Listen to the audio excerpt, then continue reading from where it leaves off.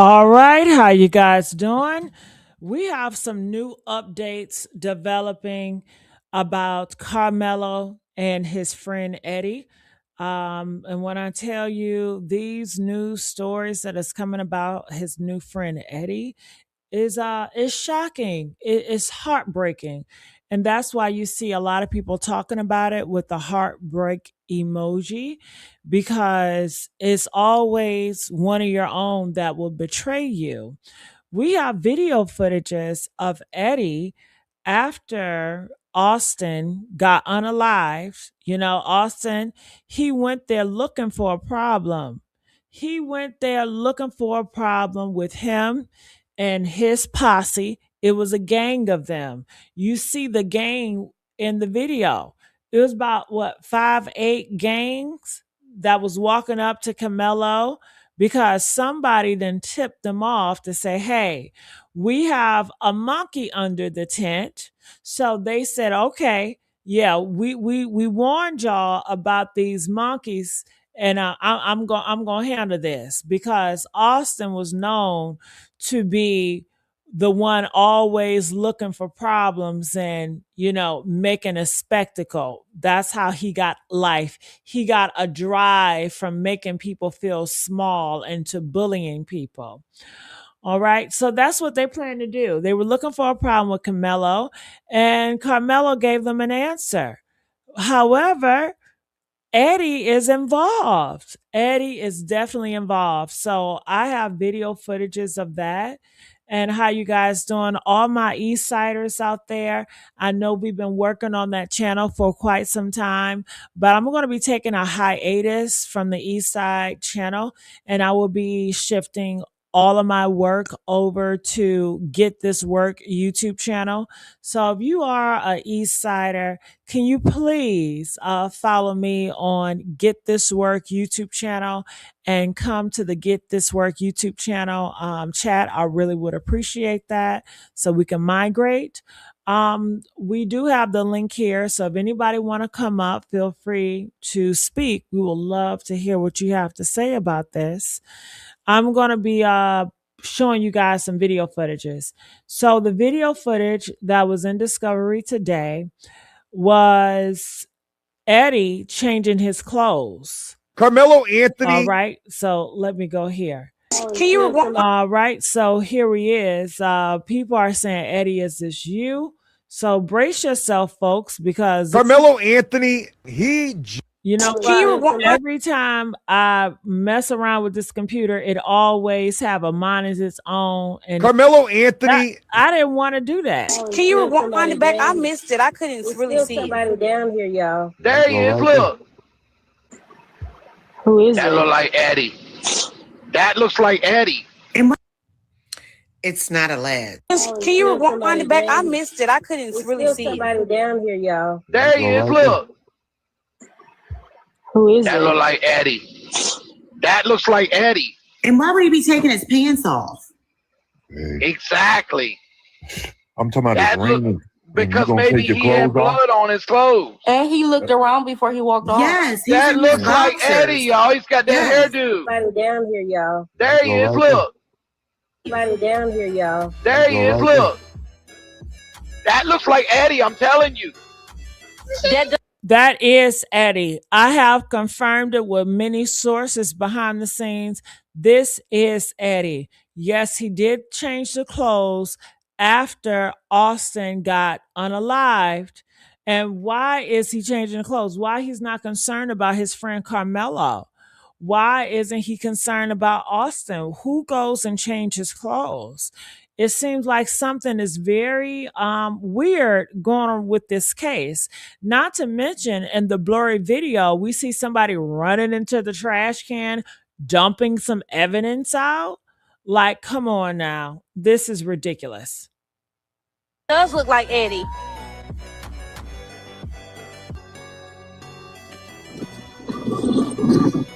I think that is Eddie. You want to know why he's changing clothes? Because he is nervous. This was planned, and he is trying to avoid accountability. only a person that got something to hide is going to change their whole identity. And that is exactly what he did. Who changed their whole identity right after a murder occurs? Eddie. Eddie. He's not crying over Austin. He's not upset that his friend got arrested. He just goes and changes clothes. What's really going on? And look how quick he's walking, y'all. Well, I stopped it. Can you rewind it back? I missed it. I couldn't really see somebody down here, y'all. There he is. Look. Who is That it? look like Eddie. That looks like Eddie. And why would he be taking his pants off? Exactly. I'm talking about That his look, ring. because maybe he had blood on his clothes. And he looked around before he walked off. Yes, he's That in looks his like boxers. Eddie, y'all. He's got that Yes. hairdo. Somebody down here, y'all. There he is. Look. Somebody down here, y'all. There he is. Look. That looks like Eddie, I'm telling you. All right, I want to know, what do you guys think? Do you guys think this is Eddie? If you guys think this is Eddie, please press 7. If you are unsure and you don't know if this is Eddie, press 10. I want to know where you are. I want to know where you are. All right. What are your thoughts? And I will say this again. All of my East Siders, if you are on the East Side Porch channel, I'm going to be shifting all focus to another channel. It's called Get This Work. So I would appreciate you guys if you guys can go over to Get This Work and comment over there. I really, really appreciate that. I just want to let you guys know this week will be a slight transition because I'm shifting everything to this channel, Get This Work. Okay. And East Siders, I will be on hiatus with the East Side channel. All right. All right. So a lot of people definitely feel like that is definitely Eddie. So what I want to do now, I want to go around and I want to see what certain individuals have to say about this. And I want to respond. All right. Look, we got somebody else. Hold on. Is this? Can you rewind it back? I missed it. I couldn't. Okay, that's the same. Somebody gonna tell it. I don't know who it's gonna be, but somebody gonna tell it. Somebody is gonna flip. We are too close to the truth coming out. Somebody's shaking in their boots right now. Everybody's not gonna risk their life and their careers for the METCALFs. Somebody gonna tell it. Now, all I'm wondering about now is who gonna tell it. Is it gonna be Eddie? Is it gonna be this Carson boy that has been discovered to be the person that's discarding something in the trash can? Hey, on that 911 call, didn't that boy say that Austin had the knife? Somebody gonna tell it. Somebody gonna tell it. Eddie, I hope you flip. Somebody get this video to Eddie. Eddie, go ahead and tell it, my boy. Go ahead and tell it, because they gonna throw you under the bus. Can you rewind? All right. So what do you guys think about this Eddie situation? I frankly feel that Eddie family is being threatened or is getting paid off to keep quiet. Or do you guys feel like this was a thing from the start, like they had planned this a long time ago? What is really going on? But it's definitely it's awkward. Come on, Eddie. I was just about to go into the comments on that video and tell everybody that I thought that you have been threatening some more stuff. Now you damn changing clothes at the crime scene after everybody started thinking about and questioning whether or not you had set this young man up. Now you changing clothes at the crime scene and things of that nature. Eddie, what the fuck is going on, my man? He did it. Why are you asking stupid questions? Eddie did it. Eddie betrayed him. Everybody can see it. Press 2 if Eddie betrayed him. I mean, it's clear as day. Let's stop. Let's not ask stupid questions. Secret Service Sam here with a Carmelo Anthony update. Now, here's something interesting. There's some pictures now floating around of a lot of the alleged witnesses in the case barbecuing together. Now, people have said that Eddie, one of the friends of the twins, who is the one who allegedly called Carmelo Anthony over to the tent, is also the one who said that Carmelo was the aggressor. Now, this is after His witness statement said they were bigger. They started it, pretty much everything down the line, implying that this could have been self-defense. But then in the end, he said Carmelo was the aggressor. And here's an interesting point I just want to make. Eddie appears to be the only black person in a group of all white friends, right? And this is something that, we see all the time, where just because you think they're friends of yours, most of these groups it allows, they say the N-word, they say all these racist stuff, and they're like, we're not racist because Eddie's our friend. But Eddie allegedly betrayed Carmelo in the worst way now. Now, was this barbecue for all of them to get their story straight before the trial? And one thing interesting about this picture, which I won't post because they're minors, is there's a prom photo of all them together and Eddie is there. But at this barbecue, Eddie is not there. Eddie was not included. So let that be a lesson. Also, we know that Eddie allegedly took cell phone footage of the entire interaction. So where is that footage? You can get footage from a Nokia phone from early 2000s. They can get this footage. I will always be here exposing the truth behind the headlines on the front line. Secret Service Sam. All right, that's Secret Service Sam. And I have Robbie Blue in the comment section. Robbie Blue, he has been a great commentator to my platforms. I appreciate Robbie for being here. Robbie, if you feel, we would love to hear from you, Robbie, of course. So the link's there, and I want to let you guys know, all of my Eastsiders on the Eastside platform, that YouTube channel will be taking hiatus soon, and I will be doing all of my work on Get This Work on YouTube. So please shift over to there. All right. So I also would love to bring to you guys some YouTubers that is talking about this as well. This is what everybody is talking about, how Eddie was changing clothes and how Eddie did betray Carmelo in the worst way, even to the stand. Everybody is seeing this, and we need more people to see it. We need more voices to speak out about this. We need you all. We need you guys to hit that link. Tell us, what are your thoughts? We need more voices on this right now. Okay. The more voices, the more people we have talking about this, the more the news will spread, So let's do it.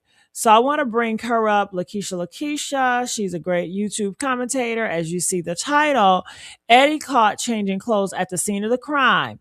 They set Carmelo Anthony up. All right. So she's a very credible source. And she also claims that, yes, this was Eddie. And looking at the comments, nearly over 1,000 comments. People are saying it is a lot coming out. Eddie phone needs to be investigated. And I can tell you a little bit about Eddie's phone.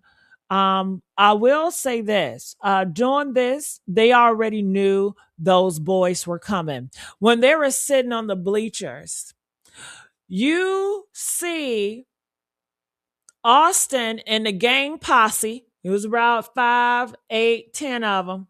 About 8, 10. They were storming. They was walking real fast.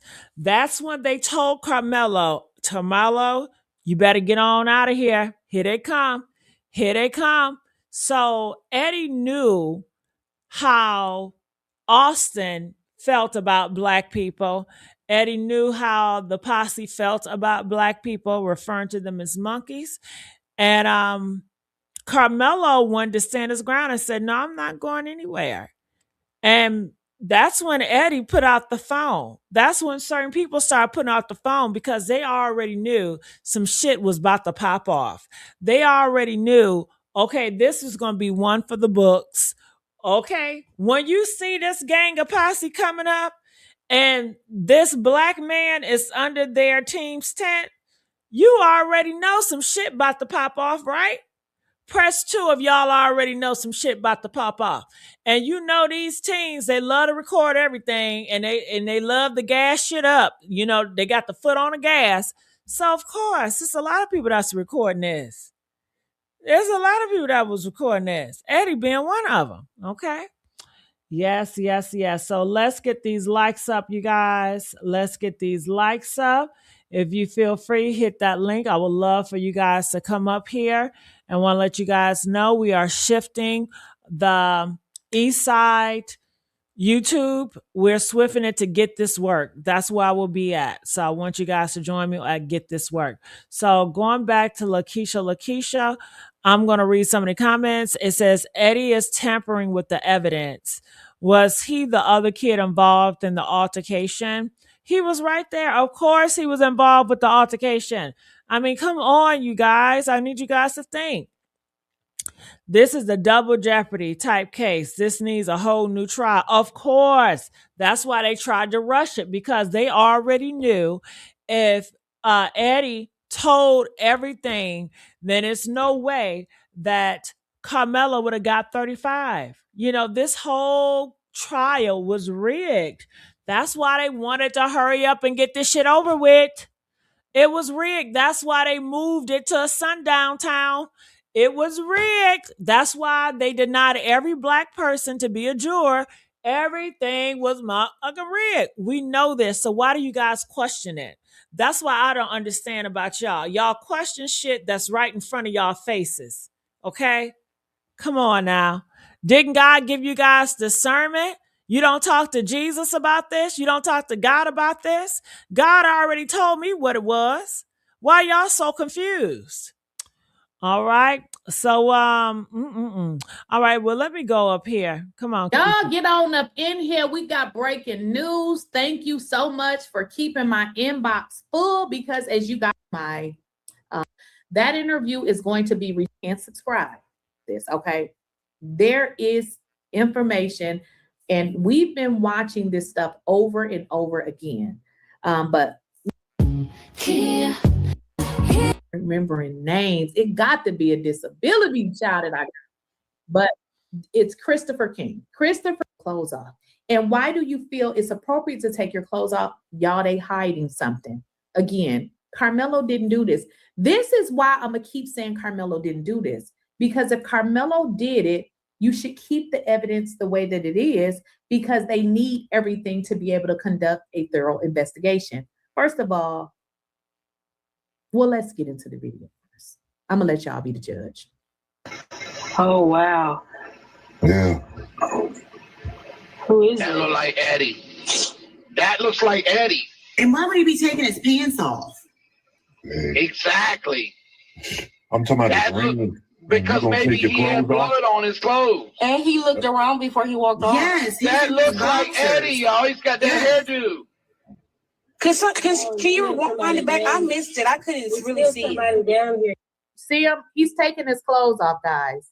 We're going to replay it, but you know, come on now. We cannot make this shit up. Like, the content is literally writing itself. What is going on here? So you telling me that Carmelo really did this, but y'all throwing stuff in a trash can. What it looks like is to get it out of your hand. Then you later go back and retrieve what you put in the trash can. And now that boy taking his clothes off. These kids are criminals. They need to be in prison. All right. So on my East Side, we have over 130 people on my East Side Porch YouTube channel.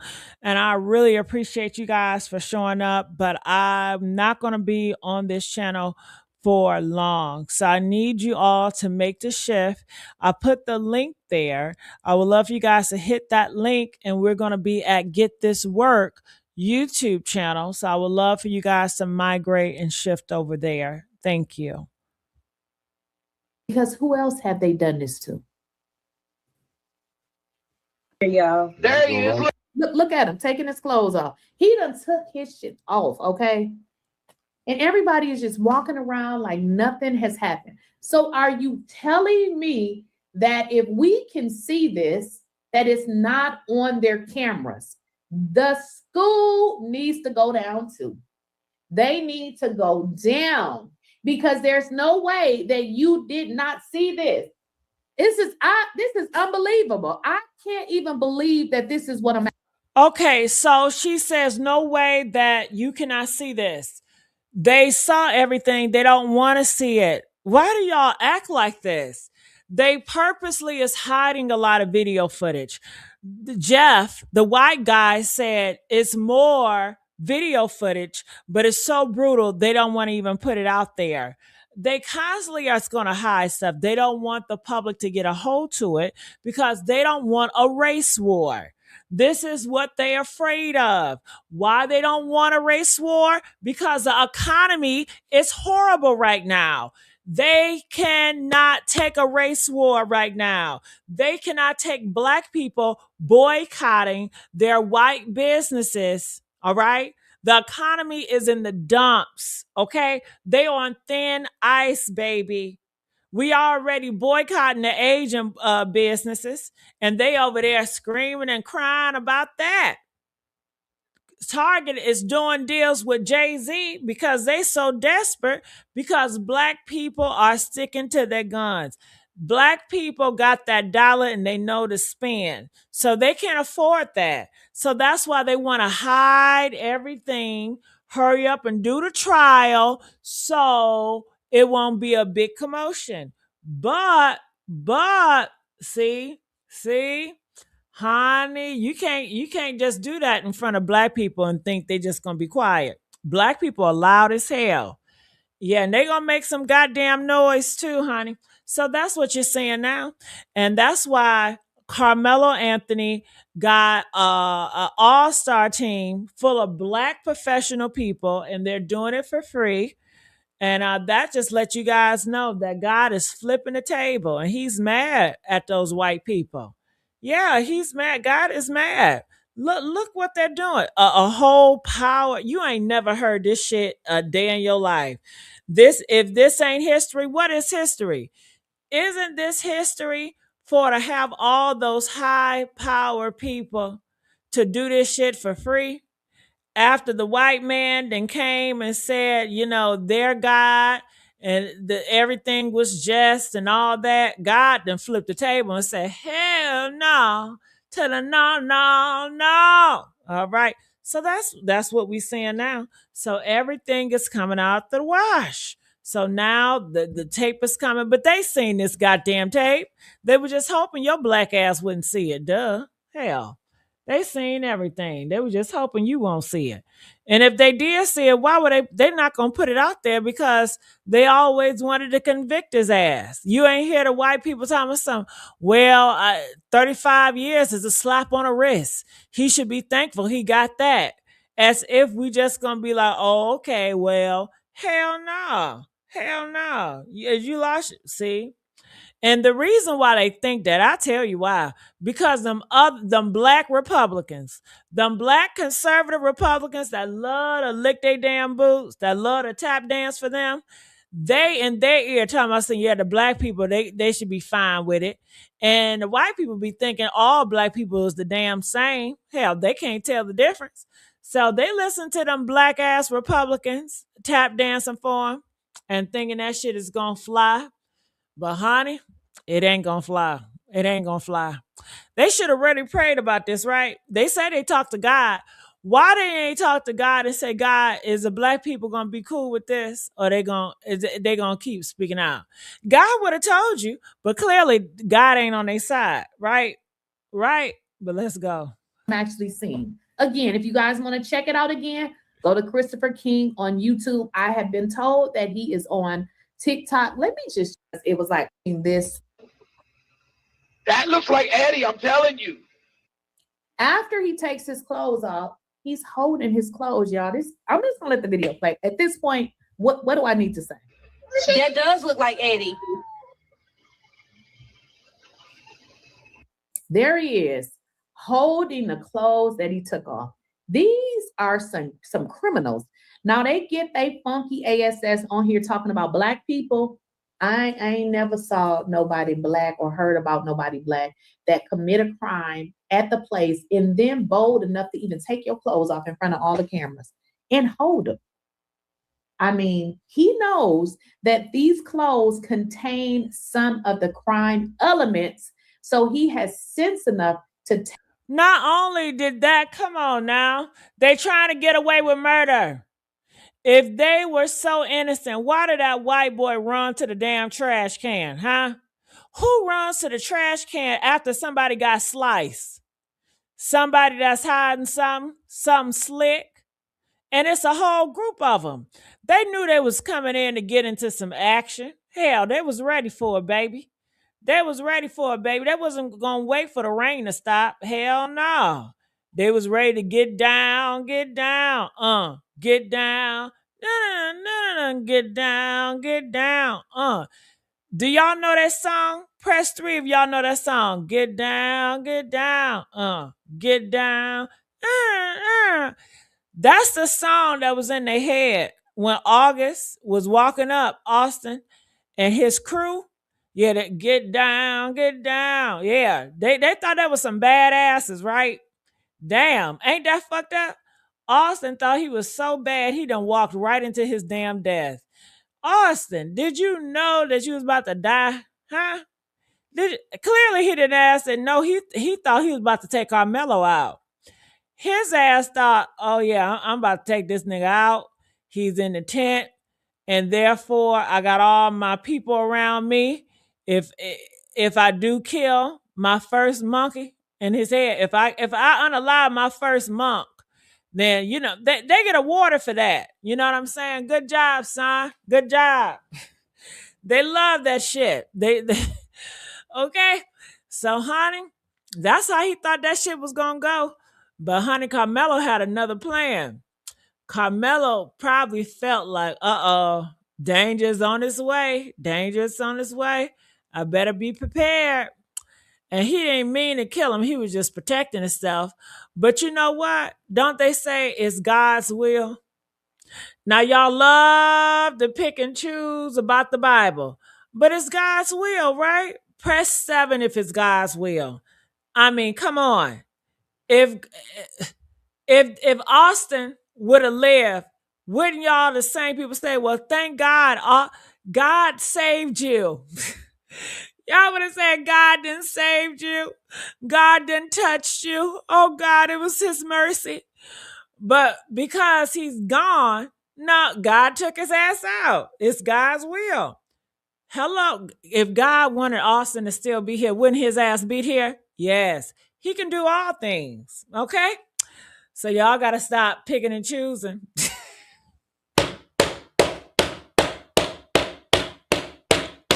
Ooh, get the likes up. Get the likes up, y'all. I'm sorry I ain't as nice as these other motherfuckers, okay? I'm from Detroit, East Side, okay? Get these likes up. I'm from the East Side of Detroit, baby, all right? So, and like I said, okay, look, we got a whole bunch of people on the East Side, but I need y'all East Side on the East Side YouTube channel. Can y'all please hit that link and go to the new channel, the Get This Work channel? Can y'all please go over there? Can y'all please get y'all asses over there? Okay. Okay, come on, Lakeisha. Take the damn clothes. Not only should they be charged, they need to be charged with concealing the evidence. Everybody needs to go to prison at this point. You can't trust nobody. I think that is Eddie. And look how quick he's walking, y'all. Well, I stopped it. He looked around after he did it. Let me see if I can. Oh, somebody's on the floor. Right there. See him? Taking them off? Oh, wow. So it looks like the video was captured after he had completed taking the clothes off. So that's why I would freeze it from time to time. But this is clearly Eddie taking his clothes off. Yeah. Who is That it? look like Eddie. That looks like Eddie. And why would he be taking his pants off? Hey, Exactly. I'm talking about That the ring. Because You gonna maybe take your he had clothes off? blood on his clothes. And he looked. Why would he be taking his clothes off? Maybe because he had blood. Come on, y'all, we ain't stupid. It had to be. What else would possess you to take off your clothes there? Because there are some elements of the crime on the clothes. And something about these clothes would implicate him and somebody else. I don't know what was going on between Hunter and his brother, but I'm trying to understand, how did your brother lose his life and yet you are covering up evidence? Did Hunter do this to his brother because he didn't like his brother? this is weird. This is giving some damn Lifetime damn crazy movie shit. Cause this is giving weird. I'm starting to think Hunter didn't really like his brother, because even if I was negligent in taking somebody that I loved off of the face of this earth, I'm just gonna have to go to court and let the folks know. There is no way that I would be able to live with myself knowing. All right. Robbie, can you please join us? You know they love to hear you, Robbie. Shit. Oh, Mr. Blue. Can you please join us, Mr. Blue? All right. Mr. Blue said Carmelo needs to tell his side of the story. And he admits to poking Austin, but it wasn't intentional. Uh-huh. That I caused this crime on somebody that I love. Do I want to go to jail? Absolutely not. But I would not be able to live with that. All right, Mr. Blue, did you see that video? Good morning. Good morning. Can you hear me? Yes, good morning. Did you see that video that we just played? Yeah, I just saw it. I'm trying to catch up on it. I thought Eddie, based on testimony, was Hispanic, but if the picture that I'm seeing is accurate with his hair kind of puffy, do you think maybe he's biracial? Possibly. You know what I mean? Like that would be. And there's a reason why I'm asking it, because the way he just acted, like, you know, when he got on the stand, like he really was dismissive, like he really didn't want to know Carmelo, is the same dismissive behavior that he had when he was taking those clothes off.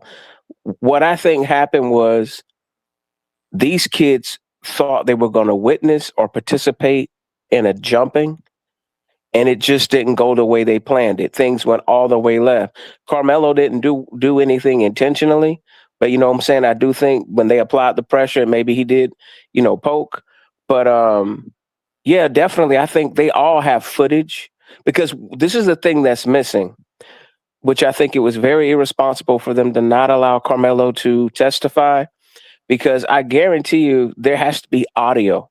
See, it's one thing to hear video, but on the cell phone footage allegedly that they could have had, you would have probably heard the exchange and you would have heard who was the aggressor. And it would have taken away this illusion, because obviously, you know, there's deception going on when people go to this many lengths to conceal something. It's just like if you're a dude and you're with a female that you're talking to, you got a girlfriend and you got your phone locked. That doesn't mean that you're necessarily doing something wrong, but that's going to make somebody's antenna go up. Like, what are you concealing? Like, why are you acting like it's a hot potato when I just touch your phone? And for one of the police officers to allegedly say to Eddie or any of the kids that we're going to confiscate your phones, money talks and the good old boy network is real. They could very easily discard of evidence when they need to. And that's just my personal take on it. Whoa. My goodness. A lot of people want to know. Okay, so Blue, you said something and I agree, and I want to ask the audience, do y'all feel like Austin and his gang posse was about to jump Carmelo, but Carmelo then flipped the script and unalive Austin, and that effed up their whole agenda? Like their agenda was to, you know, tap some ass. But, you know, Carmelo then flipped the script. They didn't see that coming.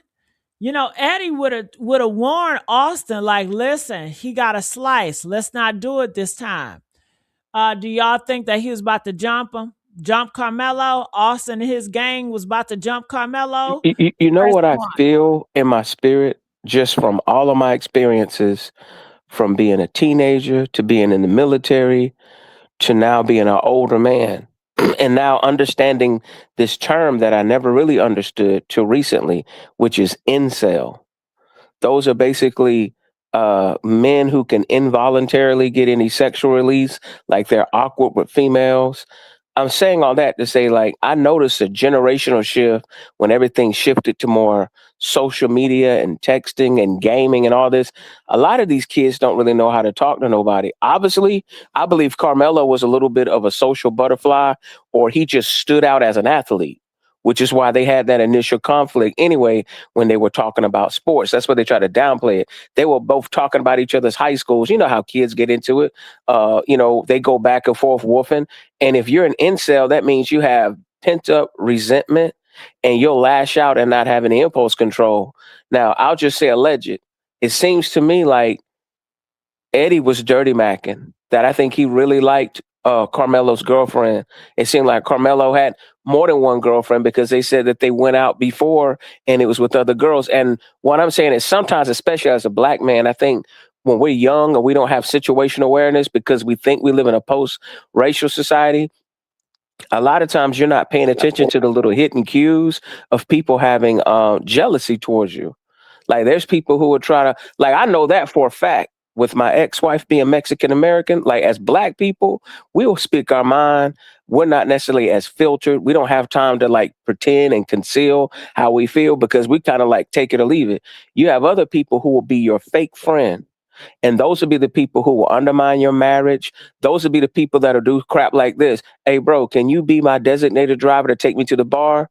But then behind your back, they're low key trying to like throw hints to your girl, like, oh, we went to the bar. You didn't know that? You know what I'm saying? And kind of make it seem like you were talking to somebody else because realistically, at the end of the day, some people feel like if they can have a piece of whatever you have, your lifestyle, your social circle, it validates who they are.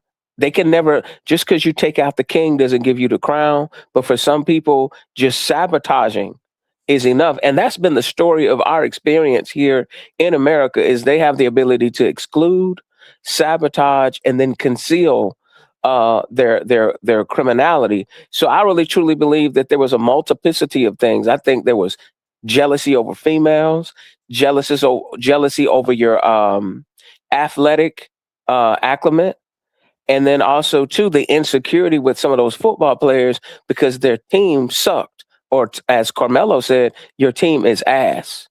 That's literally what they said. He said, it kind of made me laugh when I heard them say that. That's what triggered the football team, in addition to their already probably just being jealousy, because men will pay attention. When you're a man that's respected amongst other men will pay attention if they're kind of beta, and they'll have their wish list of like females they want to talk to or attention that they want. So if players don't choose, they're chosen. So if women are choosing, trust me, it'll cause tension, especially with guys who are passive aggressive. And I'm not trying to generalize. I'm just talking from my experience. Typically, white males will be passive aggressive.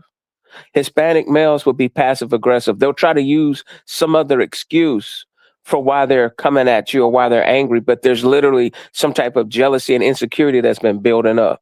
And I feel like they all just got their story together and their narrative together because some of them probably want to get a football scholarship or they got to live in that town. And like I said before, the same racist bullying element that can make black people fearful, you better believe white people are fearful, or white adjacent people. They know who the METCALF types are. They know who the Ku Klux Klan types are. They know who the neo-Nazi types are. So they don't want to have retribution. So in addition to getting retribution, sadly, you have people who also use this as an opportunity for them to get a dopamine fix. Because in America, jealousy and capitalism run parallel. It inspires some people to, consume more and buy. But I think the more money becomes more constricted and the more people become less sociable, because you got young men who don't even know how to talk to other young men, let alone talk to ladies. They come talking about conflict resolution, know how to talk. Carmelo knew how to communicate very well. Bro, buzz off, leave me alone. You put your hands on me, we're going to have a problem because you're, in other words, because you're behaving passive aggressive, Austin. You're behaving, beta. You're the beta masquerading as an alpha, trying to start something. Like who tries to get a victory off of a guy who weighs almost 100 pounds less than you? I mean, in other words, pick on somebody your own size. So I think there's a lot of incel jealousy going on. And some of it was based in racism. Some of them, I think, was based in sexism, combination of the two. And then don't throw finances in there.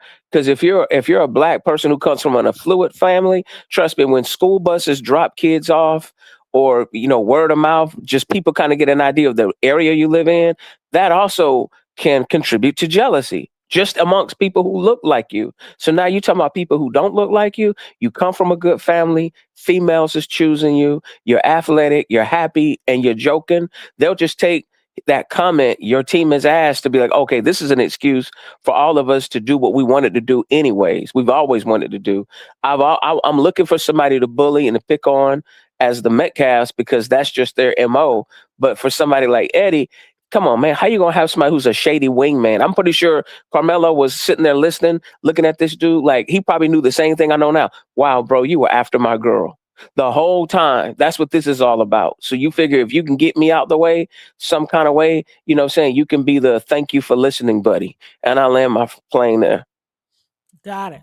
Now, Tariq, I see you in the comments, and let me tell y'all, please, everybody on East Side Porch Talk YouTube channel, we are doing a shift. Can you make this shift to the new channel, which is Get This Work YouTube channel? Because I don't want to lose you all right? So please go over there. But I will say to Tariq, you know, you said that God is going to get people to lie on kids. Well, shit, Tariq, according to you, everybody's going to answer to God. So hell, you know, that ain't shit. I mean, you said it like you saying something. You ain't saying shit. And Tariq, why don't you just hit that link and come up here and say what you got to say? Okay. Okay. Yeah, Tariq, get this damn work. And about the bully, I know all about bullies. I've been in a relationship with bullies, so I know how they work. And I just watch bullies. Sometimes I watch movies. And sometimes I like looking at the bad person, which is oftentimes the bully. The bully is always going to pick on the smallest people first. That's how they operate. They want an easy win so they can gain more notoriety and then they continue to go. But bullies do not challenge other bullies. They have respect for other alphas. That's just how it works. Bullies are always going to go after a minority group or anybody they know it's an easy win. Like Trump. Trump is never going to really try it with Russia. Trump is really never going to try it with China. The way he does it with Cuba. The way he disrespects small countries and cut their lights off and stuff like that. He will try it with that, but he's not going to try with the big dogs because he have a respect for them. And a lot of bullies, they don't want to get hurt. They want a more safety net. They want to make sure that whoever I bully, I can dominate and I can win this because their ego is everything. They're not going to go into a challenge where it's odds are 50-50. Most bullies are going to really shift out unless they really have to.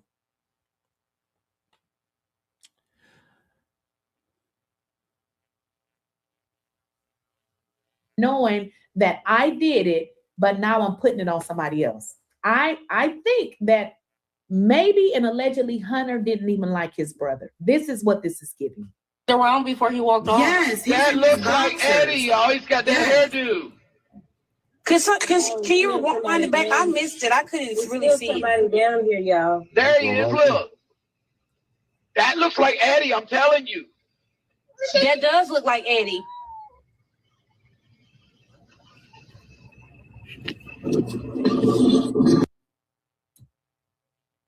That looks like Eddie. What do y'all think? This is too much. Like, at some point, I'm just gonna let the video play because my mind is all over the place. But again, for the weirdos, not very many because I do block. If you come in my comments and you say anything crazy, you do get blocked. Unfortunately, this is not the channel where you get to respect the rules. You second weapon. If you guys watch the videos, you can. All right. So also I wanted to add here is some other stuff I wanted to share with you all that someone sent me. Anthony is doing 35 years in prison is because of this elderly insect, Charleston White. Just listen. I feel stupid for even calling you, trying to make you believe what I believe. So when I saw all white jury, I called you and told you, have no fear. I had faith in that all white jury, didn't I? Didn't I? Man, listen, I feel horrible. I told you, man, that white jury go do right by us. I told you that, homie, and I believed it.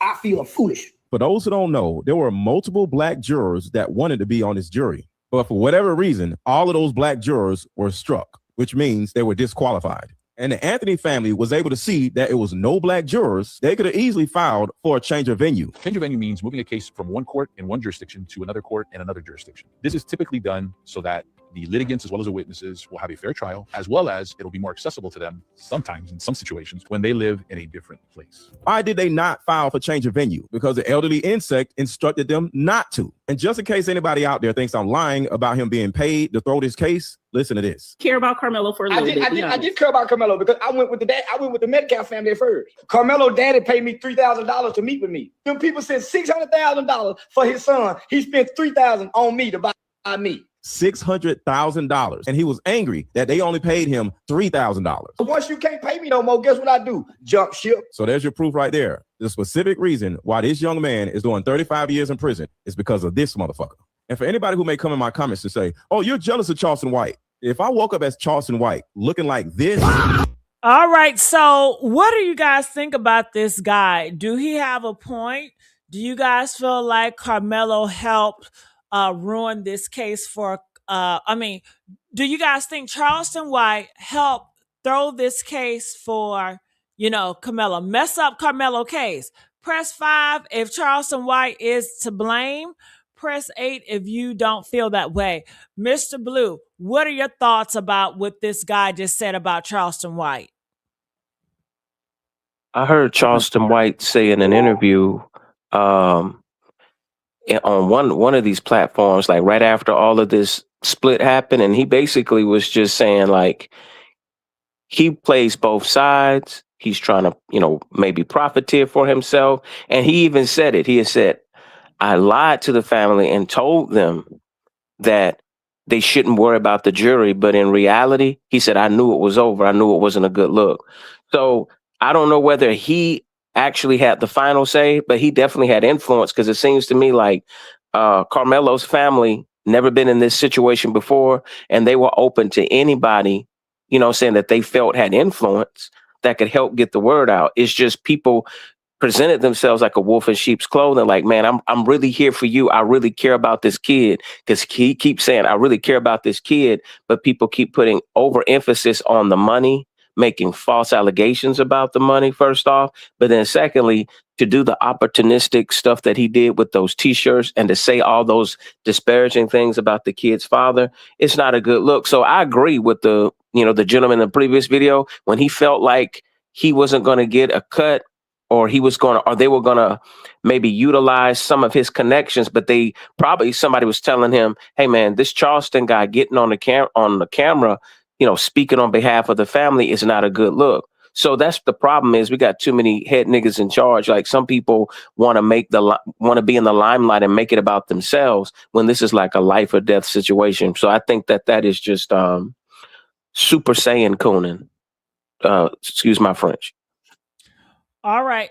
Something else came about. Have you guys heard about the Austin METCALF autopsy leaked? Press 1 if you have heard about that. Press 7 if you have never heard about that. I don't know how true this is. I see it, but I don't even know what to. I don't even. Okay, y'all. So the autopsy report has been leaked on Austin METCALF or METCALF. Now, Mr. Blue, do you believe her or no? Hold on, repeat that. Do you believe her? She said the autopsy is leaked.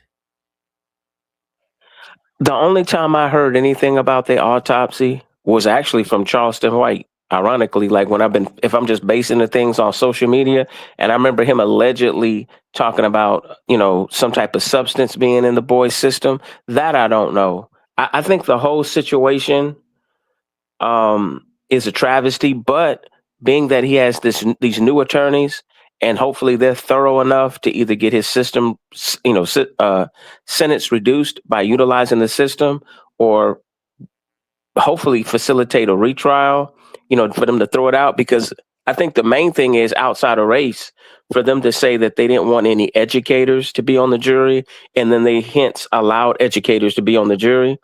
So I think that there's enough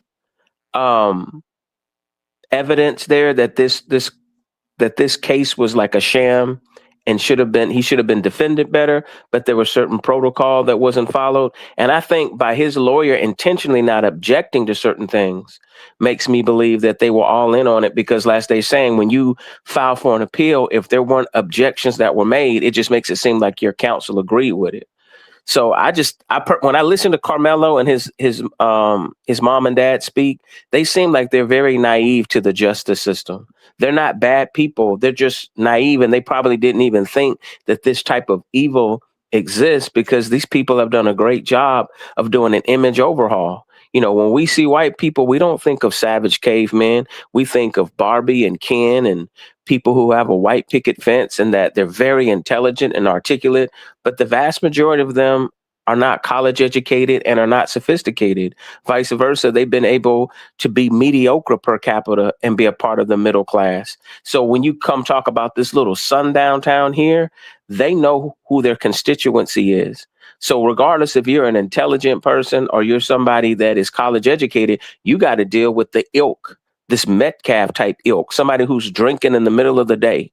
And I'm pretty sure he was doing that type of behavior long before his son got unalived. You know what I mean? So I'm going to go back again to intimidation. I bet you it's a bully culture and a good old boy system all in that little town. And that's why it's very important for his new legal staff to try to undo the negligence of his previous counsel, but also the obvious exclusion and kangaroo court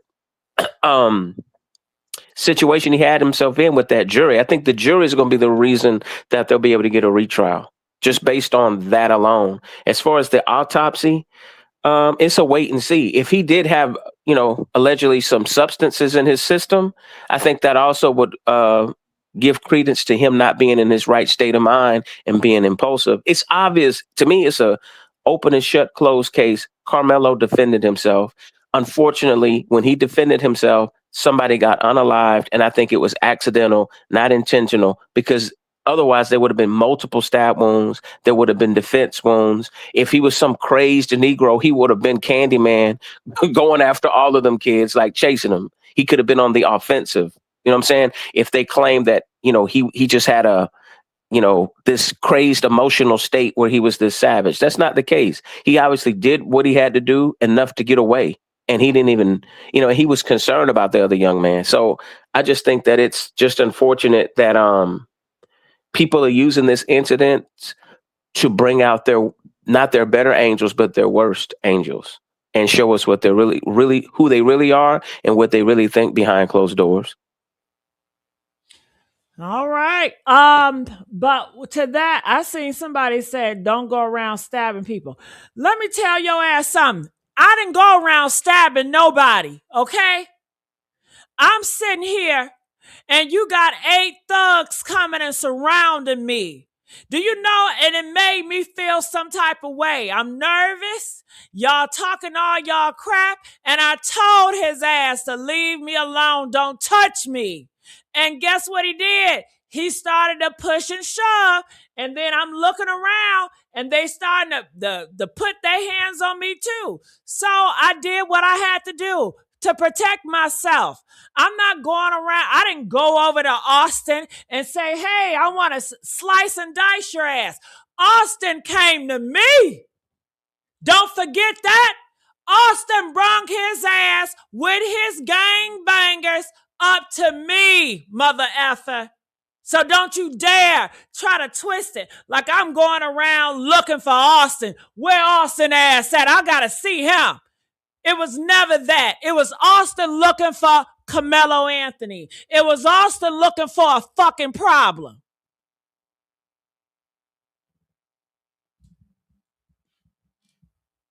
So, look at these pictures. Now, Eddie said he didn't know Carmelo.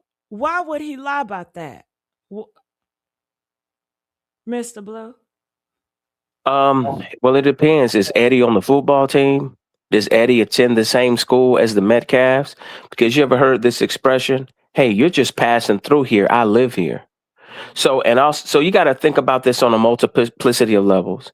When you're biracial, you're already conflicted. You have dual allegiances, especially if one of your parents are white or Hispanic. Like, you're already taught that people don't have to look like you to love you.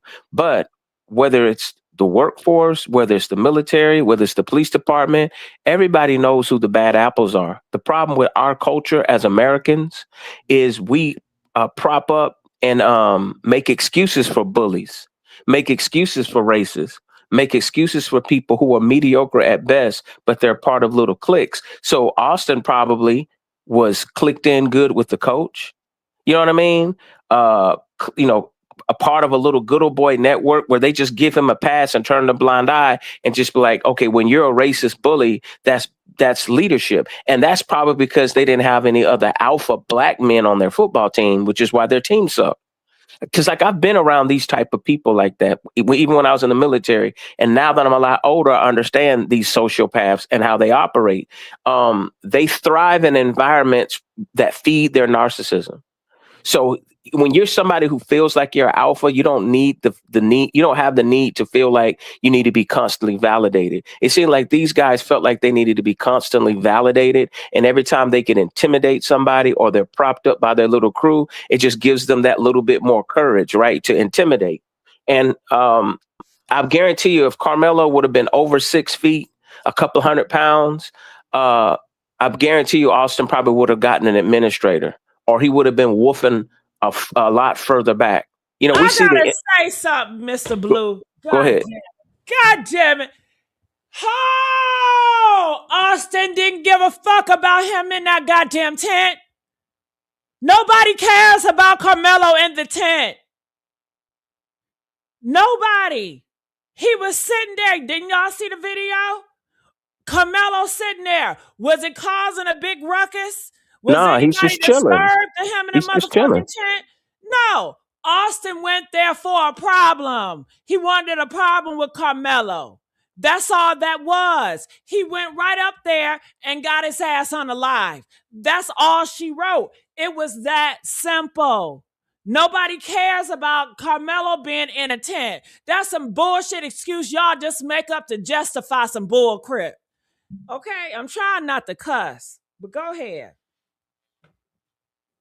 No, that's it pretty much. That's all I had to say. To somebody who's saying my long-winded diatribe, let's put it to you this way, man. I'm normally a lot more colorful and vulgar sometimes, so I try to work on being articulate, especially trying not to get your channel clipped. You know what I mean? Because Google and YouTube, you got to use certain words. Realize, Mr. Blue, who's the enemy? They just trying to discourage you because you're a powerful voice. Didn't I ask you? Oh, I didn't mean to cuss at you, but didn't I ask you to come up here? I asked you to come up here. I know how you talk. I know your style. I know that people really love it and gravitate to it. The people in the comment section, they want to cut you off because they see you have power and they get annoyed to see you being very powerful. That's all that is. Well, I appreciate you saying that. And you know what? I think before I speak, meaning even with me doing my own personal studying, whether that's, through theology or just studying sociology and psychology, I think about things from a multiplicity of angles. And like me, being that I've been in unique situations, right?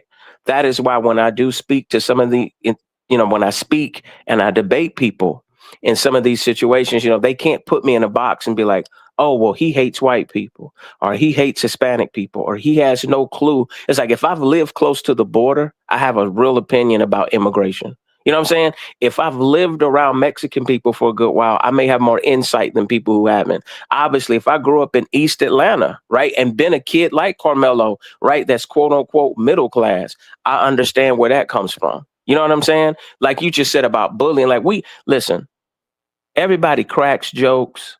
Everybody talks trash to one another. Everybody's got into fistfights.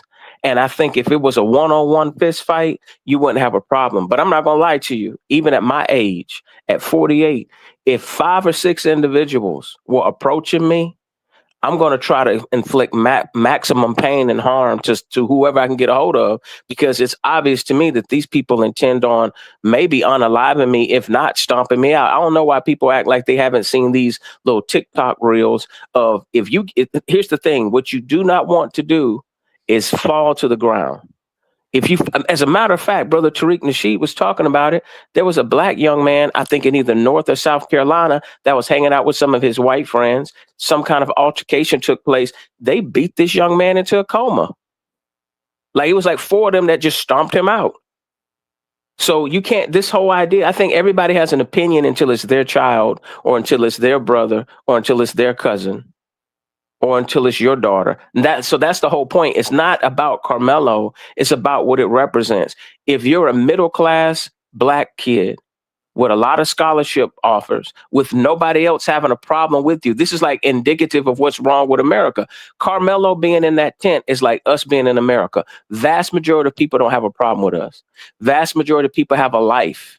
What METCALF represent was Donald Trump, some of these rogue police officers, some of these white supremacist incels that are allowed to be put on a pedestal. And if they have no impulse control, they still feel like they have authority. And because other people are intimidated, and because they feel like they have an affirmative action system that's steeped in white supremacy, that it's going to support their degenerative behavior, because their mother turned a blind eye when they were degenerate and beat up their father. Their father is showing them, and like you say, teaching them that they can be a monster and be mediocre and still fail and move up. You got a damn alcoholic as our that's heading our military. He's able to have all these racist Christian fascist tattoos and all this. And again, when everybody turns a blind eye and makes an excuse, it reminds me of the movie Apocalypto. You ever seen that movie? Remember when they were painting all of them blue? With the blue paint, and the Mayans were getting ready to sacrifice them? Whether you were number 1, number 10, or number 99, you knew what time it was. You're like, if they continue having me go up these steps, it's not going to end well. That's how I have felt since 2015 with all these police unalivings and with all these high profile cases. And it's like, cooning is not going to save you. Tap dancing is not going to save you. Regurgitating Fox News racist talking points are not going to save you. We're all black in America, and Negro means guilty. And we got to fight like hell to prove our innocence. So harming black people has always been an American pastime. So what they want to do is, by having this travesty of justice, is to let you know, I don't know how anybody else feels. You can say all day, well, I teach my kids to walk away and not have a problem. Try walking away from the Ku Klux Klan. Try walking away from an overzealous Klansman that's in a police uniform. That's our whole point. Just because you don't want smoke doesn't mean they're not with the smoke. And the main reason why they're with the smoke is because they know they, at the end of the day, as a fail-safe, they have a system that will justify their behavior. So you got this guy, Rick Chow, sleeping on a therapeutic mattress, acting like it doesn't bother him that he unalived a child. Does anybody really understand that? If you don't have children of your own, just go to a pickup basketball game, or just really pay attention the next time you go to the store. If you see any children under 18, they look like babies. They're still babies. Like, I don't care if you're 6'1". If you're a 16-year-old, I'm not afraid of you. I know I can still beat your ass. That's why that was no excuse for what Zimmerman did to a child. There's no excuse what those police officers did to Tamir Rice.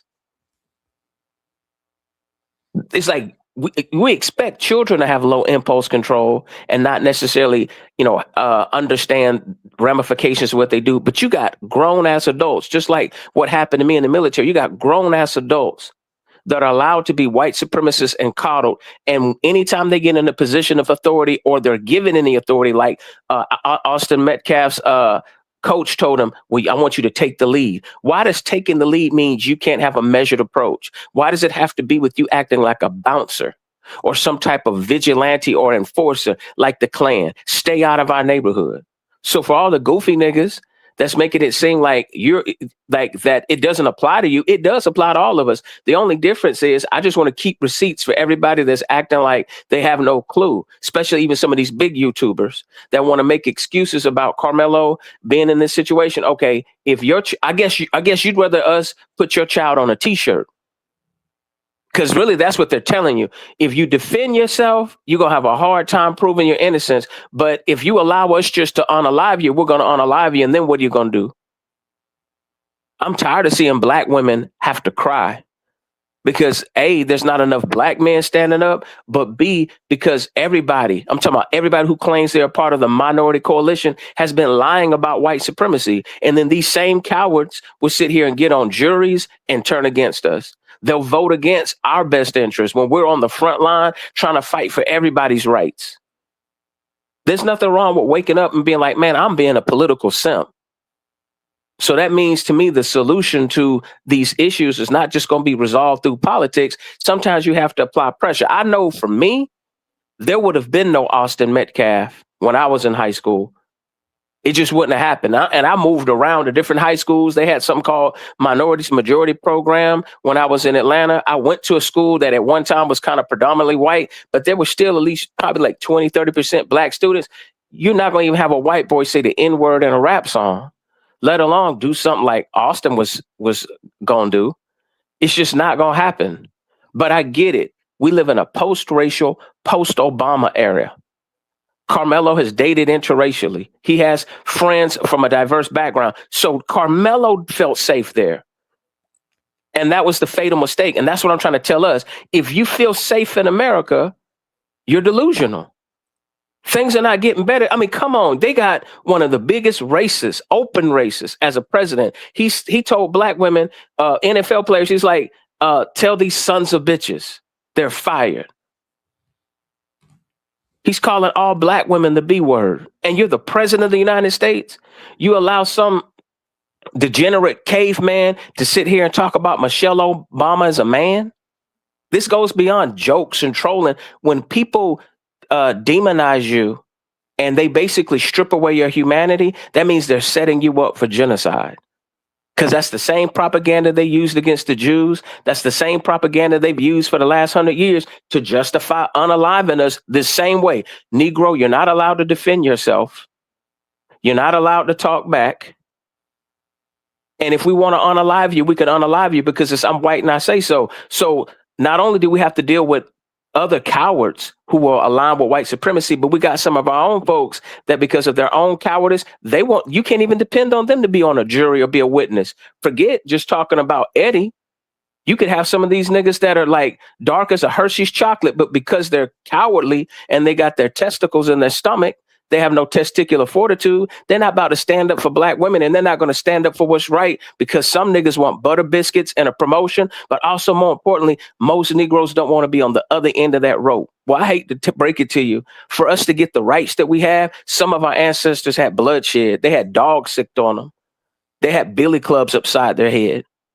This isn't woke. This isn't, some propaganda. We have video evidence and we have audio evidence in real time in the last 100 years of what kind of time they're on. So we don't have the luxury to play dumb, but you have the right to pretend. You're still a Negro in America. It's just you're either asleep or you're awake. And I land my plane. All right.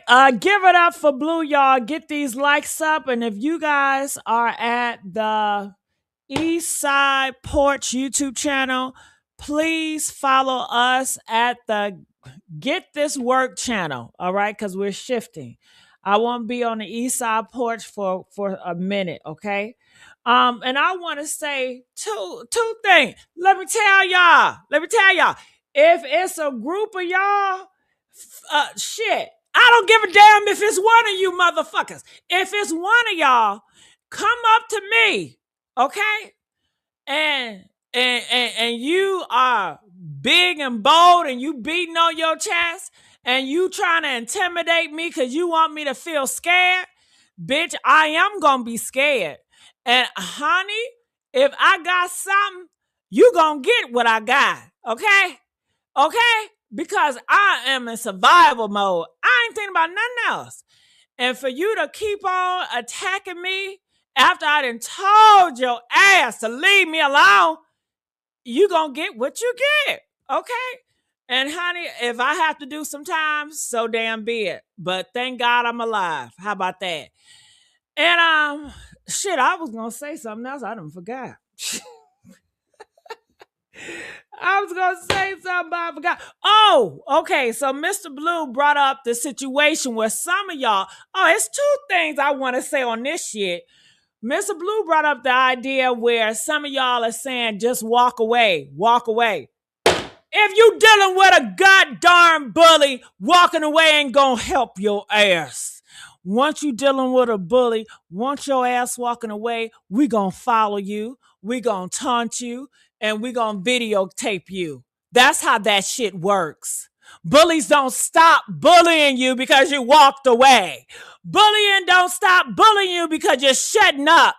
Do y'all realize that? Hell. Y'all should know some of y'all are bullies. Some of y'all have dated bullies. Some of y'all got picked on by bullies. Bullies don't stop until they meet their motherfucking match. That's it. That's all. That's it. So I can understand trying to avoid a situation with a bully. Avoiding a situation is totally different when a bully has pulled up on you and surrounded you with his goons. When that bully, Austin, came there surrounding him with his boys, he's looking for a fucking show. They are putting on a show for the whole world. This is what it is. It's a fucking performance. And guess what? Carmelo was going to be the victim. Okay? This is the show they wanted. But God had different plans. God said, touch not mine. God said, you better not touch mine. Okay? And honey, Carmelo, honey, was led by God and he had to save himself. And that's that on that. That's how I see that shit. And then y'all gonna have to figure out what the hell y'all want. 1 minute, oh my God, all these boys are cowards. They're so fucking soft. America is so soft. All the boys are soft. If it was in a movie, you would have, if it was a movie and Carmelo would have ran away like a little girl, oh my God, he's so soft. I wouldn't raise my son like that. My son gonna stand up. My son gonna do this and do that. Y'all push this to stand up. Be a man. If you don't stand up for yourself, then you ain't a man.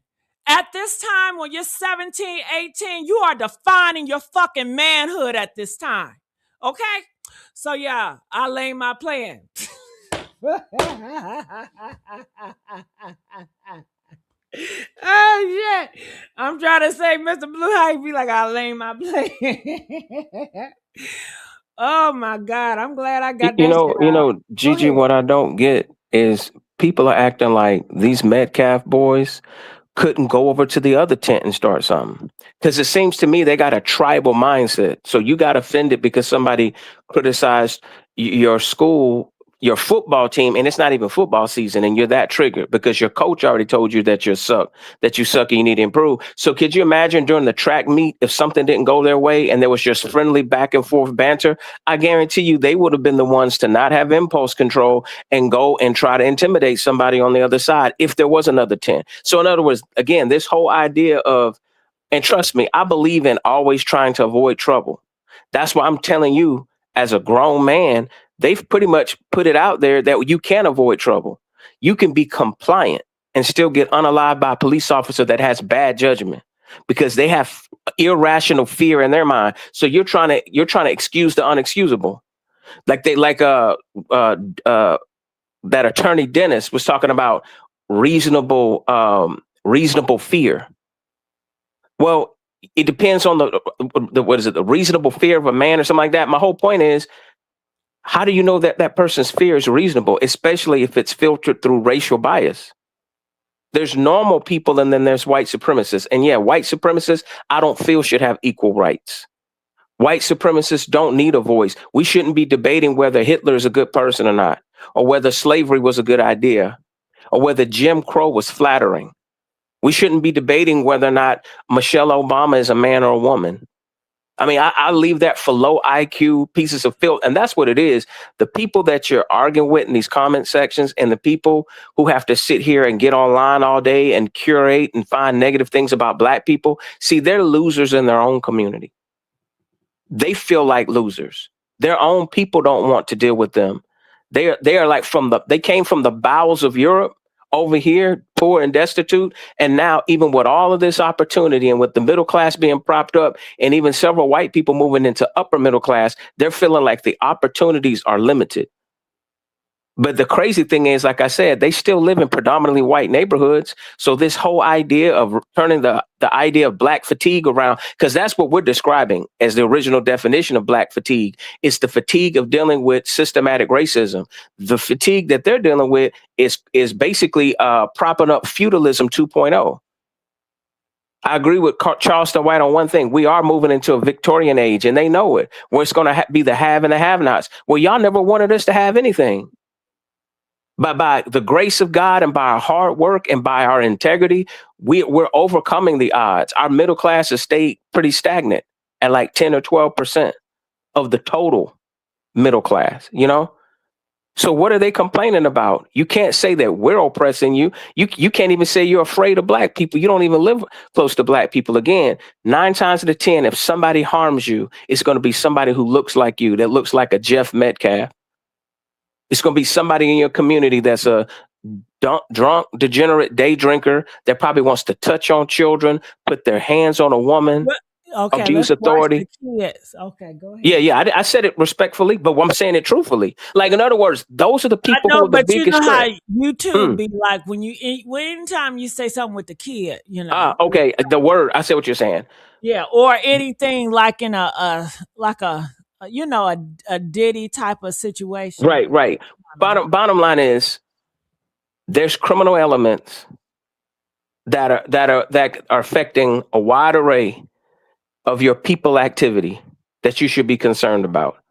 Because that's the whole point. If we all supposed to come from the same God, if we all come from the same force of nature, then that just means somebody's not playing fair. Somebody wants to be greedy and wants to come up with an excuse for not sharing resources. But there's no honor amongst thieves. Elon wasn't thinking about y'all when he pumped and dumped the stocks. Trump's not thinking about y'all when they're sitting here creating artificial scarcity. So they purposely made sure the oil reserves went down. And ironically, it's going to take like 3 months for some of that stuff to build back up. So that means for the next 3 months, they're going to be able to artificially just keep the gas prices high. They found that sweet spot where the vast majority of us will complain and still pump gas. But the people who are hurting because their shoes are too tight, those are the ones that got to come on here and be a racist troll. So that means you're getting less vajayjay per capita, because by definition, you're an incel, but you're here at 2:00 in the morning trying to troll Negroes. Isn't there some white woman in your trailer park in your community you could be talking to? Oh, I get it. She doesn't want to listen to you, blaming black people and blaming Juby Jews and everybody else for why you feel like a fuckboy. So I'm not going to give you more attention than your woman don't give you. And I'll land my plane. All right. Y'all get the likes up. Please get the likes up. I'm gonna see here what else I can find. All right. And Tariq, you say, if somebody hit me, why don't I hit back? Because I don't want to fight, Tariq. I'm not coming to fight. Carmelo did not want to fight. What part don't you understand? You cannot just go up to people and hit people. You will get Austin. You see what happened to Austin, right? You don't want that to happen. So you may as well go and tell people, don't put your hands on people. You better tell your kids, keep your hands to yourself, kids. When you get mad at someone, you don't go put your hands on them. And let me just say this right now, because I'm getting pissed off. Look, Carmelo was not the only person under that tent that did not belong to that goddamn school. I'm pretty sure it was other people from different schools in that damn tent. So stop with the bull crap. It ain't had shit to do with him under the tent. They don't like him. And they use that as an excuse to bully him and jump him. They caught his ass over there. It was a setup. What don't you understand, man? Okay. Eddie done called his ass over there. Eddie, you know they don't like him, but you called him over there so the white boys can say, all right, he's over here. This is going to be our moment to interact with him so we can get him how we want to. Eddie sacrificed homeboy Carmelo so he can get in with the METCALFs. It was all a sacrifice. He had to sacrifice to get in to be more inclusive because he mixed breed. You know what I'm saying? So he want to fit in with the whites. And that's just how that works. Hell. But yeah, you can't go around touching nobody. All right. Where I come from, I'm from Detroit. All right. If you look at a nigga wrong, you might get knocked out. Okay. And you might not get back up again. So you keep your hands to yourself and you watch your mouth. All right. Because how you run your mouth can get you dealt with too. Okay, Tariq? Yeah, you need to come to my hood, Tariq. You need to come to my parts. You'll turn around a changed man. Come to Detroit, Tariq. Okay? Ooh, Tariq. Okay, get on the bus with me. Get on the public transportation. Get on that Detroit public transportation with me, homie. And I want you to put your hands on some niggas. I want you to and see what happened to your ass. Huh? I'm gonna say, Tariq, try your luck. You know, pray about it first. Ask God to forgive you, do all that. Now I want you to go push on his ass. Go ahead, fuck with him. You can't go around fucking with people. You know, you okay? You talking about, well, I could just hit you and push you like that's okay.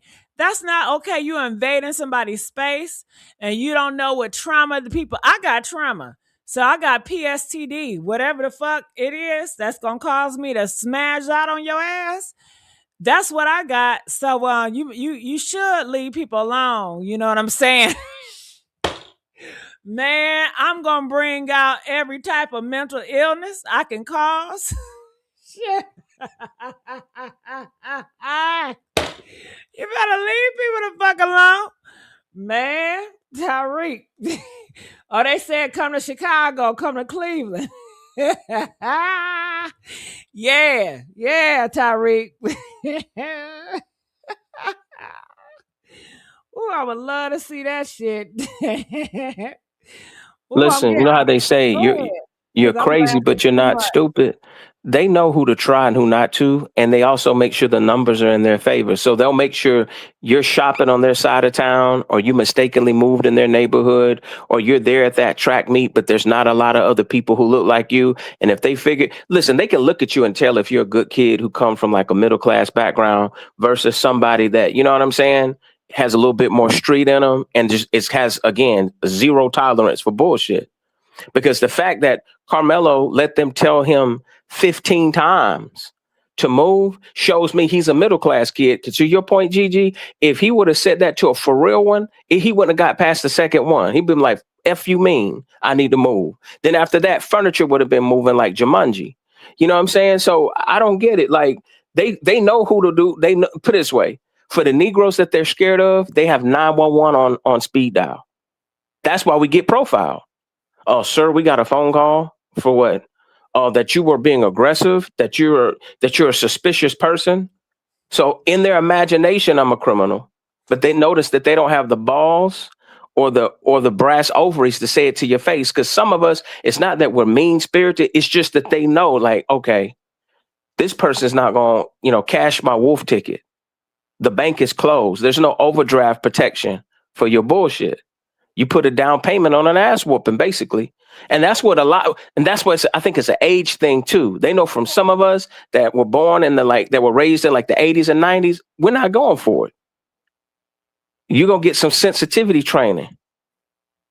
You know what I'm saying? We're going to knock you out, and then we're going to wake you back up with some smelling salts, because we're not trying to catch 35 years, but you're definitely going to have to commune with the ancestors in a little quick coma for about, you know what I'm saying, 2 or 3 minutes.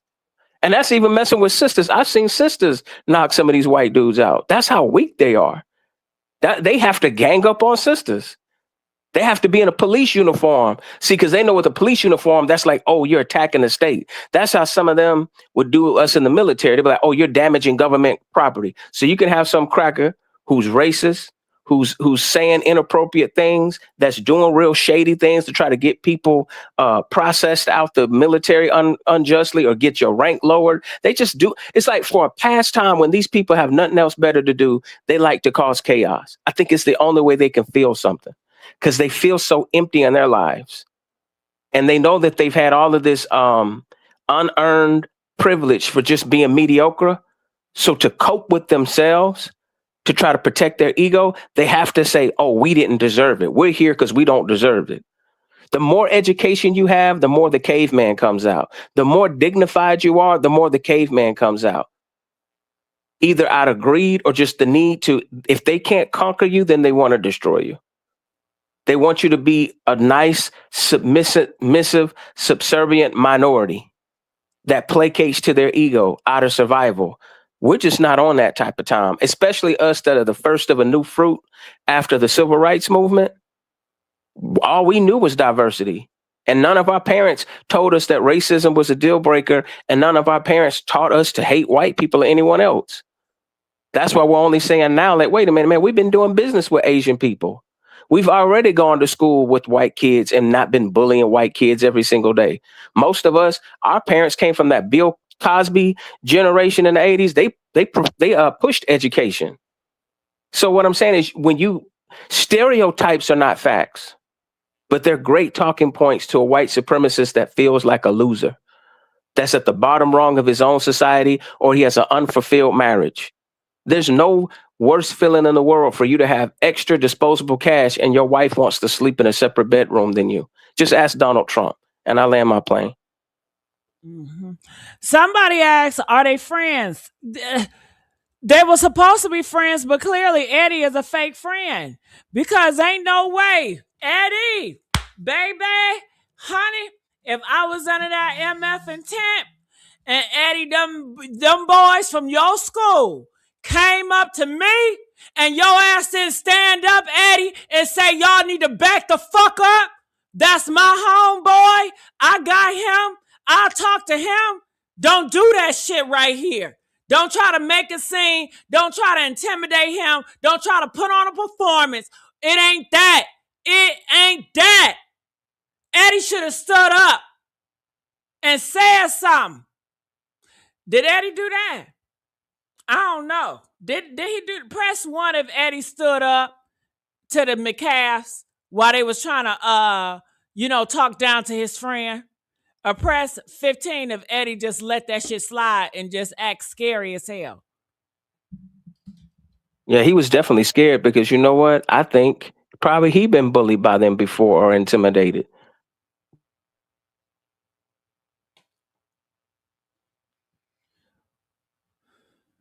Mm.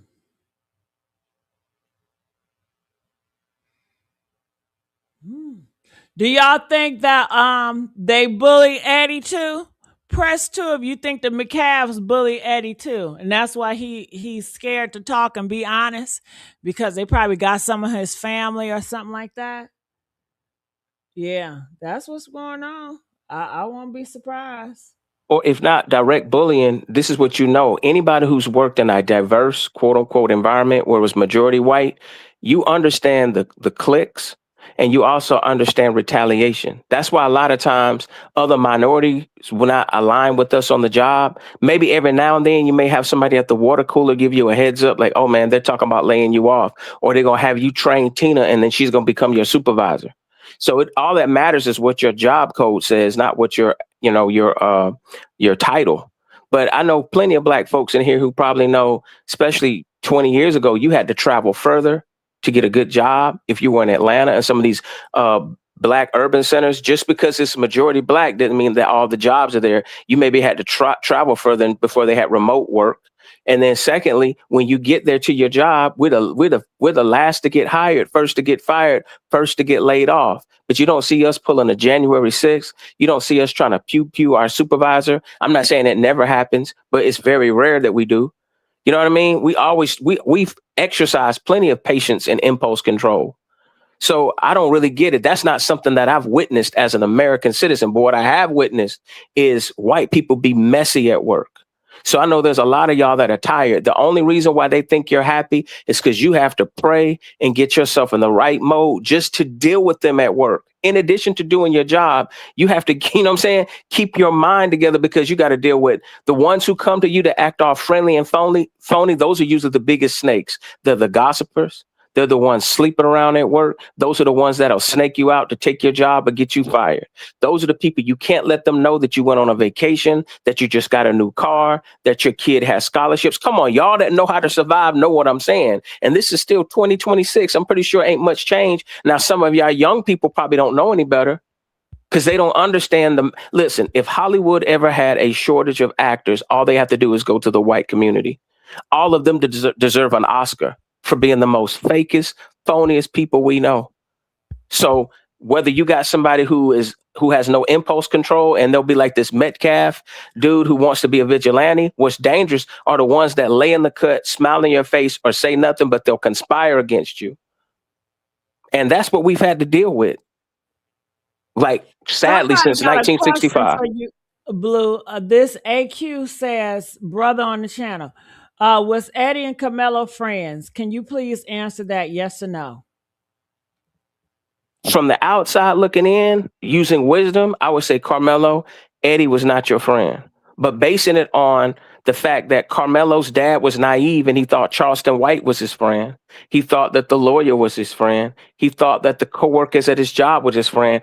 These are just black people who are in a post-Obama age that just think race don't matter because you got a whole bunch of white people on CNN and some of these other outlets acting like either they're appalled by occasional racism and they want to say it's all MAGA, or they want to act like they don't know what we're talking about. When, again, if you go to their community, these Metcalf peoples are not one-offs.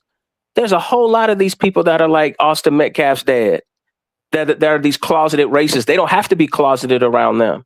So they sit here and get a few Negroes to get on TV and tell you everything's fine, everything's progressive. All you got to do is just do a lawsuit and everything's fine because most white people are not this way. It's like lying to somebody who has stage 4 cancer and telling them that if they just stop smoking today, that's improvement.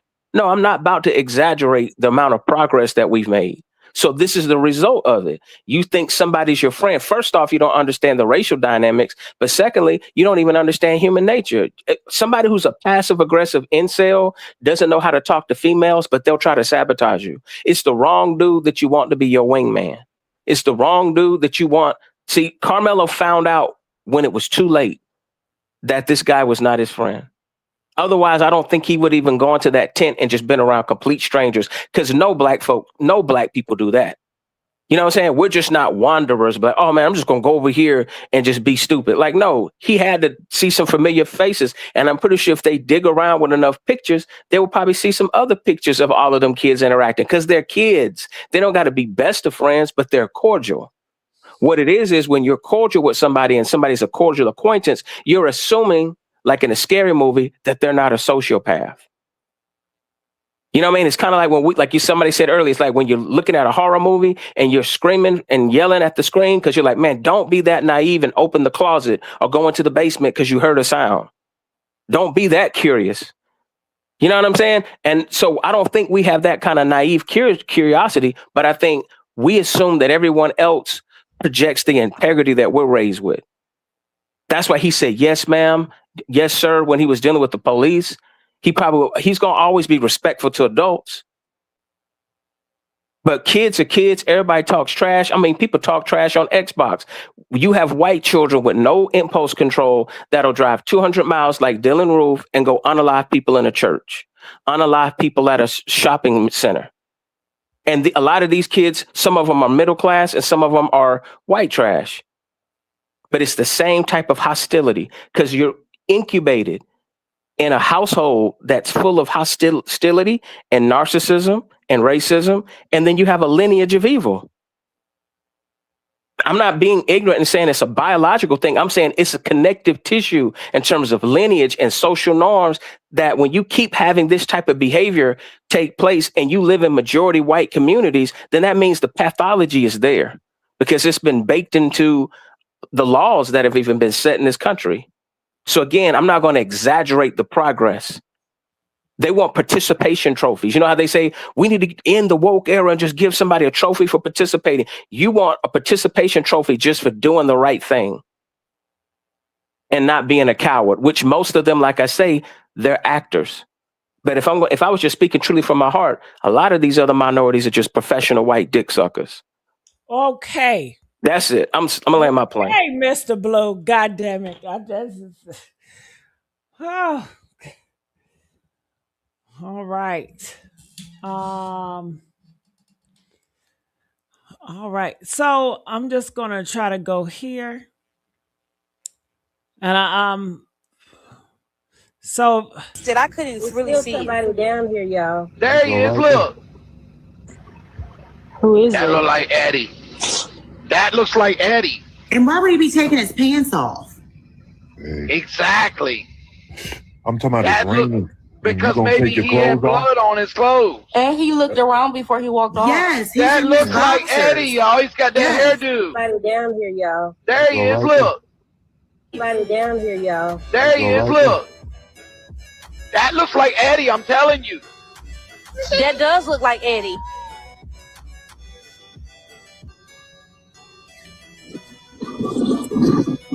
I think. all right, Mr. Blue. Someone said in the chat, Carmelo did not do the slicing. What are your thoughts on that? Again, we got to use logic. Whenever he was detained by the police, he basically admitted to defending himself. He didn't say anything about, trying to unalive somebody. He said, I told him not to put his hands on me. You know what I mean? So, and he was emotionally distraught. That means that he had remorse. So he knew something happened. But I think in his mind, he probably was just thinking, okay, I wounded this guy. I did what I had to do to get him off of me.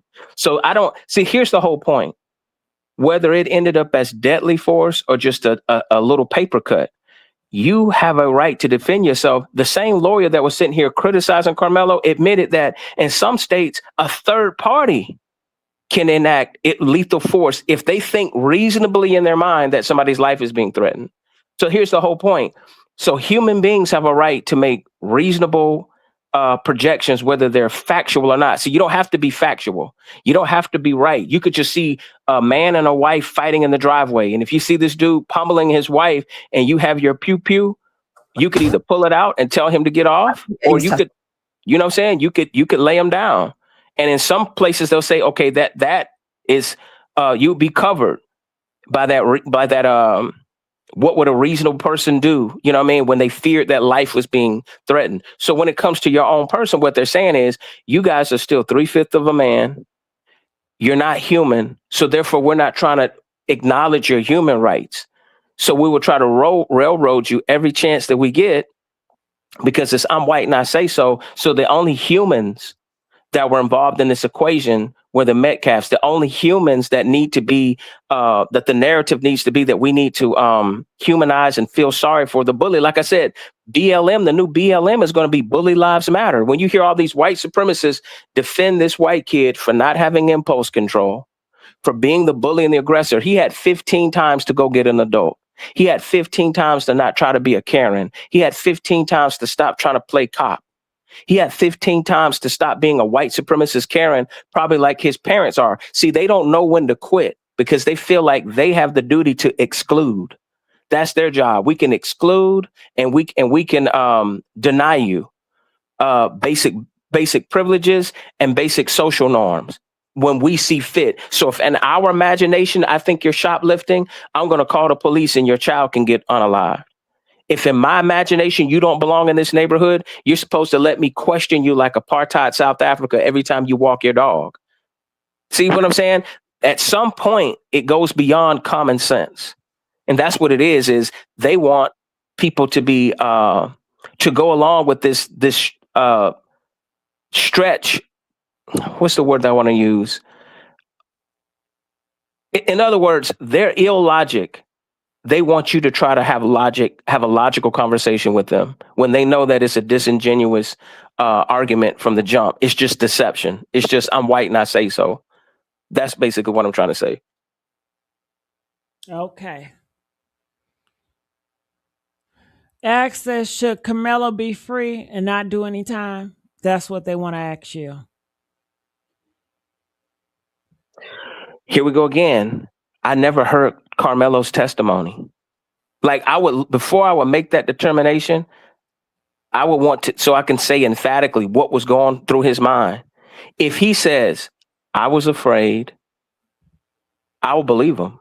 Because honestly, he wasn't doing any behavior on camera to suggest that you were saying, Gigi, like he was provoking any of the other kids, that he was being rambunctious, that he was going around, you know what I'm saying, pulling out a supposed knife, you know, trying to intimidate people. He didn't come there to intimidate. He came there to run track. And we saw how great of a track runner he was.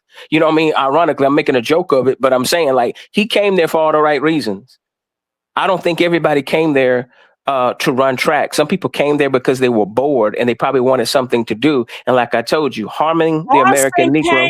Sorry, Mr. Blue, to cut you off, but the framework for me was Carmelo was already there. He was there, chilling, just like everybody else. And like I said, it's more of those kids that belong to different schools in that tent, and they didn't mess with them. Austin came there to F with Carmelo. That was his intent. That was his target. But I just wanted to put that in there. But go ahead. Now, you know how like if you get a bee sting or if you take two chemical elements and you put them together, you'll get a reaction, right? If that reaction is, let's say, explosive, then, you know, like, unless that's the intended, you know, product that you want to create, you'll be like, man, I want something that's stable. So what I'm saying is everybody was in harmony until the Metcalf brothers came over there. So it's like you have these two, it's like you're putting two chemicals together and then you wonder why something explosive happened. Well, because you introduced something into the equation that wasn't meant to be there. You know what I'm saying? In terms of the energy and the mindset, it's like if I go to church, you know what I'm saying? I don't need to go and try to change the atmosphere of the church to something that's hostile when everybody there is praising God, having a good time, smiling, or some people are in tears. But you know what I'm saying? But if somebody drug you to church and your heart is not in the right place, you can come there and be disruptive. You can come there and make it all about you. So that's really what it is. And this is what I'm saying. It's just common sense. Like, Carmelo is not a criminal. They have to criminalize and demonize him and look for straw man arguments because they know the same thing that I know. If you look at the tape, everybody was calm. Everybody was minding their business until the Ku Klux Klan decided to roll up. And that's it. Someone says, why is every Black 17-year-old prosecuted as an adult and every white 17-year-old kid in the U.S. is prosecuted as a juvenile? I'm white and I say so. Again, when you leave the discretion up to somebody who doesn't have a good heart, then they're going to lean towards their bias because they don't see, listen, they treat us as men when we're 13 years old. As soon as we have our first wet dream, you know what I'm saying, or have the ability to reproduce, they see us as a genetic threat. So that's why a lot of times in those unalivings, those hangings that we saw in the past, if you notice, those were a lot of kids. Young men under 20, young men, sometimes 16, 17 years old, 15 years old, being unalive. Think about what they did to Emmett Till. Because they see us as a genetic threat. So to rationalize it, they'll say, well, he was a man. He had a weapon. You know what I mean? When somebody doesn't see you as human, they don't value your life. And that's what I'm saying. We need to get it in our mind that some people are sociopaths. You can't reason with a sociopath. They have no empathy.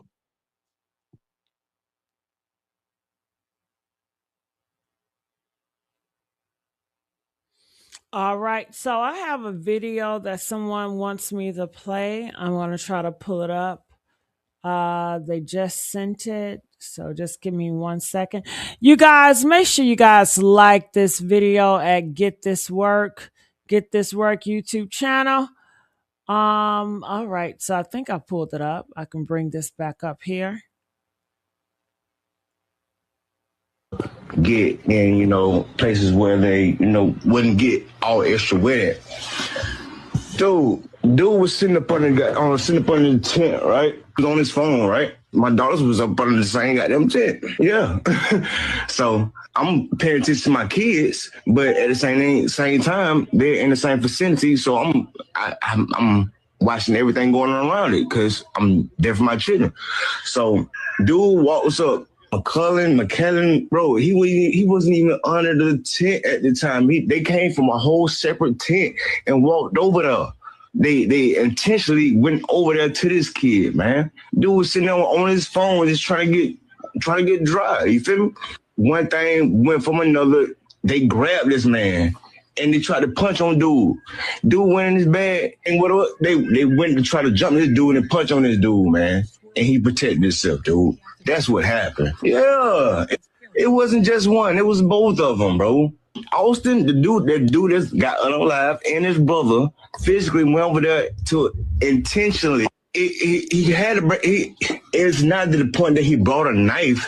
For one, it wasn't on school property. The school is at least 5 to 10 miles away. Y'all need to stop this bull crap. Talking about he brought a knife. He done brought a knife for Austin. He wasn't going around looking for Austin. Damn, he must got some super damn powers for him to just sit there and, okay, I want to channel Austin to come here so he can fall into my slice and dicing. Are you mad? Ain't nobody thinking about no damn Austin, but Austin thinking about Carmelo Anthony. He stay having Carmelo Anthony on his mind. That's why he charged up there. You know what, Gigi? I think the reason why they keep emphasizing push or shove is to try to give Austin a way out. Because if in fact it was a slap or a punch, then for sure it would add more credence, right, to it. And from what other witnesses' accounts were saying at first, they were saying that it was like a punch, like he swung at him. And I think that is more feasible. I think it was a combination of a punch and a shove, or it could have been an initial shove, then a punch, because they start grabbing the bag. And sometimes when people want you to let go of something, they'll punch you. You know what I'm saying? It's like, man, I don't know what you got in this bag. Boom, I'm gonna punch you. So then it's like, okay, you got poked. It's that simple, like in a split second. You know, it's one thing for somebody to, if somebody gets into my personal space and they shove me and they're backed up by 3 other people, I'm already going to be on guard. My fight and flight instincts are going to kick in. But as soon as you punch me, because Carmelo had a bruise across his face, it just makes sense that he was punched. And probably in the process of swinging that punch, think about it. If I'm swinging my right arm and I punch you and you thrust up at me, then the force of me punching and swinging is going to make it easier for you to penetrate my chest plate. Because I'm already moving with a lot of force. It's not like he went up there and just said, excuse me, N-word, can you please move? I'm a white incel with micro penis aggression. No, he didn't say that. Come on, Mr. Blue. I told you can't say certain stuff. You know, that anything Diddy talk. Okay. But yeah, I'm gonna have to sit and think of like clever metaphors to say other things. Nothing body parts. But if Carmelo got his slice out and that white boy is on top of him trying to beat him up, because that's what he came there to do, to beat him up. That's why he got his group there with him, to beat him up. He wanted a show. He wanted a performance. And God said it was his time to go, because we all know it's God's will, right? Press 2 if everybody agree. If God takes you out of here, it's God's will. God's will be done. If God wanted him to stay, he would have stayed, right? That's how y'all always say it. Don't change up now, because you know how y'all like to cherry pick. All right, so that's that, you know? Gigi, you know what God put in my spirit? And I think moving forward, we should use this as the perfect metaphor for these people playing dumb. Do you know how crazy these people sound trying to say Carmelo is guilty? It'll be just like us witnessing a horror movie and you see Michael Myers or Freddy Krueger, and Freddy Krueger or Michael Myers is trying to assault someone and they get unalived. And it's just, you know, saying not even a crime of passion, just somebody just did a quick boom. You know what I mean? I'm trying to watch my words, to defend themselves. I mean, everybody would say, man, are you kidding me? That's an open and shut case. So that's what it is. They're trying to paint Austin METCALF like he's the Gerber baby. No, he was Jason Voorhees, You know what I'm saying? Get it through your skull. He was Jason Voorhees. So what would you do if Jason Voorhees was on you? And I don't care if Jason Voorhees claimed he was going to tap you on your shoulder. Bull crap. That's not his MO. He wasn't tapping nobody on the shoulder. So that's, to me, is like somebody sitting here you're trying to demonize the person who had to defend themselves against like Jason Voorhees or Michael Myers. That's how asinine it sounds to me. Mm-hmm. Yeah, that's right. Whew. Mm-mm-mm. Yeah, I just hope Austin prayed and asked God to forgive him for all, his sins.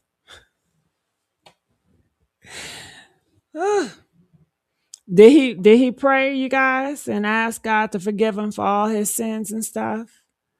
That's the Well, one thing main. we can say is it took a lot of heart to be a bully, I guess. Yeah, because if it was one of us that they love to say that. Well, I hope they prayed and asked God to forgive them for all their sins.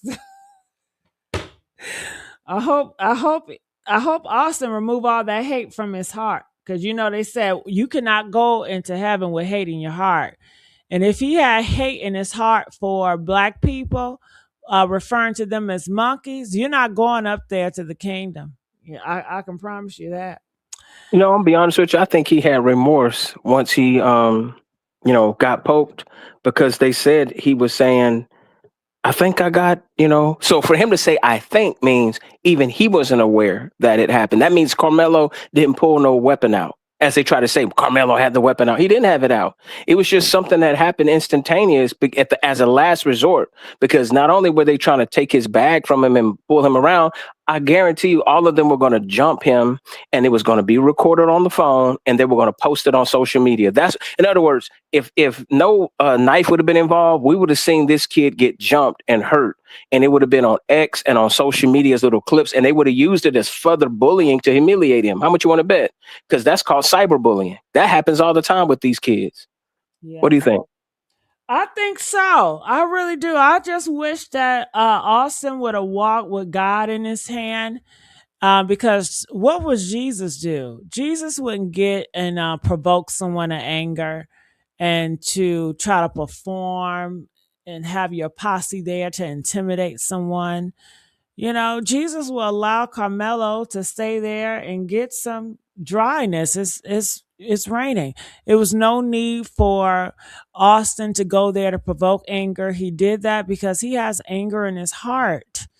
And he hasn't healed. And I'm assuming it has a lot to do with his upbringing. I heard he came from a broken home. And you know what they say about broken homes. You can't raise a really good person in a broken home. A boy needs their mother and their father in the same home. And I'm hearing that it was a lot of abuse in that home. So I believe that had a toll on his mental and his walk with Christ. And that's very unfortunate. I pray. I pray for his soul all the time. I'm going to ask you a question. Me being somebody that I've lost my mother and, I've lost family members in the past. I'm not saying I'm a grief expert, but I'm going to tell you something. The way Charlie Kirk's wife supposedly grieved for him, it seemed very weird. And the way I see Austin Metcalf's dad supposedly grieve, it looks more like guilt on his part, I think, of failing as a parent, because he even said in the beginning, he said, I know how my son can be.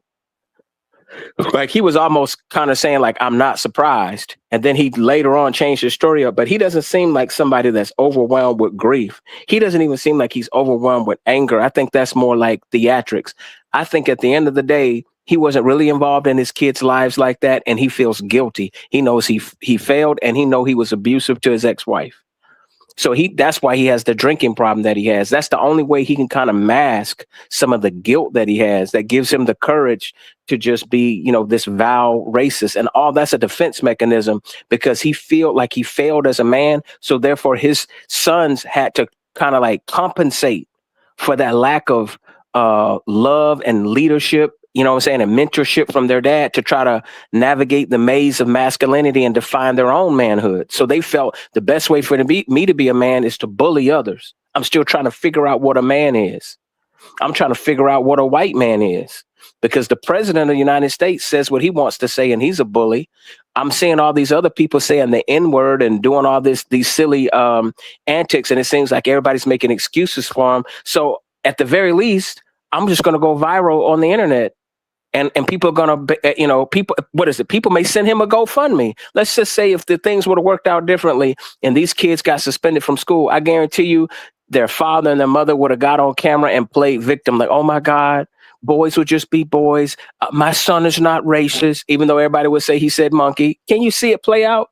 At the end of the day, they would have been the ones sitting here trying to cash in on racism. And that's what I think is like crazy, is that people are turning this into like a way to make money, where the people who are actually, being the racist bullies later want to play victim and get money, like the lady who got $1 million for calling the young man an N-word.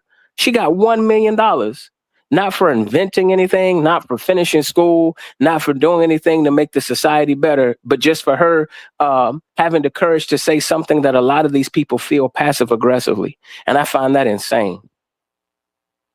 Hold on, what? Why would somebody pay her to say the N-word? Did I hear that right? Yeah. You don't remember that case? There was a black father was with this child at a park, and she called the little child an N-word, and it was recorded on tape. And you know how some people were losing their jobs when they get caught out being a racist? Well, she put up a GoFundMe, and I'm pretty sure it was white, Asian, Hispanic, a whole coalition of the Toxic Avengers gave this woman $1 million, and she's not the only one. Do you know that there's a case of a young man? These both are teenagers. This young black kid went to this white kid's house, right? They're teenagers, preteens. They act like it was a prank, but they recorded it. They had this young man drinking, urine. There's no other way to. Okay. Go. We gotta be creative. Okay. Lemonade. Now, no, this is what I'm trying to tell you. His mother accused them of racism, right? Based on the evidence that was there for them, like bullying him, and they recorded this and put it around. Do you realize that a judge awarded that white family a $30 million judgment, claiming that this black woman defamed their family, accusing them of being racist, even though they just did something vile? So you get what I'm trying to say? I got to watch what I'm saying. That's literally, something vile that they did, but this is something that happened within the last year. The judge granted them a $30 million judgment against a regular person who could never pay that, all because she called them what they were. See, this is what's dangerous, is these people having these leaps of logic, but then they have people who are on code as white supremacists that are masquerading as judges, as lawyers, as police officers. Then that's what I'm trying to tell people who want to just bury their head in the sand. We don't have the luxury to. See, I pay attention to things like this. So it's bigger than Carmelo. What they're saying is the white supremacists that are in the justice system can not only deny us justice, but reward them for being card-carrying racists. So this woman, just look it up. This woman, she went viral years ago. She got $1 million. Same thing happened to some other white lady. Chud the Builder thought that was going to happen to him. And then that one family there, they sit here and did that cruel thing to that baby, and they're going to get $30 million. They probably could go after this woman's assets, take her house, take everything, ruin her name, all because she was I think she was going to sue the family. But they sit here and turn it around and sue her. Make that make sense. So it's okay for them to say the N-word, but you can't call them racist?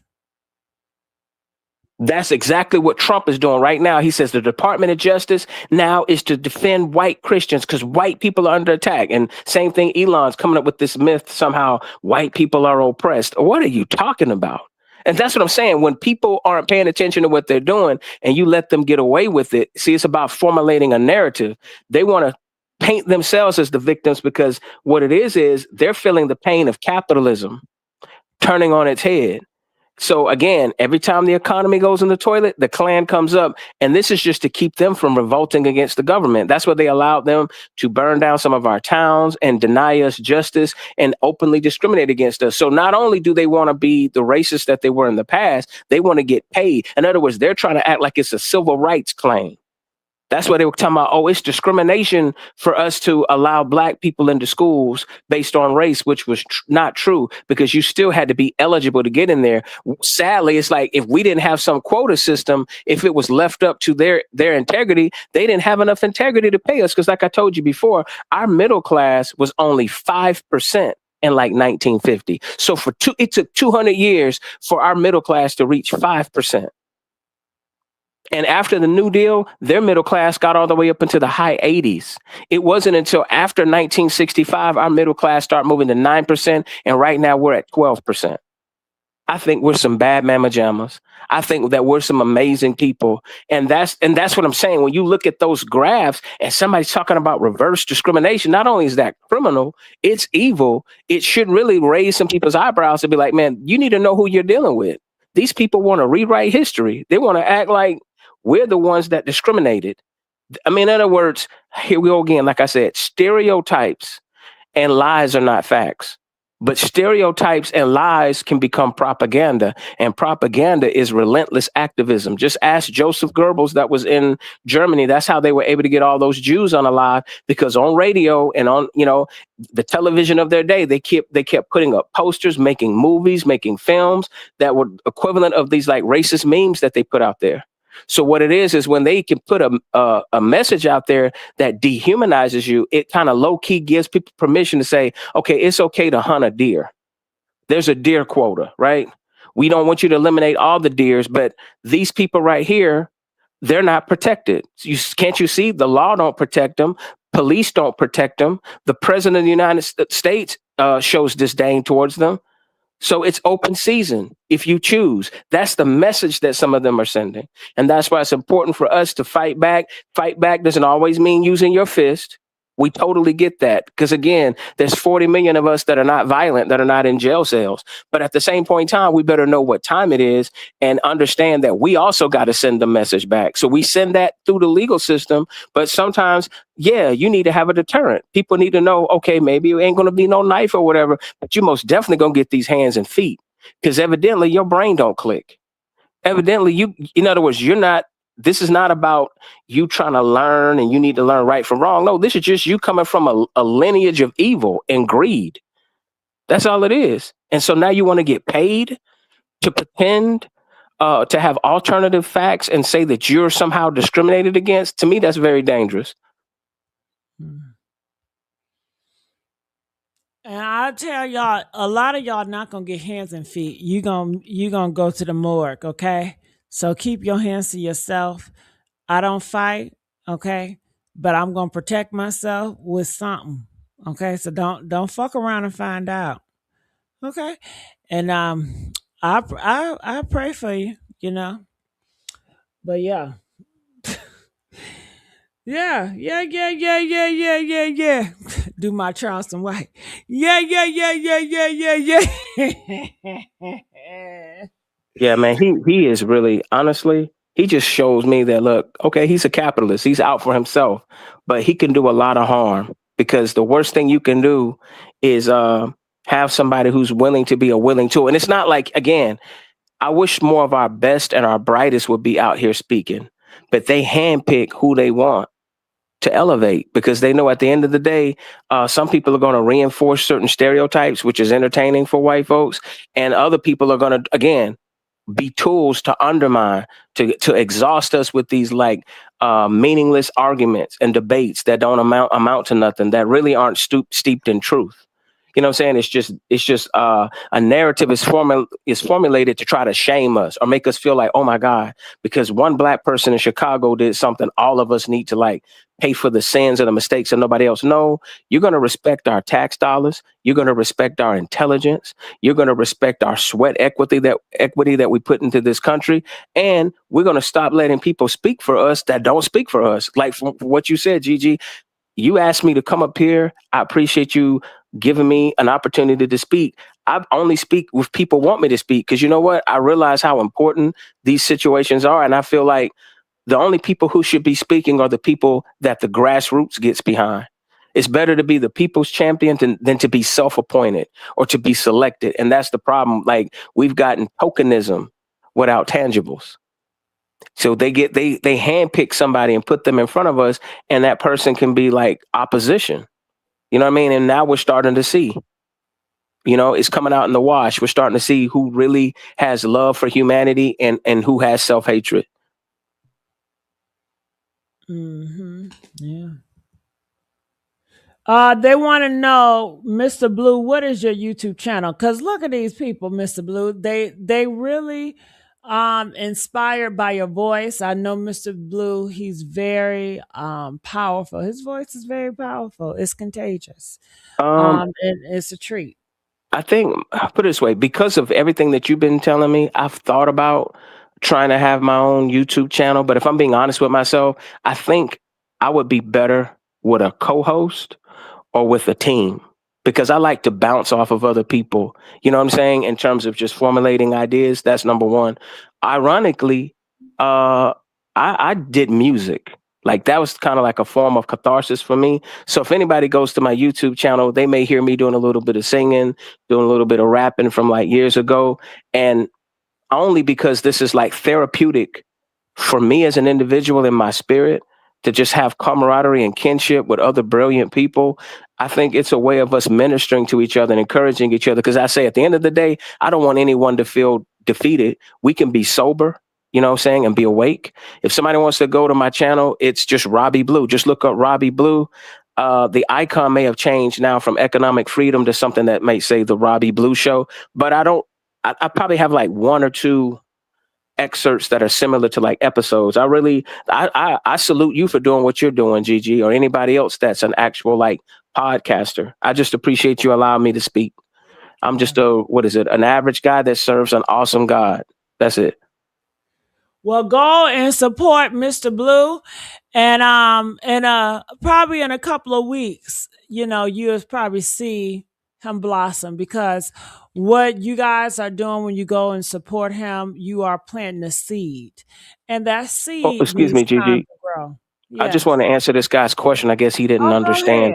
He was saying, this brother didn't answer the question whether Carmelo would be free. Do I have permission to curse for a second? Oh my God. Okay. What? Please This don't is all say I'm the gonna F say. one. This all I'm gonna Don't say. say the F one.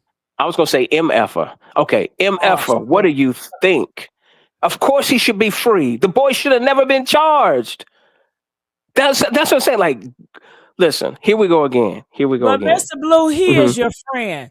I mean, he's your supporter, honestly. I just feel like he just No. I'm not attacking him. I'm not attacking him. I'm just saying for anybody that could even ask that question, it's like that's the listen. He just wanted to make No. plain, Oh no. I'm not upset with him. I'm talking about something. You. No. Really Much love to that brother. What I'm saying to you, and this is part of the reason why I guess I have to work on, if I ever became a podcaster, I probably wouldn't be monetized because you know what? Sometimes I'm going to be articulate and I could be Martin Luther King and Farrakhan. And then there's other times I'll be Malcolm X. There's other times I'll be me. In other words, I feel like that's the problem. We've been too nice to these white supremacists. Like some of the stuff, I wake up every day and I say, what the F? What the F did Trump just do? You know what I'm saying? What the F did these white supremacists just do to us? You know what I mean? And more importantly, what the F are we doing? Just tolerating it. And especially some of the talking heads that you see there in the news media. So absolutely that young man should not be there. Period. But here we go again, trying to have decorum, right? So they don't sit here and say, oh my God, we're not emotionally intelligent and we don't think analytical. What am I saying? He's in the belly of the beast right now. Unfortunately, his parents were naive and they got railroaded. If it was me, you, anybody else, as soon as I saw that there wasn't one black person on that jury, and if it was anybody that looked like they had too many pepper curls and they were potentially a tether, I'd be like, hell no. If you have an ounce, a half a teaspoon of self-hatred, I don't want you on that jury. As a matter of fact, I don't even want some of the people. I'd rather have an all-white jury and black people as opposed to a splish splash of Asian and Hispanic and all that. Because again, let's not pretend them people don't rock with us. I would want to know those people's social media platforms, like meaning like their social media handles. I want to see not necessarily how they vote, but how they comment and how they think. So you better believe that they vetted these people and these people knew the assignment. So yeah, I just try to be. I am an articulate person and I try to work on that. But in terms of just how I feel rawly, like, yeah, I personally feel like, let's put it to you this way. When some of them want to go blow for blow, and you know what it is, Gigi? One of these days, I guess, if I host an X space, I'll invite you. And maybe that's also when people could find some of my older content.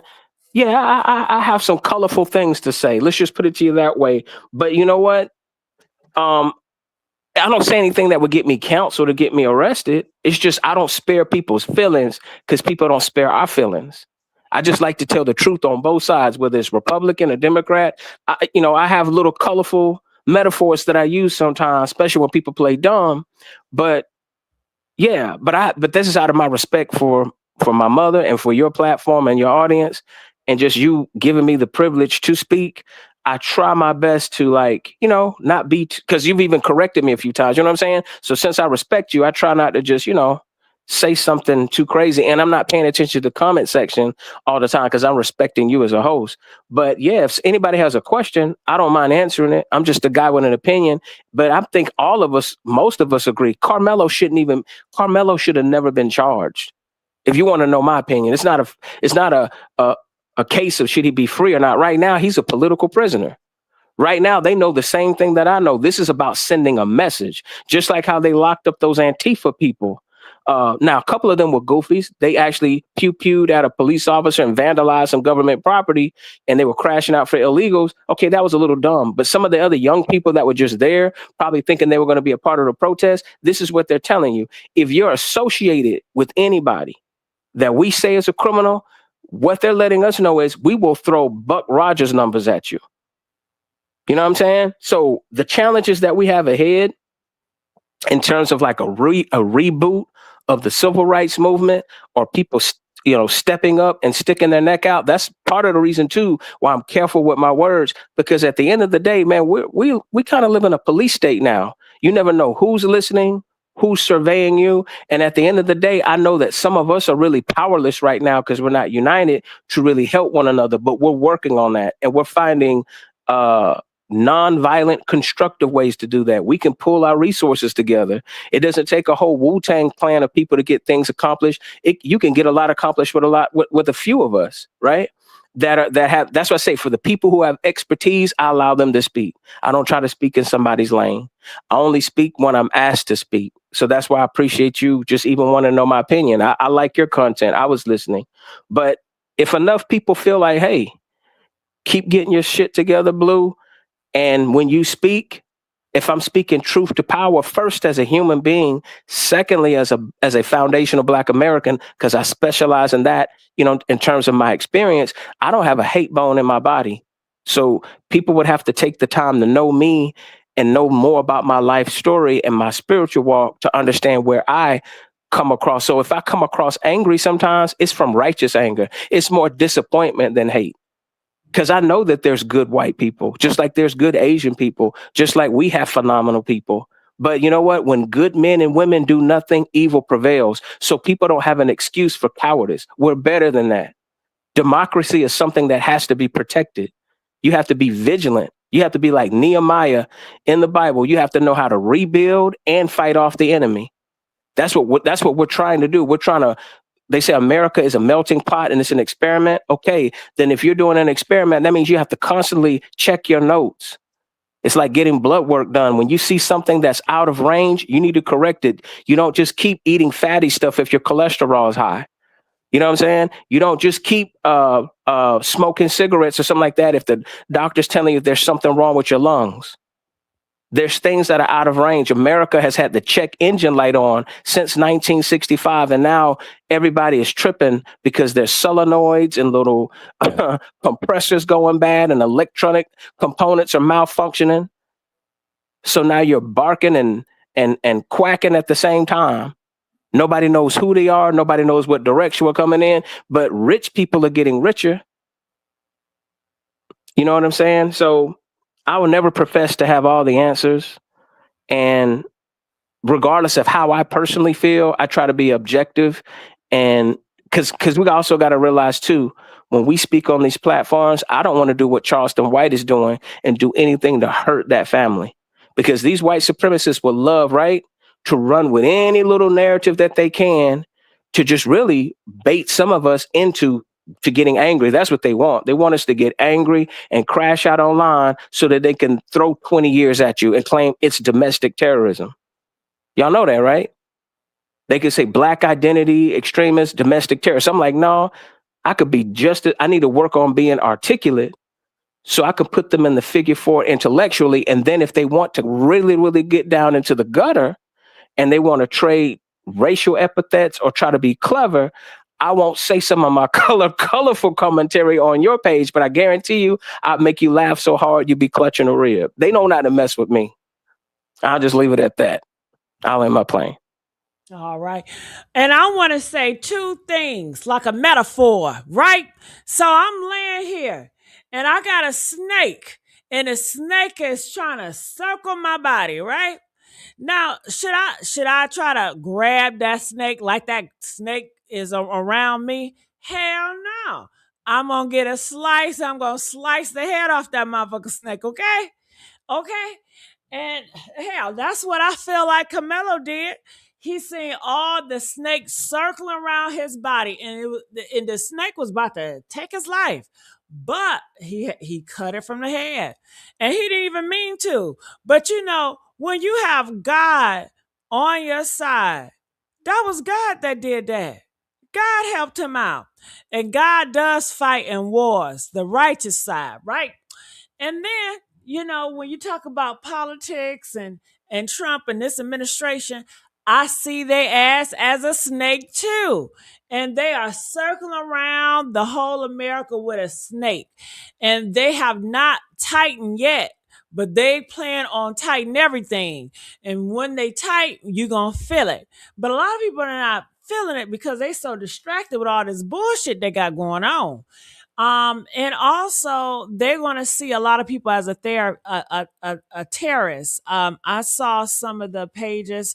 I believe it was from the Heritage Foundation. They have Project 2026 or something like that, where they outline if you are Antifa or ally with Antifa, on social media, if you are BLM or if you're anti-America, meaning that if you're bringing up like slavery stuff, they're going to see that as you're being anti-America, and they're going to see you're pushing an agenda on social media. So they're going to start policing people on social media and giving them jail time.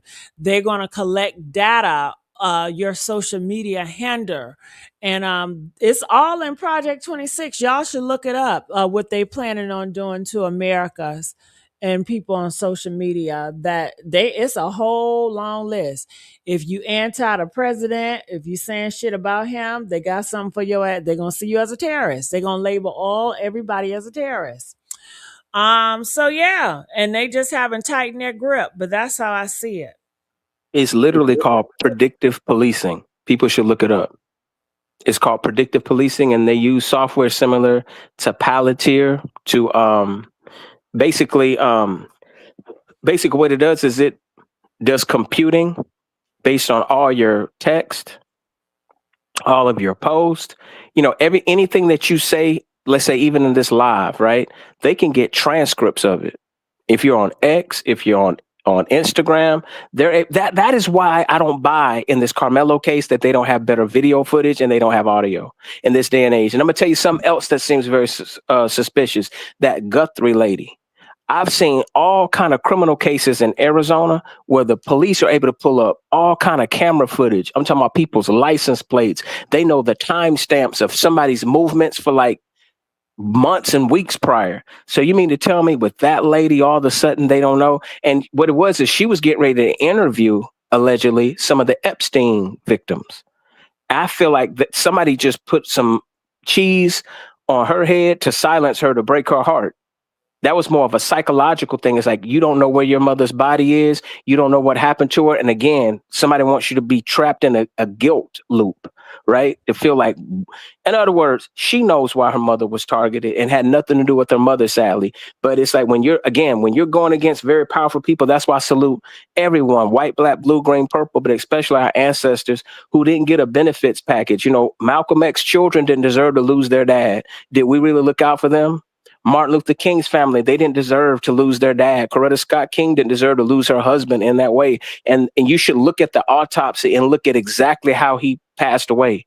And you would understand just the level of corruption, and not only in our government, but when we prop up evil. That's why we have to push back on these cases like what's happening with Carmelo, because it's setting a tone for people to take us back through a time in history that I think some of us are not built for. We're enjoying luxuries that look, I'm enjoying a luxury that my parents didn't enjoy. My parents were raised in segregation. So me going to school in the 80s in a multicultural environment and seeing the dream team and buying Jordans, you know what I mean? And just, I could go anywhere that the American dollar could take me. That was something that was fairly new. Think about it. People didn't really start experiencing that until like the mid 70s, like on a real scale. So that's what I'm saying. We let them exaggerate about the amount of progress that they made. And we've allowed them to use us as photo ops. So they'll use black women to promote feminism. They'll use black people to promote LGBTQ. They'll use black people to promote feed the homeless and this and that. And it's good. But when it comes to the funds being distributed, they find a way to finesse with a nonprofit, or they'll sit here and make sure they skip the line and take care of their folks. In other words, some kind of way, when everything diffuses back to distribution, then it becomes racial. And it's like we've been the only ones who've gotten it out the mud. Talking about pull up our boots. We're the only people who've pulled up our boots, and our boots weren't made in China and Taiwan and everywhere else. Everything's for sale in America but us. There wouldn't have been no Wall Street without us. We were the original commodity of Wall Street. If it had not been for the institution of slavery, America would have not become a superpower. We gave America a chance to experiment and keep experimenting and keep experimenting. So we've been like a silent investor who never got paid our dividends. If this is a credit report, this is an open account, not a closed account, and you're getting interest added to that account. And the Most High doesn't forget. And that's what I'm saying. Empires crumble and fall all day, every day. And there's no bigger fool than the man who chooses to be blind. They're choosing to be blind by their own greed, and that's why they're going to fall on their own sword like Saul. And sadly, Saul, when he went into battle without God's covering, he ended up costing his son his own life. And see, that's what I'm saying. If you're not righteous and upright, and you're not training your children fair, and here's the thing about leadership, I've never seen a leader be divisive till we had this president. You know what I'm saying? Regardless of what you say about politics, like, who wants to tell people elections are not fair? Who whines and cries? That leaders don't whine and cry. Who whines and cries and tells those kind of lies? So you mean to tell me in over 150, 200 years, you're going to tell us now all of a sudden the system don't work? To me, that's un-American. If we've been saying the system's not fair and could be tweaked, and you tell us shut up, that's woke. Now you're trying to say, well, guess what? I hate to tell you, not only were black people right, but yeah, none of this works all of a sudden. It's not that it don't work. It's because they got a new system that they're building and developing, because they never wanted there to be a middle class. And I'm going to keep saying it till the Most High removes me from this planet, because it's the truth.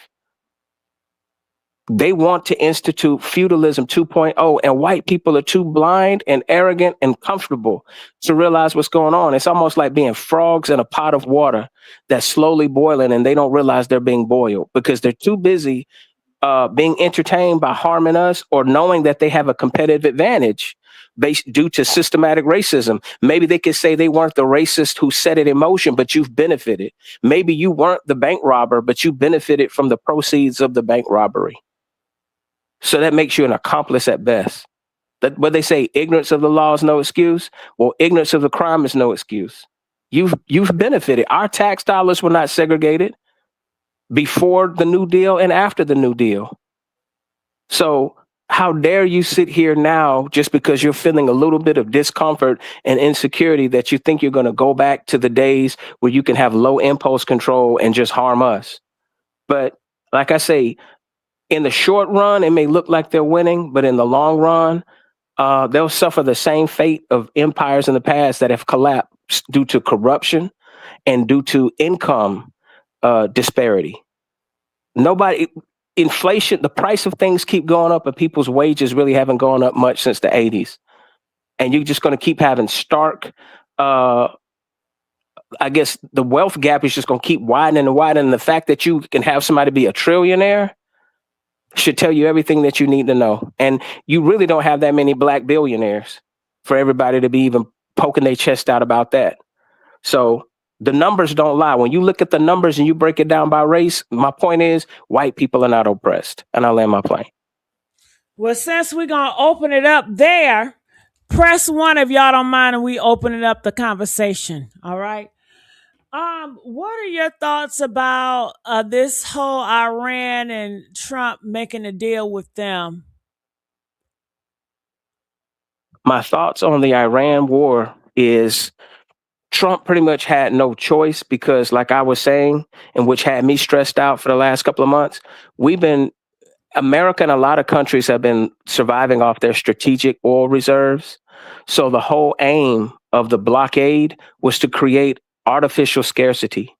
It was to put pressure on Iran's economy to either cause a civil war to happen or just to basically get them to capitulate to whatever deal America wanted. But they have a lot of, resolve.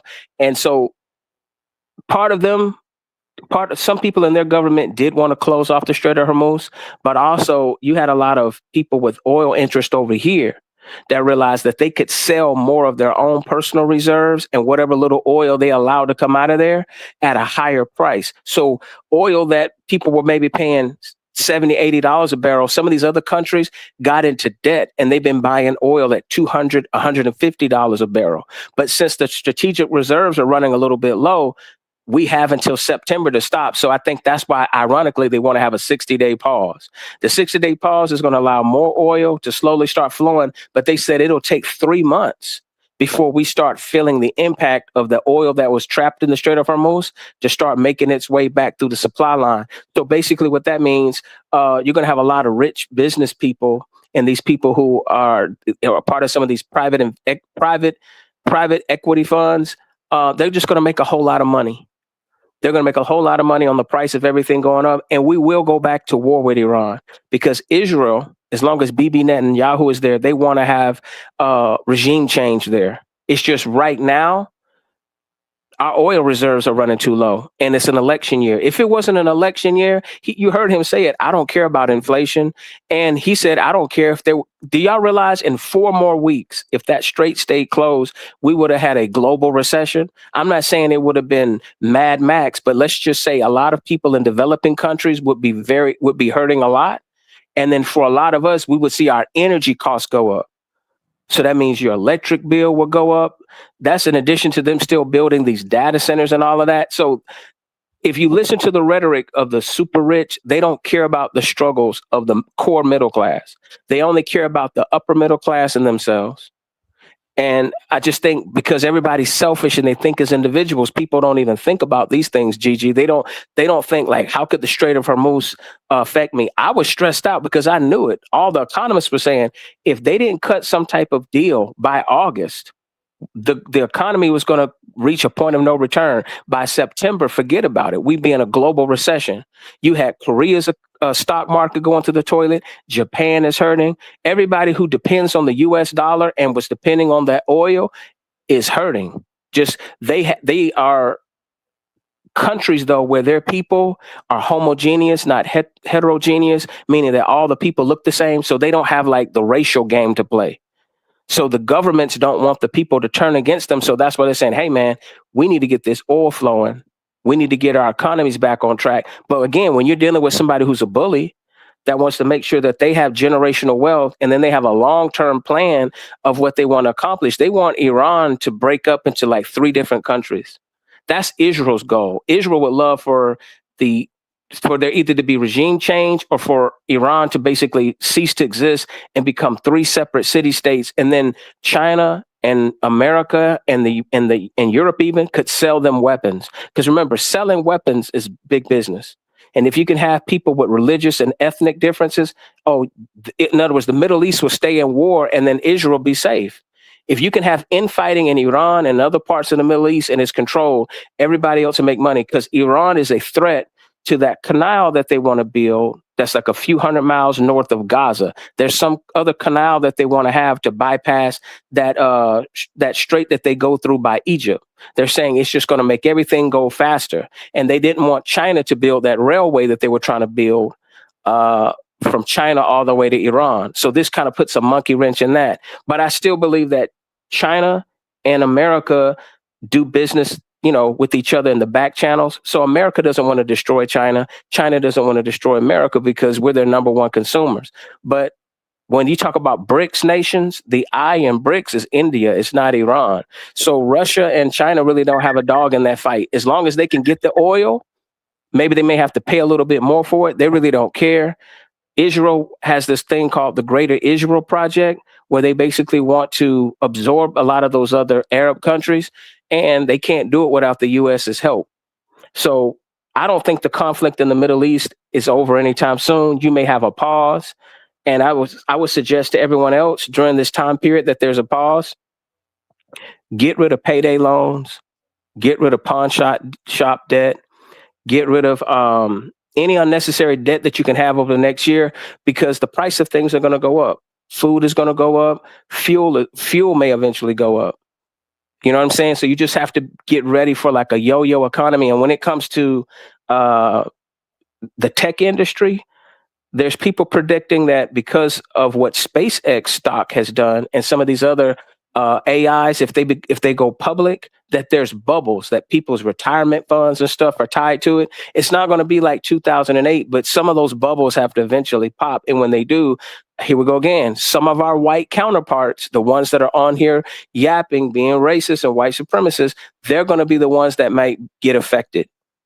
They may see some losses with their retirement, because at the end of the day, the super rich don't want there to be a ladder to get out of the middle class. They want people to be renters. That's what the future is. They want people to have just enough money to pay their rent, to keep their head above water, and to not make any trouble. And the new generation is already accepting it. I mean, they're renting their phones, they're renting cars, they're catching rides. People are used to renting homes or renting apartments. You got social media people renting places, you know what I mean? To just put up this facade that almost like rappers, you know what I mean? How rappers will rent chains and cars and planes and say it's theirs. It's like, you can't even believe what's real anymore. I really feel for this new generation. Because between AI and people just being phony, especially white folks, you don't know if the American dream is really working or not. You really can't say whether you're successful or not, because your neighbor across the street could just be taking out a HELOC loan, you know what I'm saying? And living off credit cards, but you'd be thinking, damn, I'm not going on enough vacations. I didn't buy a new car. Somehow I'm lacking. Don't fall into that. I'm warning everybody right now, America is full of a lot of well-dressed poor people. Don't think the grass is greener, because if it is, the water bill is higher. Try to lower all of your debt if you're foundational Black American, because opportunities may present themselves for you to get a house, for you to make some capital gains, because these people are about to lose. We've been held down artificially. They've been propped up on a mound of sand, and now the winds are coming. And Trump and them, they're insulated. They've got generational wealth. They've got so much money that it's not about making a profit. It's about being able to mold and shape the world in the direction that you want. So yeah, there's that war with Iran is going to continue. I think they'll either pick it back up after the midterms, or depending on what Israel wants to do, it just depends. That Israel is the wild card, basically. If they can get Israel to just behave until the midterms are over and everybody retools, I guarantee you they'll claim Iran violated some conditions, and they'll go back, not only right back to bombing, but applying economic pressure again. But right now, because our reserves are low, if they continue going, you start seeing Americans here seeing $170 barrels of gas, just because there's artificial scarcity. because it's going to take a while for that oil to reach its destinations, maybe 3 months. I'll land my plane there. Now, what got me is you keep talking about, which is true, they keep on selling weapons of mass destruction. In my mind, those weapons are intended to unalive other humans. Am I getting that right? What Well, is you know these what they weapons for? Well, the greatest weapon is divide and conquer, is psychology, right? So my whole thing of it is if I'm telling you, if I take advantage of, let's say, tribal and religious differences that people have, like take the Kurds, for instance. The Kurds, when the Ottoman Empire fell, you had all these different sects of Kurdish people because they have different, they have different types of Muslim beliefs as Kurds, right? They're not Arabs, but they're not Persians either. They're their own unique ethnic group. And if you look at a lot of the wars, when we fought the war on terror and stuff, a lot of times our government or the West promised them their own country. And every time we would turn our back on them and never give it to them. So in this particular case with Iran, they're not really taking the bait for it. But so we don't have to send in any ground troops. We've been saying if the Kurds will take up arms against the IRGC, in the event that the war goes into the favor of the West, that will carve out a piece of Iran and make it their own nation state. These people have been wanting their own nation state. And I think that also will, if they can create that nation state in Iran, I think that they'll move those people from Gaza. Like the same way that they try to gentrify and get black folks to move, all they got to do is make those people feel so uncomfortable that over time those people will, gravitate somewhere else. But it also depends on what their religious belief is, whether they're Shia or Sunni. That's a whole nother thing there too, right? Because when it comes to Islam, the Persians there, I think they're mainly Shia, but they have other religious sects that are not just Muslims. They have people who have other religious beliefs that are in Iran. All of them people get along so far, but once you have the West get in there and tell somebody, hey, you could have your own country, you could have your own government, people are going to go for it. I mean, I don't know why I kind of do know why. That's the evil thing about white supremacy, like I said, is the brainwashing and conditioning, because a lot of people have been subjugated and buck broken. See, nobody wants to go to war with the West. So it's not like they're going to come to you nice. They're going to come to you like Metcalf, how he really came to Carmelo. They're not going to give you a shove. They're going to basically say, you either take up arms, right, and back us up, or we're going to replace you until we find somebody within your people group that we can give a little bit of money to, you know what I'm saying? And you'll be a corrupt puppet for us. So you got a lot of these countries that are basically proxies for the CIA, like in Indonesia, Japan, South Korea, Taiwan to a lesser degree, Malaysia. All of those countries were set up to be like first lines of defense against China during the Cold War. So they benefited from us propping up their economy. So when these people come over here and act like I can come over here and, set up a business and you can't, what's your excuse? Well, thanks to the 1965 immigration changes, America started doing something called the brain drain, where they started going after their best and their brightest. So imagine black folks, we're competing against everybody's best and brightest. It's like the NBA here of brainy people. In other words, they didn't get somebody who was poor dirt farmers. They did that in the first 100 years. You know what I'm saying? And then they excluded Chinese people and Asian people. But once they started thinking about trade, they're like, the best weapon that we have is our culture. If we bring these people over here and they get educated in America, or they get socialized with an American Christian view, then we can get them to be spies for us against China, or at the very least, it improves diplomatic leverage, right? Because people are going to feel like they got dual allegiancy. Man, okay, I love America because I have property here. I was allowed to be a professor at Yale. I have a good salary. I have businesses in the Negro neighborhood. I'm making good money. Why would I want America to fall? I have dual citizenship, so I can go back to China and I can become a power player there. You get what I'm saying? You get more with sugar than you get with salt. So that's all that is. So even with them giving reparations to Japan, that was all a PR move to make America look better. in the eyes of the world because we were starting to export democracy as a product. But the byproduct of that is what we're starting to experience now. And that is where you have oligarchy. You have a handful of people who get very powerful. But if you look at the Philippines, you look at some of these other places, their middle class is basically non-existent. I mean, people have shelter, but that's about it. They don't have a future.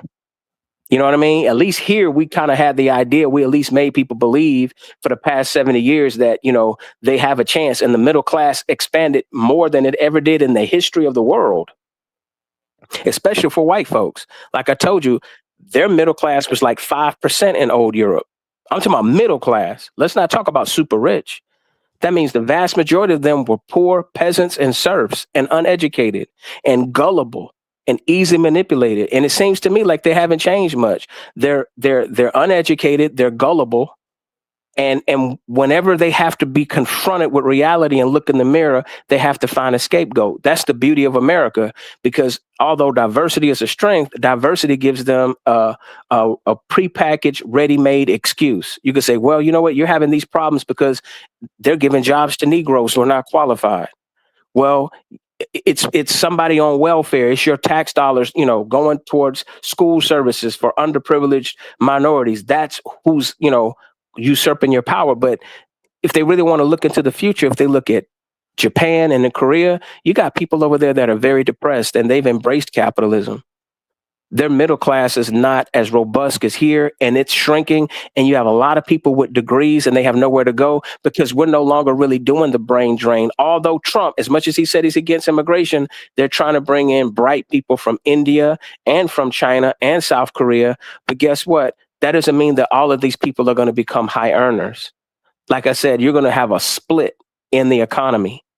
And if you go to the right school, you're with the right institutions, right? You go to an Ivy League school, of course, they're prepping you to be a leader of tomorrow, either a leader in a corporation or for you to come lead some vassal country that's a puppet government of the West, right? So they could say, oh, well, we have a Japanese prime minister, but that person went to school here. Oh, we got the president of Afghanistan, but that person went to school here. You know, they've done the brain drain even from the Middle East. Why do you think you had some of these people trying to protest Gaza and all of that? But their whole point is, we brought you over here to be vassals for the West. So don't sit here and try to, in other words, we're giving you an opportunity to be white. Why you want to sit here and protest like those Negroes? So we're going to have to smack you around and threaten you with deportation if you just have any integrity. You can't take their money and have integrity. Why do you think Charleston White's doing what he's doing? I land my plane. All right, you talking good. Ain't he doing good, y'all? It's so informative. So many people say they really appreciate you, which I know they would because you are, you know, a treat. So let's get these likes up. I want to let everybody know if you're on the East Side Porch YouTube channel, I will be taking a break from that channel. So we will be over here at the Get This Work YouTube channel. So make sure you come over here because we don't want to lose you. We want to invite you in this conversation. I have another question. I'm sure you've heard Tucker Carlson just made an announcement. Marjorie Greene Taylor made an announcement. They are no longer Republicans. What are your thoughts? Are they going to form a third party? Well, it's not so much that they're no longer Republicans as it is the Republican Party stopped being the Republican Party. In other words, Donald Trump was a Trojan horse. They played to the racism of some of these disgruntled whites that were upset about the middle class. That's why they came up with that fake birther movement. Y'all remember that? And they called it the Tea Party. So that set the stage for what later on became MAGA. So they know based on what they've done in the past of how to brainwash, again, the working class, because they're like, we know you feel pain, but you're too dumb to look up and realize that the same rich oligarchs that took away your jobs and haven't given you a raise are the same people now telling you to not only hate Obama, but anybody who looks like him, or that immigrants are your problem. And they bought it hook, line, and sinker, because when it comes to complex issues, that basically has to admit their complicity. Like out of their own greed and racism, they support Reagan. How can you support Reagan and then get upset with everybody else? Reagan and Nixon did a whole lot of damage to the white middle class and the middle class in general, right? So fast forward to Trump, they can get behind that. It's like WWE, but they don't understand, like, it's not about Trump. It's the people who encouraged him to run. They had an agenda. Like you talk about 2025 and the Heritage Foundation, it's a little deeper than that. You have these, I call them neo-Nazi Christian fascists. It's people like Steve Miller, Steve Bannon, especially Elon Musk. I mean, they've made somebody who is an alleged person who has white supremacist neo-Nazi background, basically from, his time being raised under apartheid South Africa. And, we know how they got down with their beliefs on people's intelligence and humanity. So now you got all these powerful people that have money, but America, this is nothing to do. America did the same thing after World War II. They brought a lot of those Nazi scientists over here, let them teach at universities. Do you realize our rocket program, NASA, was founded and started by somebody who was a former Nazi? Like, these are not things that are far-fetched in science fiction. This is known fact. We had a lot of German-born Americans here that were also Nazi sympathizers. So what they did is you had a marriage between the neo-Nazis and the white nationalists, and they had what later became the conservative white power movement, which later became the alt-right. And then that's when they started having books like the Turner Diaries and all this that were basically telling people to carry out acts of terrorism against the government. And that's how you got what's his name? Tim McVeigh. Think about it. You have somebody who's a veteran. For all intents and purposes, the economy was doing well. Bill Clinton was president. They had a surplus. And this guy chooses to attack his own government. Why? Because he was sitting here his heart and his mind was being filled with all the same filth that we see now that's being propagated 100 times over worse now due to social media. At least back then they had to have pamphlets or booklets, or they had their little meetings to get together. Now this stuff is being proliferated intentionally, thanks to Elon, that they're radicalizing a lot of these people and they're trying to normalize white supremacy like they did before the New Deal, basically. That's like when they say make America great again, they're saying we want the corporate white man to be on top and be a king and a feudal lord, and we want these dumb serfs to be too stupid and gullible to realize that they're being had, because we got convenient scapegoats, in particular us, to get their attention off of what's really going on, and everybody else was allowed to be considered white. They had something called the good neighbor policy for Hispanics. Hispanic people were never trying to become people of color. They were striving to be white. Asians, same thing. A lot of them were able to go to school. We were the only people that were segregated against. You didn't see Asian people and Hispanic people using colored only water fountains. As a matter of fact, you had some of them participating in our segregation. Some of them were sheriffs. Some of them were police officers, similar to George Floyd during segregation. So that's a whole nother issue there, where it really just makes my colon power and frustrates me how all of a sudden now it's like people are able to be part-time minorities but get full-time benefits. Like I said again, it's like going to the mall and they give you free samples for Chick-fil-A or General Chow chicken. Just because they give you the free sample doesn't mean that you're going to become a patron and be loyal to that business, but you're going to take the freebies. That's what the Democrat Party doesn't get. I mean, you can give people these freebies, but you better do a heart check and know if people really truly embrace humanity. But see, people come here to be rich, white, with no accountability. Their aim is to become white. That's why some of these women, if they marry a white dude, he could look like Santa Claus on Ozempic. He could look like spoiled milk. But if that baby has colored eyes and straight hair, guess what? They'll start crying and celebrating like they won an NBA championship. You know why? Because they're like, my baby doesn't have to be railroaded like Carmelo Anthony. My baby doesn't have to be suspicious like Ahmaud Arbery. My baby doesn't have to say, officer, I'm reaching for my concealed carry like Philando Castile. My baby could run for president and people are not going to be claiming his citizenship. So I'm going to be a cheerleader for white supremacy, but now my child has a chance to practice white supremacy. And sometimes you can practice white supremacy just by being quiet and doing nothing in the face of evil. That's the luxury and the benefit of being white, that you can exclude people that you want to exclude, and you have a silent voice. When they talk about the silent majority, all you have to do is just not lift a finger. That's why black folks have to make white supremacists uncomfortable. And that's what we did. We're like, if we're going to work and spend our money, we're going to sit where we want to sit on the bus. If I go to a basketball game, I want the option of whether I want a courtside seat or a nosebleed seat. You're not going to have me as a black doctor or a professional or somebody that had to navigate through racism and academia. And then you tell me somehow that my dollars are not worth the same as somebody who's a hillbilly that's mediocre at best. And that's just a Metcalf day drinker. See, that's the insult to injury. That's the whole point, that you have somebody who was a reality TV star, somebody who hasn't even managed a lemonade stand well. And you're going to have this person sit here and have the audacity to promote racial tropes and question Obama's integrity. It's just asinine for anybody to believe it. Like, here you got somebody who graduated from Harvard, who had to navigate through all the mazes of white supremacy. He had, dual allegiances in the sense that his mother was white. So he was used to dealing with that pinky, upper class white people. He knew how to navigate around them. So yeah, that's why he was an effective speaker.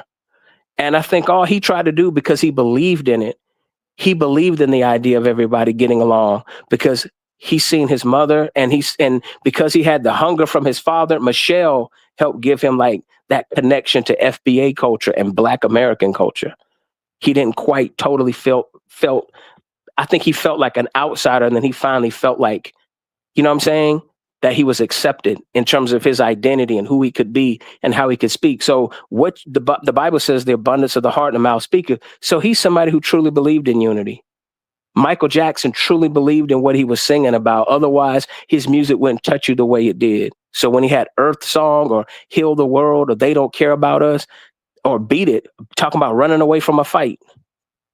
One of the biggest pop songs of all time is talking about running away from a fight if you can. Yeah. They'll beat you and they'll kick you and they'll tell you it's fair. So, yeah, they're still trying to beat us and kick us and tell us that it's fair. I'll land my plane. Ooh, you're talking good. Get these likes up. Get these likes up.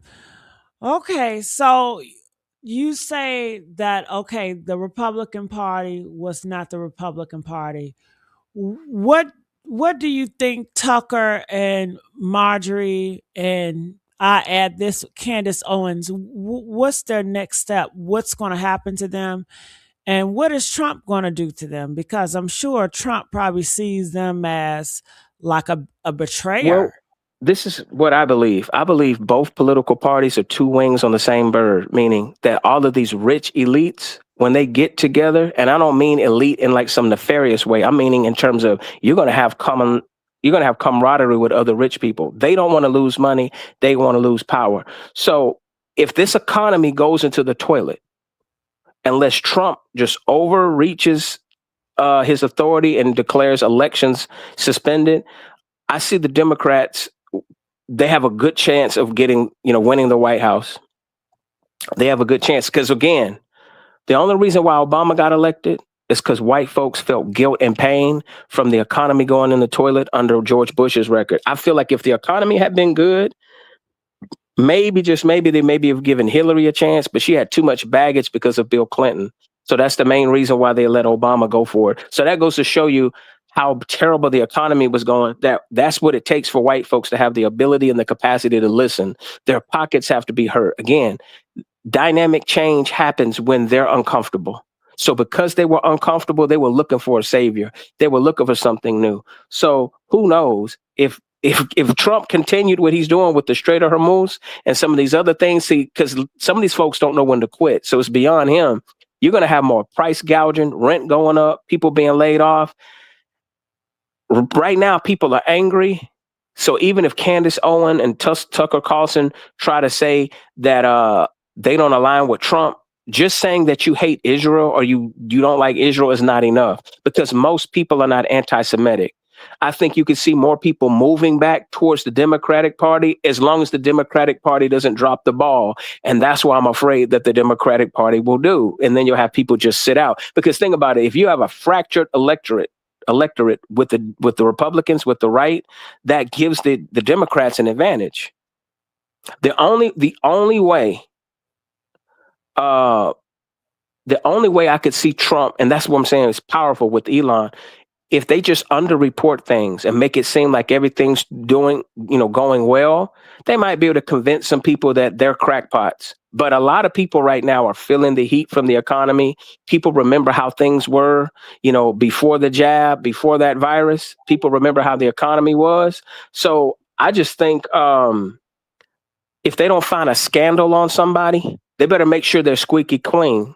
I know Marjorie Taylor Greene has some skeletons in her closet, but she can hide behind being a woman and hide behind being a woman defending women who were, violated. So she's kind of insulated.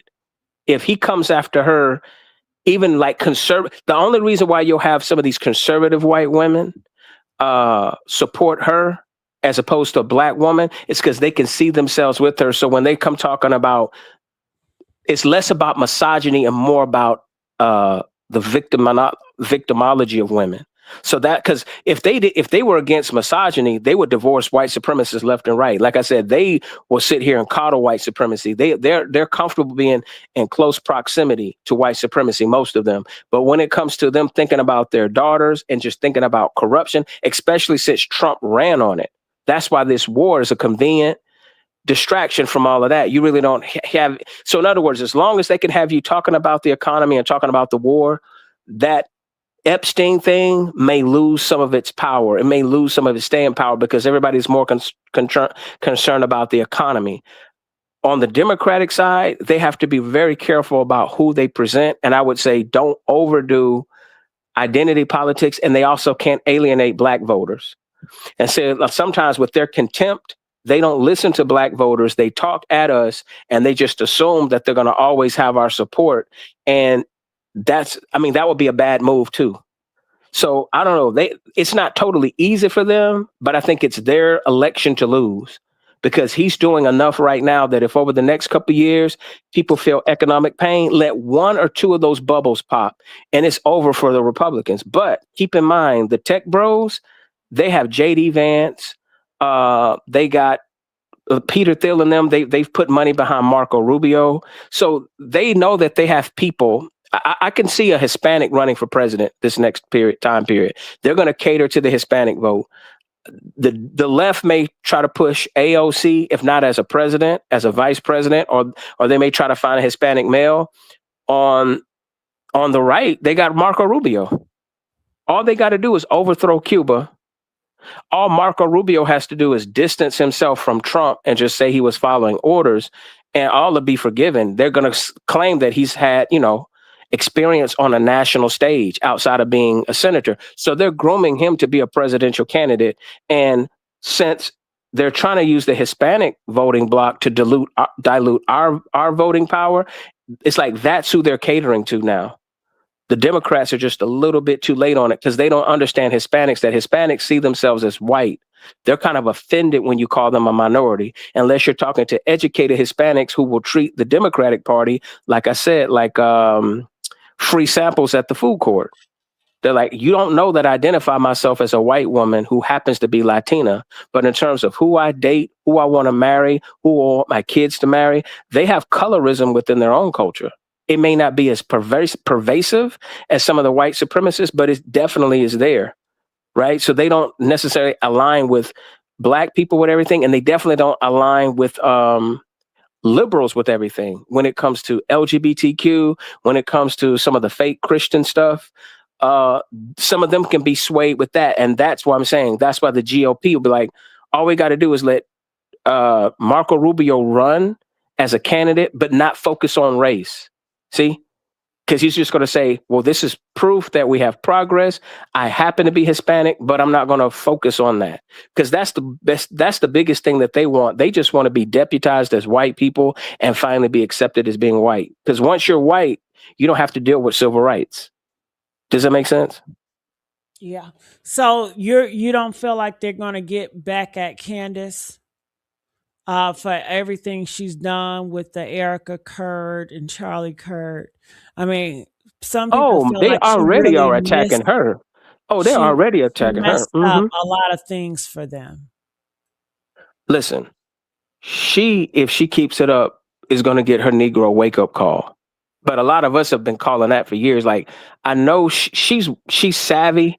I think she understands that she's swimming in shark infested waters, but there's so many things that she has said in the past, like she's poking the wrong goat. She's going after very powerful Jewish people with money. I mean, you see what happened to Kanye, right? Like, it's to the point now where, in other words, as long as she's a tool for certain people, they may allow her to have a little bit of a career, but there's going to be efforts made to just minimize her voice and her influence. And I don't want to speak it into existence, but I just hope it doesn't get like the 1960s, like what happened with Charlie Kirk, right? Like where people, I just think there's a level of deception in the air right now that I wouldn't be surprised if people would set people up to be removed off the chessboard, if you know what I'm saying. And that's what I'm saying. You got to be careful how you speak, because you can have very, very, very powerful people that just say, okay, you know what? If you're making enough trouble, if they can't put a scandal on you or claim, you know what I'm saying, that you lied on your taxes, you just may have a malfunction with your vehicle or just come down with some strange illness. That's well within, you know, the abilities of some of the rich and powerful in the world, because she's attacking people globally when she goes against Zionism. Okay. Okay. Because Charlie Kirk, the trial hasn't came yet, right? Oh, the gentleman who, I think he's already, they're going through like, I think pre-trial. I think I've seen some clips. I mean, it's going to be interesting to see, I guess, whenever that, oh, see, you bring up something. I'm now I need to do my research. I'm wondering, is that trial being held now or if it'll be held after the midterms? Because if you notice, they have a lot of high profile things for people to focus on. That'll be a perfect distraction, because when that thing is going down, I guarantee you a lot of eyes are going to be paying attention to it, like the Carmelo thing. Like whenever that guy actually goes to trial, which might be next year or some other time, oh, you're going to have a lot of the white supremacists just with their eyes glued to that. And again, that'll get people to not talk about Epstein. And it'll be interesting to see if we're back in our war with Iran when that happens.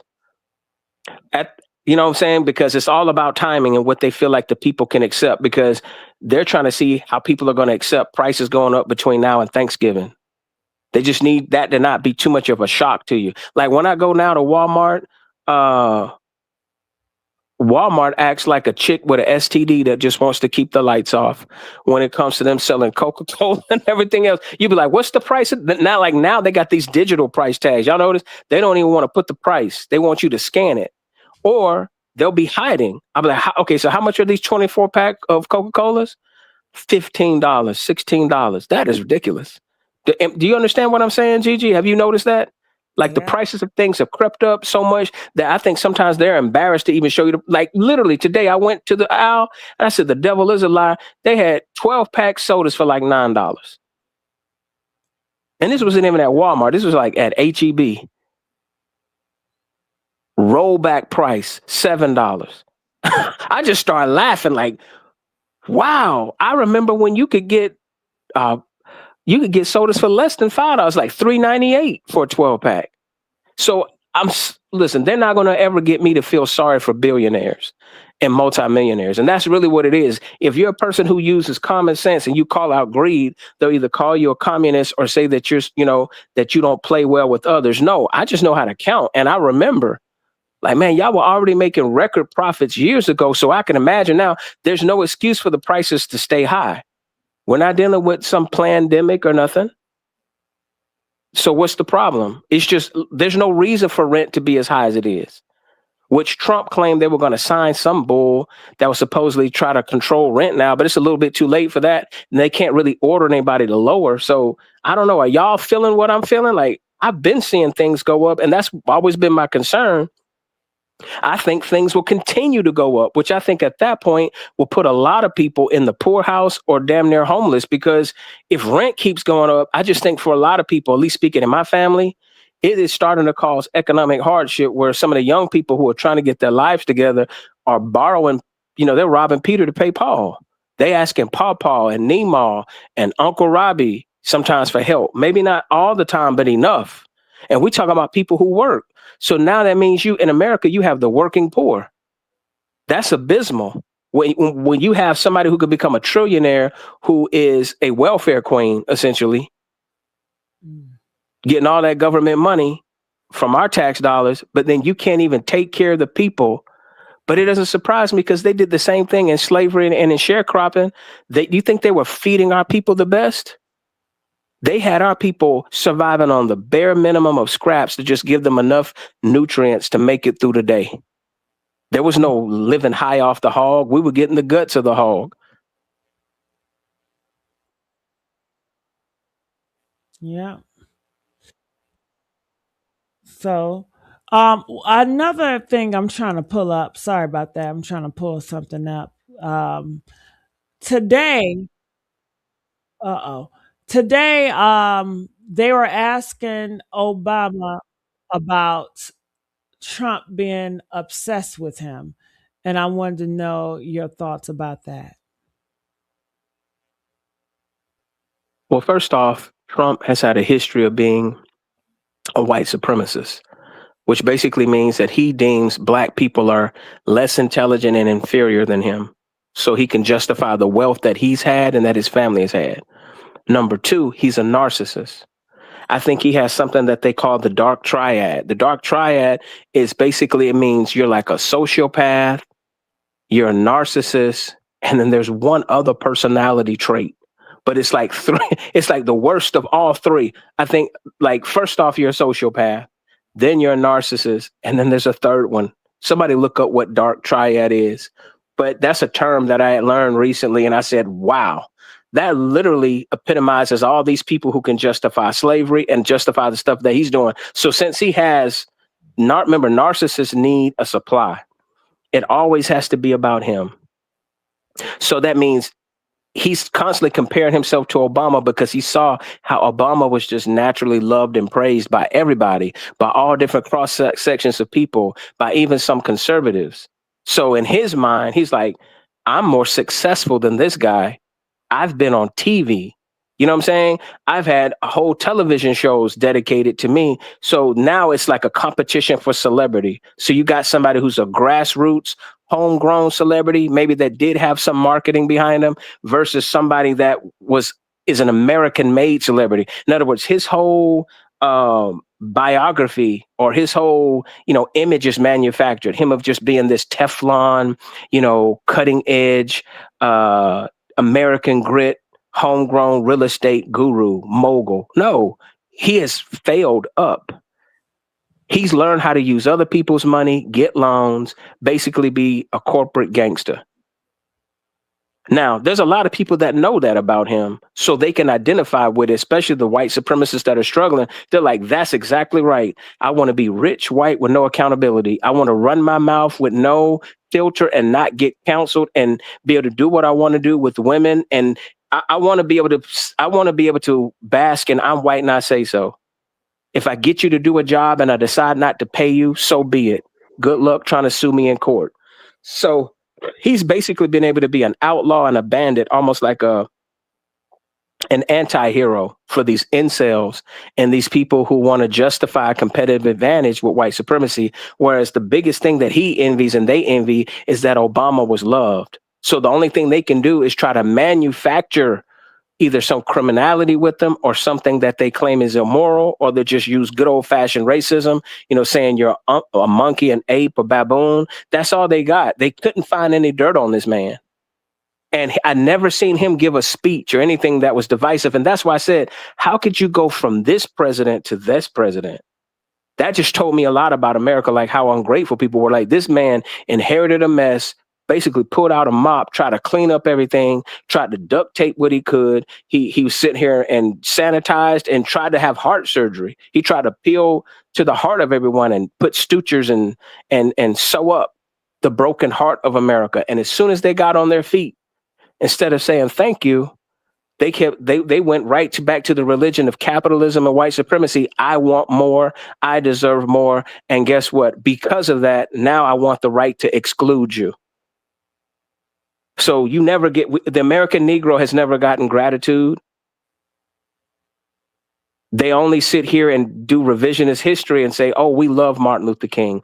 Oh, we love Cassius Clay. Marcus Garvey wasn't that bad of a person. Oh, I'm appalled. I don't need people to be appalled. I need people to make changes. So they think voting for Obama was like the same thing, equivalent of giving us reparations or making up for the fact that they exaggerated about all the progress that they did. When they gave us a lot of tokenism, we literally had to build our middle class up to the 12% that it was. We literally are like a living testament of evolution because our middle class was zero. I'm talking about for hundreds of years. That's how selfish they were. We ain't talking about 100 days. We're talking about a century. That means 5 generations of our people. They're like, no, we want 100% of everything to be split with white folks. And the white folks weren't even smart with the splitting. They allowed 10 or 5% of them to control 90% of the wealth. That's their dumb math. I would be angry too if I was that ignorant and dumb and selfish and naive and gullible and greedy. So we're not even talking to people who are rational. That's why they have to keep projecting all this shit about pull yourself up by your bootstraps. Trump knows he's a fraud. He knows Obama's more of a man than he is. Matter of fact, most of us are more masculine and manly. And when I say masculine, I'm talking about with the mind, having the mental capacity and integrity, right? To not just sit here and be a liar. He has played with my mind so much, claiming the Strait of Hormuz is closed and we have a deal, because I understand how deadly that is. I mean, do y'all know how big of a deal it is to have a global depression? Forget the depression of 1929. We're talking about a global depression. Who would even play around with something like that? Having him as president is like me going back to visit my friends during spring break, and the person that's driving is an alcoholic, and he may have drugs in his system too. And I'm supposed to just be comfortable as a backseat driver with him running red lights and driving reckless and taking unnecessary risk. Because he feels like he feels fearless. He feels indestructible. And that's really what it is. White supremacy is a drug, and it makes them feel like they're indestructible. And anytime anybody mentions Obama, I think it triggers his insecurity. So that's why he wants a Nobel Peace Prize. That's why, he says he has to say, I'm the greatest ever. I'm the greatest ever, instead of people telling him he's the greatest ever. Maybe yes men around him will tell him he's great. But all he has to do is go home and know he's not great, because his wife doesn't even want to hold his hand or kiss him in public. You know what I'm saying? And Michelle Obama is always like showing Obama respect. So you see the difference right there. It's just insecurity and narcissism. Yeah. You're absolutely right. It's cooking season. How you doing? Glad that you came up. Did you want to say anything about Carmelo case? It's cooking season. Are you there? All right. Can you hear me? Yeah, I can hear you now. Sorry about that. I didn't know I was muted. First of all, good morning to both of you. And I'm a new subscriber, and this channel has actually been, very intriguing, and actually has helped me, with my thought process. But I wanted to talk about Carmelo Anthony real quick. And, it's very unfortunate that, a young man like him is in the situation that he's in, based on self-defense. And it's pretty much setting the narrative that it's okay to touch black men or black women, and black men or black women can't do anything about that. And I have a very tough time, trying to cope with that. Now, of course, this case was railroaded. I mean, if people can't see that, they're living under a rock. But I am glad that he has a new defense team that is going to help him with his appeal. I just have a question for both of you. Like, what precedent does this set now? Let's forget about like the Civil War between black people and white people, but just in general, because when you look under Texas law, the laws are very confusing, because they were challenging the fact that was the self-defense proportionate to the offense, so to speak. And I just have a tough time, dealing with that, because when I was brought up by my mother. She told me if somebody hits you, you hit them back. You know, don't let anybody put their hands on you, and you shouldn't put your hands on anybody else. And I think that's just the fundamental law of, you know, this country, or it used to be. You know, so I just wondering, like, what precedent does it set now? All right, Mr. Blue, you want to go first? You could go ahead. I'm listening real quick. I'm about to run to the bank real quick, but I'll get back on. You could go ahead, Gigi. I'm listening. Okay. All right, I'll be real quick so you can go, Blue. I mean, go if you gotta go to the bank, I'd rather for you to speak first.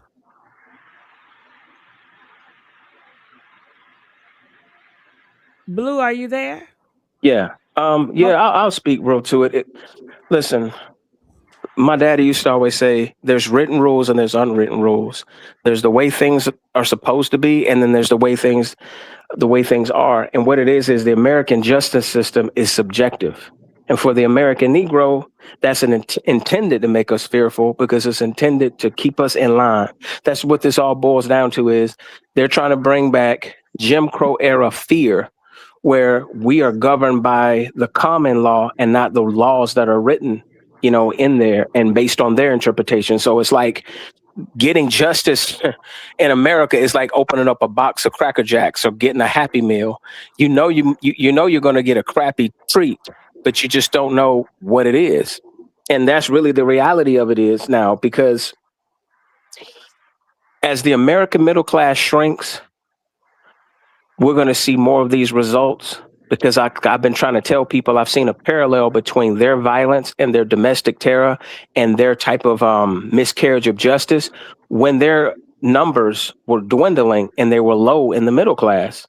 So this all deals from economics and insecurity and them having the need to like prop up their narcissism. So they don't see him as a little boy. They don't see your son or daughter as a little boy or little girl.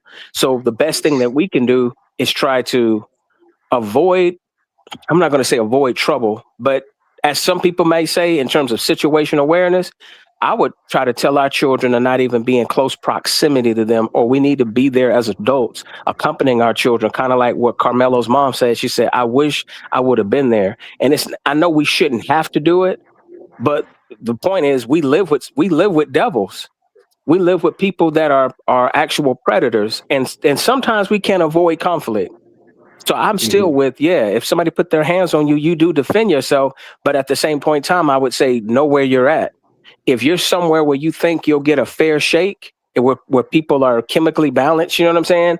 And they're going to not throw the book at you just out of some racial bias, then I say go for it. But in that particular area where Carmelo was, I'm thinking most of us that are seasoned, most of us that are like in our 40s or older, you know what I'm saying? Just as common sense as Black folks. It's not that we're paranoid looking for racism, but we kind of know certain areas, you know what I mean? Where we're like, these people just don't seem like that they would be, they look like they're borderline Karens and Darrens. They just look at you funny. They look like they want to call the cops on you. They look like, you know what I'm saying, that you're shoplifting. So that to this day, as a Black man at 48, I'm scared to be judged by a jury of my peers because I don't feel like my peers will be around. I feel like I would be railroaded, which is why a lot of times, if I'm being honest with you, brother, there's been times I've been out in public and sometimes my girl has wanted to get froggy with somebody, you know what I'm saying, who may bump us with a shopping cart or whatever. And you know what? Because of all of these high profile cases I've seen, you know what I say to myself? If something goes left, who are they going to believe? How's the narrative going to be spent? You know what I'm saying? So if I have enough mental bandwidth at that day, I might just walk away. But who's to say if they catch me on a bad day where I'm already frustrated and we're already tired and I am human and I really don't want to deal with somebody's BS. You know what I'm saying? I think our people have always managed to adapt. What we're dealing with is not anything different than what our ancestors dealt with. I just think it's a shock to us because they're rolling things backwards and they're playing in our face. And the only thing I can say is we need more Black judges. I know that some people may say it's too late for that, but that's the only other thing I can think of. We need more foundational Black American judges. I'm glad we're having foundational Black American lawyers step up. Like, those things are important. I think for too long, some of us started to be like Carmelo's parents, where we just trusted and believed that, man, everybody's like, it's common sense. Like, racism should be a thing of the past. Like, that level of bigotry, where it's almost like an Emmett Till situation, where you're like, man, this should be an open shut case of guilty. You know what I'm saying? Like, these people later confessed that they were guilty. Right. And the federal government didn't do nothing. So, yeah, come on, man. We got a white supremacist in the White House, and you got white supremacists running the Department of Justice. So we just have to be vigilant and be self-aware in situations and take it on a case-by-case basis. I'm never going to tell you what to do as a man or what to do for your family, because some of us have a different tolerance to this bullshit. Excuse my French, Gigi. I'm trying my best to watch my words. So I'm trying to give you the political correct answer, but there's some other things that I would say, but I don't want to encourage nobody, you know what I'm saying, to crash out. But I think, trust me, we all feel the way you feel, and that's the $1 million question. What do we do? Here's the better question: what are we not going to go for? It's not a question of them trying to deny us justice. Come on, listen. That I'll say it again. That METCALF situation would have never happened in the 90s. Not in Atlanta. Most of us said, not where we're from. I'm gonna be honest with you. I think our newer generation of kids have gotten Carlton soft. It's kind of like the Obama effect. Like, we just figure like, hey, now everybody's going to respect me because I'm Black and I'm intelligent and I'm middle class and everybody knows what's right from wrong. Yeah, but you keep forgetting American history, that they allow ignorant white people who are mediocre to be a damn terrorist, and they'll give them a slap on the wrist, short of them doing something like Chud the Builder. Like, that dude shouldn't have been able to go around abusing freedom of speech doing what he was doing, because he basically was trying to provoke somebody into losing their freedom. Same situation, right? Right. That, you get what I'm saying? So the fact that white people are supportive and complicit in that type of behavior lets us know what time it is. Don't tell yourself that we're living in the twilight zone. No, your instincts are correct. They're showing us who they are again. So what do you think we should do? Well, I'm glad that you asked that, because your earlier point of, the justice system pretty much being skewed towards, a certain type of people is true. Simply because if you even look at the percentages of Black lawyers and Black judges, I think Black lawyers are around maybe 11% to 12% of representation of this country. And also, when you look at Black lawyers and Black doctors, they round out to about 5 or 6%. So you're right, there does need to be more representation, but I think there needs to be a type of system to where we could pump out these lawyers that do look like us and be able to actually have options. It's funny enough, because when you look at Texas is almost going to become a blue state. Yes, you have a governor and a AG that are both Republican, but when you look at surrounding areas of Texas, just like Dallas, Fort Worth, that's also pretty liberal nowadays. And that just became liberal, I think, about 2 or 3 years ago, when you had the influx of Californians going to those specific areas. So I really think there has to be a pendulum shift in these certain professions in order for us to get our just due. Because when you have low representation in these professions, you're not going to get a fair shake. Unfortunately, Mike Howard didn't do his due diligence, or he bombed the case, which I think he did. But I think if the Anthony family had more of a variety of us to pick from in the particular defense attorney field, I think it would have been much different. Because if you have a Black defense attorney that's like a shark, he's going to tear that case apart. He's going to give Jeff Metcalf and John Roach and Weisker or whoever his name is, he's going to give them hell, because he's not going to accept, pretty much the status quo, which is what Mike Howard and Toby Shook did. Obviously the fix was in because those three gentlemen knew each other. And, when you look at that, that's not a fighter's chance. A fighter's chance, I believe, is actually having people who look like you and me, our sisters, our brothers, that can represent us, that don't turn on us. And also we can have a variety of who to choose. and have a star-studded lineup just like Carmelo does now.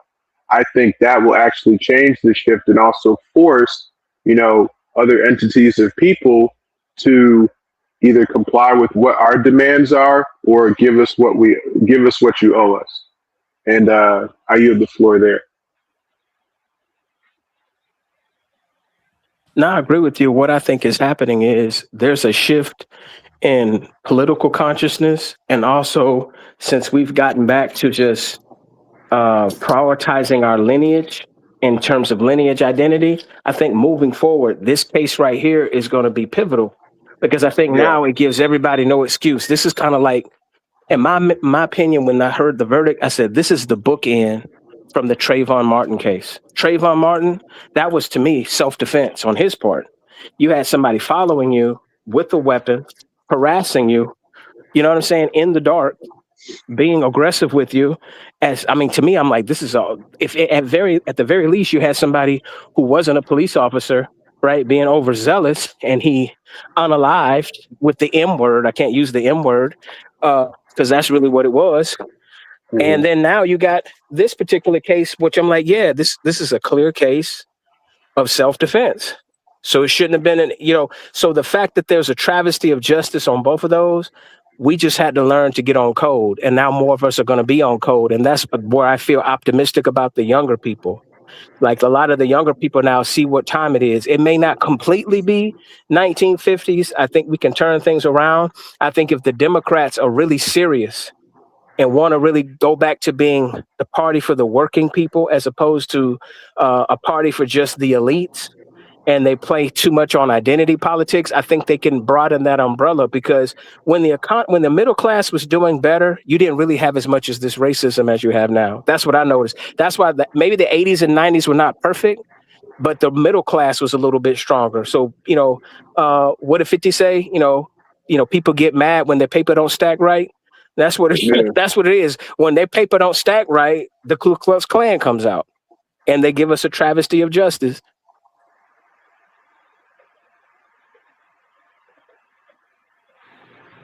No, I agree. But also I would like to add in is that, I think that with this whole AI stuff that's coming out now, I think us as a people need to really jump in on that because it's unfortunate that we lost our government sector jobs. It's unfortunate that, we lost other jobs that we actually created in the private sector as well. But I think the main issue is that we need to make a shift in order to be able to, catch some wave of, I wouldn't say wealth, but I would say, maybe currency, to be able to make a living. Because right now everybody's in shambles. And of course, yes, they're trying to get rid of the middle class, but how can us as a people try to alleviate that? What are some options you would think that we would do or we would be able to have, especially at this point in time? Because I think for young Black Americans, I think tech is a huge, huge opportunity, especially when it comes to, cloud service, IT service, cybersecurity, and so forth. I'm not in tech, but I know many friends that are who are of Black descent, and they've caught their wave. But there's more opportunities for us more than ever now. So what do you say to the fact where we could actually economically get a stronghold on it because we're not spending money at the famous stores and shops of today? What do you think we can do with our money? And on top of that, where do you think we could pool our money to in order to get a return on investment, not just economically, but also judicially and economically and judicially? I'll yield the floor to that. Give me like one quick second. I need to shout out to Gigi. I don't know if she's still there. Hang on. I'm here. Did you want to chime in at all, or did you want me to answer that? I want you to answer it, but I understand that you know, Mr. Blue been giving us his time, And I know you probably got a lot of stuff you got No, going. no, I'm good. I'm good. Listen, I'm no expert. I'm no expert. I mean, we all chilling. It's like if all of us felt like we had the answers, we wouldn't be talking. So we're talking as family. I'm just being respectful to your platform Oh because I'm like, no, Blue, you good. Go yeah, ahead. yeah, yeah. All I was gonna say was, well, first things first. What we have to do is, we have to take inventory of the resources that we have. Meaning everybody's situation is different. Some of us are upper middle class, some of us are middle class, and some of us are landowners. I'm dealing with a situation right now where we're dealing with probate because my mother passed away. My father's still living. So now we're having to have serious conversations about inheritance and things like that. It's a conversation I don't want to have, but it literally just came up like right now with my family.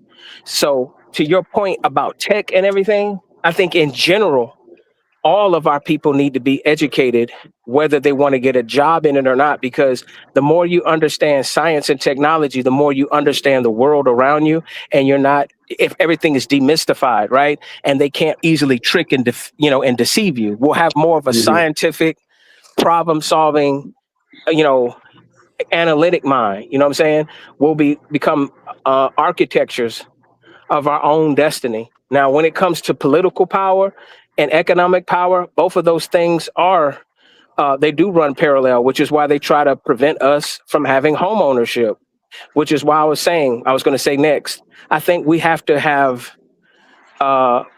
consolidate for the next couple of generations. All this just kicking your kids out because they're 18. I think we kind of got to take a play out of some of these immigrants playbook. Like I can tell you, my neighborhood, there's some Nigerians. I can tell this about 2 or 3 generations of them living together. Now it's a pretty big house, but I know for some of us, we'd be like, man, even me, if I'm keeping it a buck, I'd rather have my house than move back home with my parents.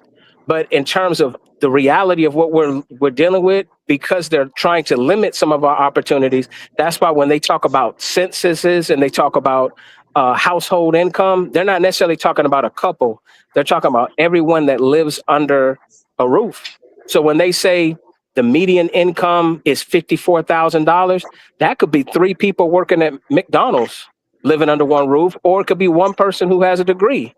They don't necessarily really specify. So when it comes to us, like white folks as individuals sometimes can just simply get paid more than we do. It's not because they're more qualified, and they have had the luxury due to home ownership to be in the middle class because they've had inheritance. A lot of 68% of them are not even college educated, but they can still be a part of the core middle class. So to your point, for those of us that do have homeowners, that are homeowners, don't sit here and take out a HELOC loan or a second mortgage and spend up your kids' inheritance. You need to start thinking ahead of what can you pass down. And for younger people, I know you may want to get your own home or whatever, but it may not be feasible right now to do it. If you have an opportunity to stay at home and pocket a paycheck, that's what a lot of white folks have been doing. I seen that even when I was in the military. Some of them, they had their grandparents paying their insurance on their car. You know what I'm saying? Yep. Grandma, grandpa paying their car note. I'm talking about, and they're in their 30s. Yeah. Late that's 20s true. I've seen it. and 30s. You know what I'm saying? So I think we got to change that mindset and understand that they will advertise to you a lifestyle that they're not even living.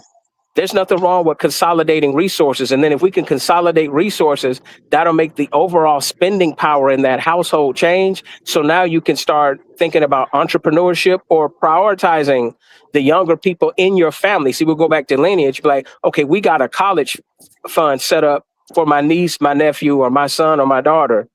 Everybody's pulling resources. Like we got to bet on those that we think are our best and the brightest. And then that's when we can have a new elite or new people who are in these positions of power that can make decisions. But I will say, even if you send people into these environments that have a conscience, right, to do what's right, it's really hard to change government. You know what I'm saying? Because you're going to be around corrupt people. So you have to have lots of integrity, but you also got to be able to weather the storm of the political violence that's coming, because there's going to be some more political violence before everything just gets passive again. That's just the cycle of life and the cycle of this economy, because it's musical chairs. You got more people than you have chairs. I'm saying to black folks, hold on to your home if you have it. If you don't have a home, try to find somebody in your family that you can halfway get along with. If y'all have to consolidate, you know what I'm saying, and live together in an apartment, or find a way to coexist, cohabitate, so somebody can save. Because as long as you're using an address, you're good. Even if you just need to use that address to get a job and you choose to, live somewhere else, because, Patriot Act, they force you to have an address. There's a lot of things like that white folks be doing. You know what I'm saying? They'll be living in California, but their address is in West Virginia, some crazy shit. You know what I'm saying? Just so I've seen that before. Yeah. Go ahead, brother. A former boss I used to work with, he had multiple addresses because he had a pretty much a window siding and roofing company. And so what he would do to avoid taxes is that he would liquidate his businesses and move to Florida, so where he didn't have to pay any, state tax. And a lot of people actually do that. And so, I definitely understand that. But I just thank you guys for taking my questions. I'm going to bow out and let some other people come on, or let you guys continue the show. But I just wanted to, Could I ask you a question real quick before you leave? Somebody brought it up. What do you think about like life insurance policies? I agree with people that life insurance is definitely, a way to pass on generational wealth. But I will propose to someone else, unless somebody can tell me the difference.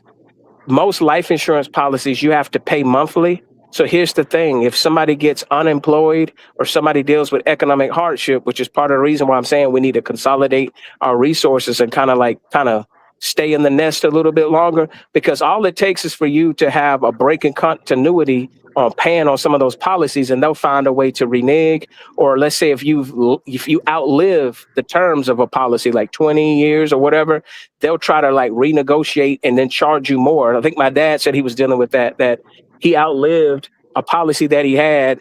They claimed the company went bankrupt, and basically what ended up happening was they gave him less coverage with the premium being higher some kind of way. Like he still has the insurance, but they just find ways of flim-flamming. So I'm wanting to know if you knew anything about that, or if anybody in the comment section knows something about that and they want to speak on it.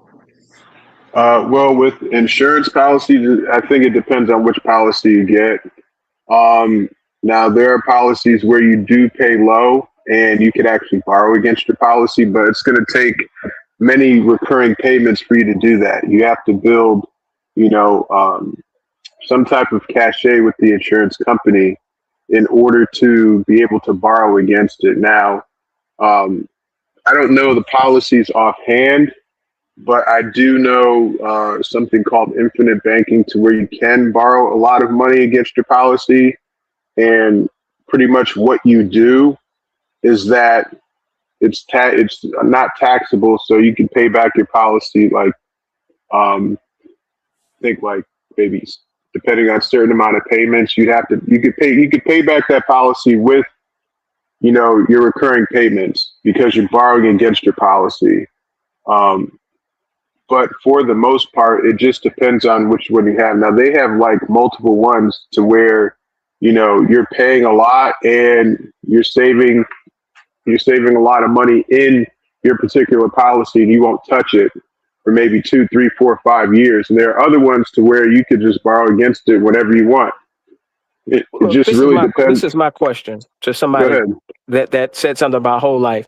Let's say I have a whole life policy, and obviously the younger you get the insurance, right, the cheaper the premiums will be. But I'm gonna throw a number out there. Let's just say somebody's paying $300 a month or whatever for an insurance policy. They're happy with the policy, and they've been paying on it for like, let's say 20 years, 15 years. But then they go through a period of time where they're unemployed or they get laid off, like the kind of stuff that I'm saying that's going to happen here in the near future, where it's not going to be, because there's people right now that are not getting unemployment anymore, that haven't found jobs. If there's a break in the continuity of your payments towards that policy, will that policy lapse, and then all of that time that you put in to paying on it will come to naught? Or would you have any options to save that policy so that you don't lose all that time you put in? Because I'm thinking there has to be people who lose it, because I'm seeing a lot of people who put up GoFundMe's to bury people, because they say, yeah, man, they at some point their policy lapsed. So it depends on which policy you have. So, for example, my mother, I'm a caregiver. I take care of my mom. So, she had a policy that lapsed. So, what certain insurance companies do is that they do give you up to 60 to 90 days to try to make the payments current. If not, it goes into default, and then you'd have to pay a balance, like a remaining balance. Like, so let's say if you didn't pay it for 6-7 months and your policy was like, all right, well, you owe $873. You'd have to pay that $873 plus like other fees in order to get it back current. Some policies, they'll just cut you off after 90 days of non-payment. So it depends on how long has it been since this person hasn't paid like the actual policy price.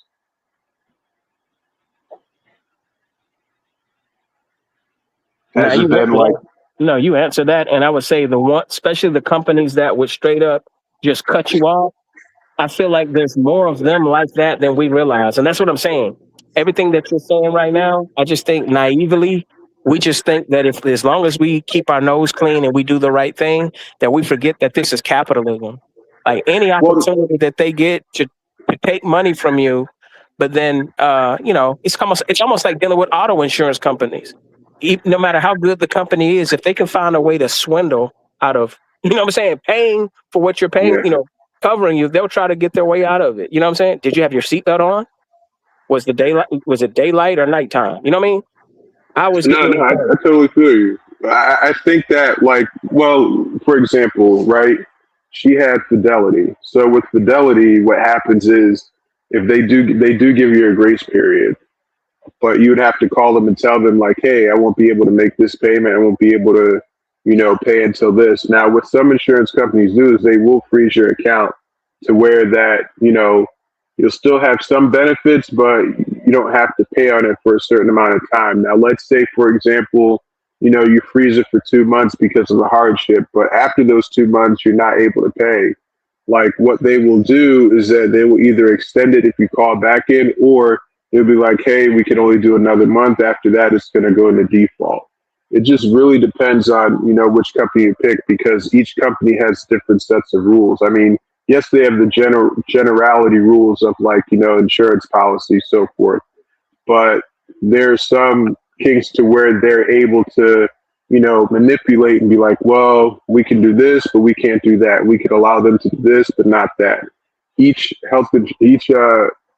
life insurance policy is different, and each life insurance policy company, is different in a way. Could I ask you a question real fast? Just if you took an estimate on your mind, on average, how much do you think somebody's life insurance premium would be monthly, like the median? And then I have a follow-up question. There's a reason why I'm asking that.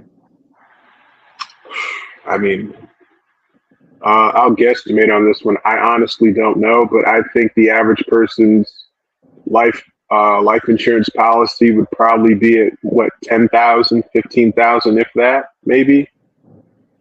Okay, that's basically burial insurance. Then I'm talking about the monthly premium, what they be paying. Oh, the monthly premium. Okay, so I think it averages between what 150 and between like 150 and 250. Bingo. Now I'm glad you brought that up, because now, regardless of race, they say the average American can barely afford $100 for an emergency. People are not able to even have savings of $5,000, right? They're lucky, unless they're like, let's say the not necessarily upper middle class, but the higher end of the core middle class. They may have some disposable income, but due to high rent, car payments, all these things that I'm saying, that's why I'm saying 2 incomes. If you have 2 incomes, it's better than one, because you might be able to float and take care of some of those expenses. I'm saying, sadly, that some people may have to either choose cheaper insurance. Maybe we're talking about insurance being an inheritance tool in addition to property and so forth. Some people might want to leave $1 million or $500,000, but they may not understand how much of a monthly premium that would be. And I guess that's what I'm saying. Because there's some of us that may say, hey, man, I want to have that $500,000. So you're spending several $100s a month. You're spending what some people may spend on a car note for a whole life policy. So imagine you get laid off from your job, or you got white supremacists, playing around, and you have to defend your child, like you say. because they're being falsely accused of something. I think people don't really take into account the financial dominoes that can fall. You know what I mean? And that's what makes our people more susceptible. And that's why we shouldn't feel bad, that we've had this uphill battle economically, because in other words, they know most of us don't have disposable income like they do. Would you agree or disagree? Just to have that luxury. You know what I mean? No, To I continue agree. to pass down their wealth. No, I totally agree that, mainly as Black Americans, we don't have, the financial cachet to be able to do certain things. And I'm not talking about disposable income. I'm just talking about, income of survival, being able to pass down something to our lineage and being able to actually live comfortably. And it's very unfortunate because, we do have a lot of spending power in this nation, and we always have. But I think many of the issue is when it comes to our finances is that, we didn't have the education. And when people do have the education, they gatekeep it. I know a lot of people that have gatekeeped information for me that, stopped me from, becoming on that next level or getting to that next level. And, the sad part about it is that if people were to actually, share that information and actually have a process, our spending power would be even 10 to 20 times more powerful, and you'd have many Black Wall Streets. I mean, you kind of do have that today in some cases. Like, for example, when you look at PG County, Maryland, that's a very affluent and wealthy Black area. Places like Fort Washington, Bowie, Maryland, Upper Marlboro, even some places in DC. We have Northeast DC, Northwest. You do have a lot of African Americans that are very affluent. Now, in other areas, you may not have that, but that's one of the places that I've been that, that kind of shocked me because I didn't know what it was. You know what I'm saying? Like, I just didn't know we had that. But now seeing that we do have that, there has to be some type of pattern that we can emulate here in order for us to be able to, be a thriving people.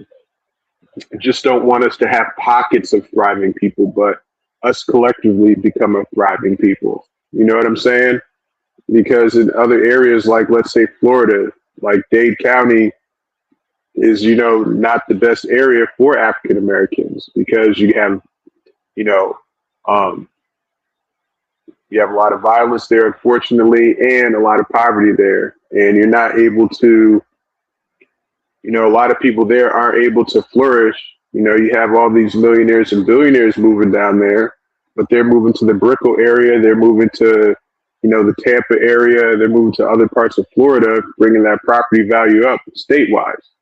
And so what is our people to do there? You know what I'm saying? So we do have pockets of success, but we just need to emulate that formula in other areas. Look at Compton, California. Gavin Newsom, I mean, he's running that state into the ground. I mean, Karen Bass is doing the best she can, but I honestly think she's in over her head a little bit.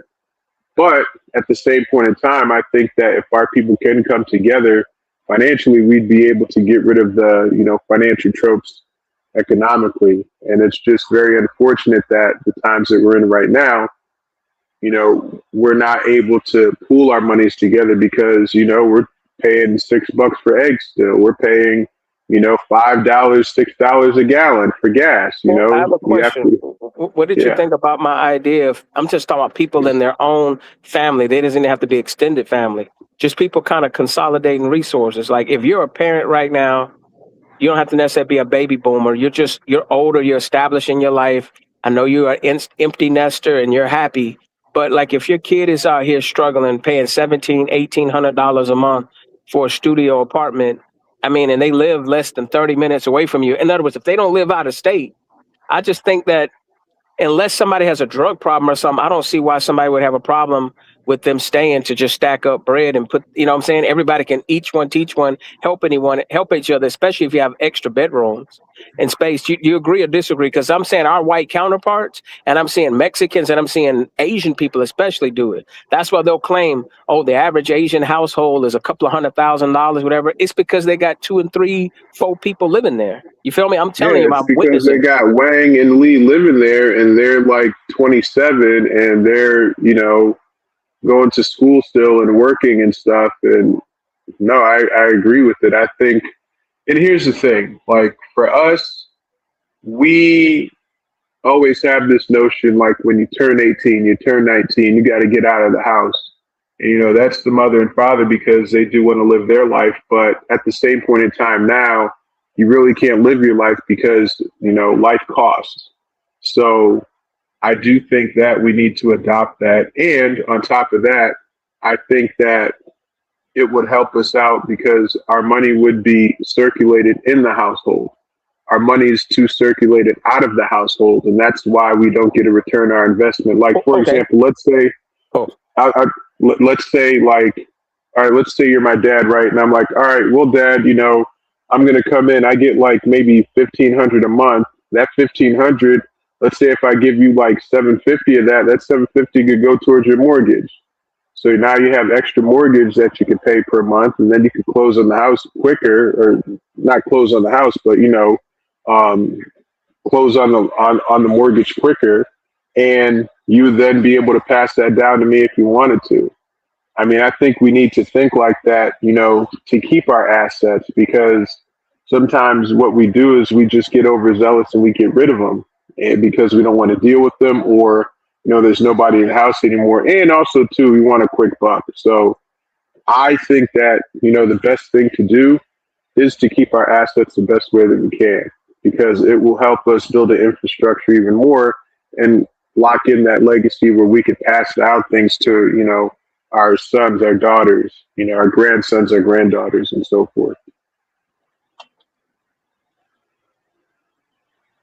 No, that was exactly what I was going to say. I'm saying that was the original concept behind real estate, because when people had estates, they would have family homes, legacy homes. Like you got some people who were these really wealthy, you know, Americans, you know what I'm saying? Some of these pilgrims that's been here for a good while, they've been passing down land that they've had for a long time, and they've accumulated a lot of wealth, and they take out loans against some of that property, right? And then they have trust funds and all that. So that's why they're careful about who marries into their families. Like think about the Kennedys. You know what I'm saying? They're like, they're like, you ain't gonna come here and just, you know, pull a fast one and try to get a divorce and take half. They're like, nah, they're very, very picky about who is in their household. And I would say this, the cost of childcare is so expensive from what people are saying. I'm thinking like, what happened to the grandmothers? Sometimes, you know, I moonlight on YouTube and I listen to people's channels, and there's some people that have this message like, look, I'm gonna live my life.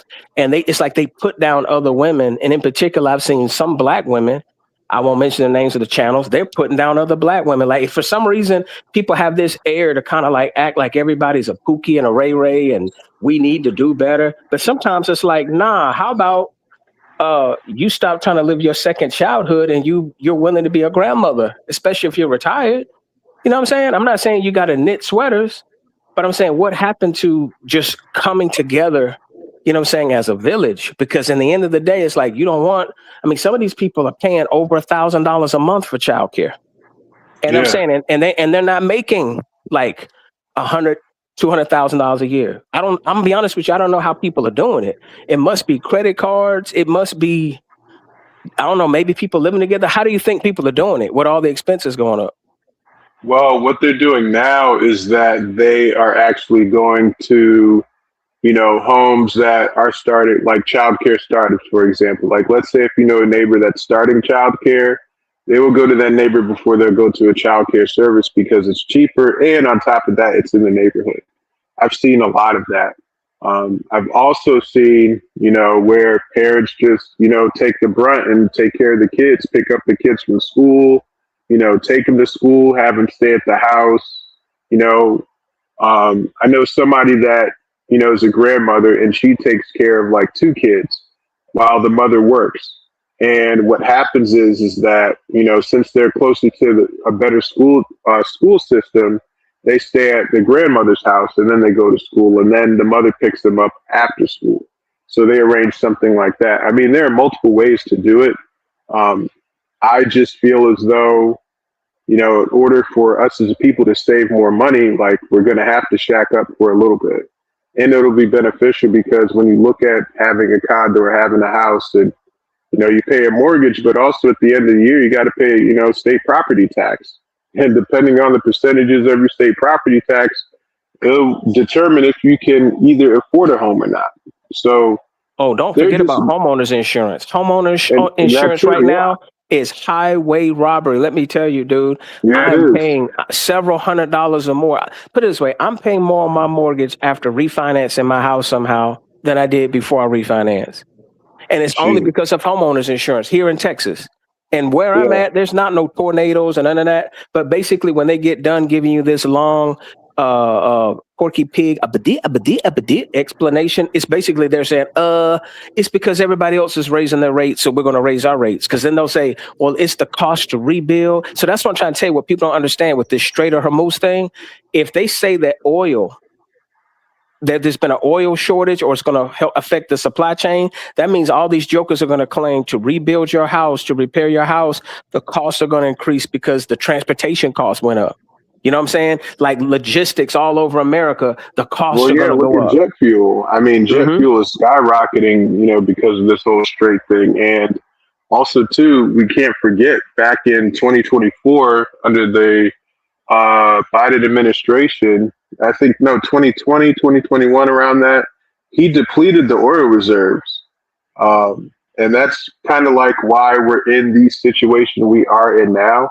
Now, of course, it's not getting any better with this whole Iran war, whatever. It just ended, but it's going to start back up again. I mean, it's bound to happen. I mean, it's over oil, for Christ's sake, and the price of it.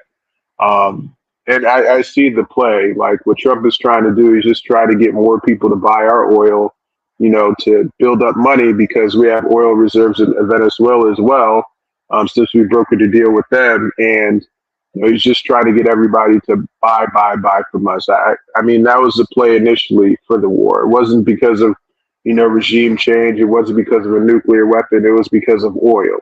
Because what Iran was doing is that they were selling their oil, like underselling their oil massively, to where everybody, wanted to get oil from them. But since we're the number one energy resource, in the world, like, it doesn't make sense that people aren't buying from us. That's why when the Strait of Hormuz was closed, you had other countries going straight to Texas, going straight to Venezuela, going straight to that area and buying up oil. And, those oil refinery companies in Texas were making a killing during that time, and they still are. So that's what that was about. I mean, I never knew the war to be about nuclear weapons. I think it was just a cop-out. And, with Trump, what he likes to do is that, he likes to mask everything and, really have a backdoor plan. And, I mean, he's been like that for a while. He was even like that in 2016. So, I mean, I understand what it's going to do, because it's going to raise the price of everything, especially when you have low oil reserves and you have, high cost of oil.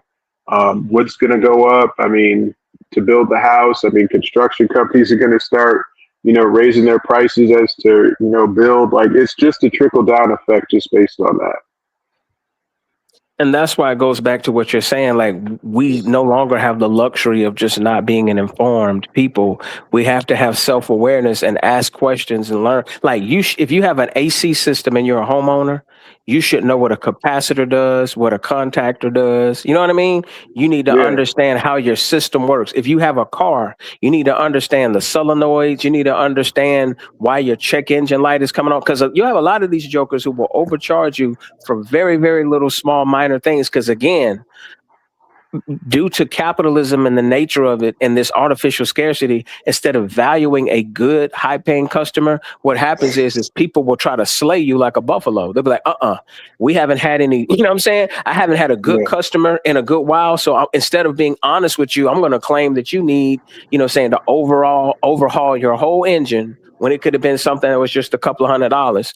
So I think it's going to cause everyone to just kind of consolidate. That's what I said, take inventory of the resources that you have personally, but also go back to school and learn something, not so much for employment, because everything is not about money. Knowledge is power. If you know how to work on your own cars, which they're trying to pass laws now to make sure you can't work on your own cars. You seen that?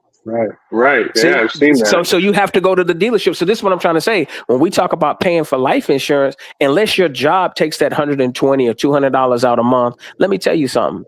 What could end up happening is you lose your job. See, that's what I'm trying to say. I don't think people are thinking about, like, what have you been? Now, your 401k may be secure, so you think, because they're actually investing some of these retirement accounts in these IPOs. I mean, these are AI IPOs. And if that AI bubble pops, like I'm telling you, you're going to have a lot of white folks who are going to have the 2008 blues, right? They're going to be like, trust me, we're going to see them. I can't believe it. I done worked on my job close to 20 years, or for 30 years, I had this nest egg, and boom, it's just gone. Do you understand what I'm saying? Just because somebody made a reckless investment, I don't think people get that. They said they've changed some of the regulations with the stock market to allow some of these companies that are a little shady, that really don't pass the smell test, to put opportunities out there for the common investor, because they let the private investors or a small group of people buy the stocks early. So when all the suckers come in later to buy, they're going to sell off real quick. In other words, you know what I'm saying? They're going to let you buy it at $200 a share, but they bought it at, I don't know, 120, maybe less. So they're going to make their money, and then you're going to take the fall. Listen, people don't want to hear the price that they say SpaceX is really evaluated for. Like, they say the real true value is probably $68 a share, 70 allegedly, I'll say. You know what I'm saying? Like, if there was a correct, the true price is $70 a share, that's going. I mean, nobody's going to be able to afford that. I mean, that's like, the Bitcoin of space. You know what I'm saying? People can't afford Bitcoin now. I don't even know what it's at. I haven't even looked at Bitcoin. Oh, bro, you had people buy. Listen, you had people buy shares at $200, and then the shares dropped to 130. Now went up to 150. And what they're saying is, they're trying to stabilize and do some things so they can have some tax, safe havens, right, to offset, their IPO status. But here's the thing: I'm not going to sit here and pretend like I'm an investment guru. I understand the history of rugging.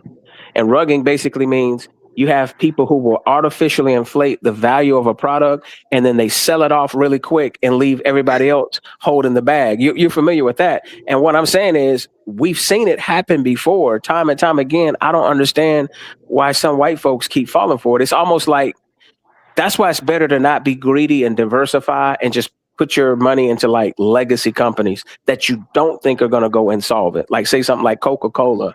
I can't even say certain airlines anymore. Really, it's almost like what Elon wants. They want everybody to switch to his electric vehicles. Even like with the planes. Like, look, in the future with the smart cities, everything's going to be run off of electric and solar.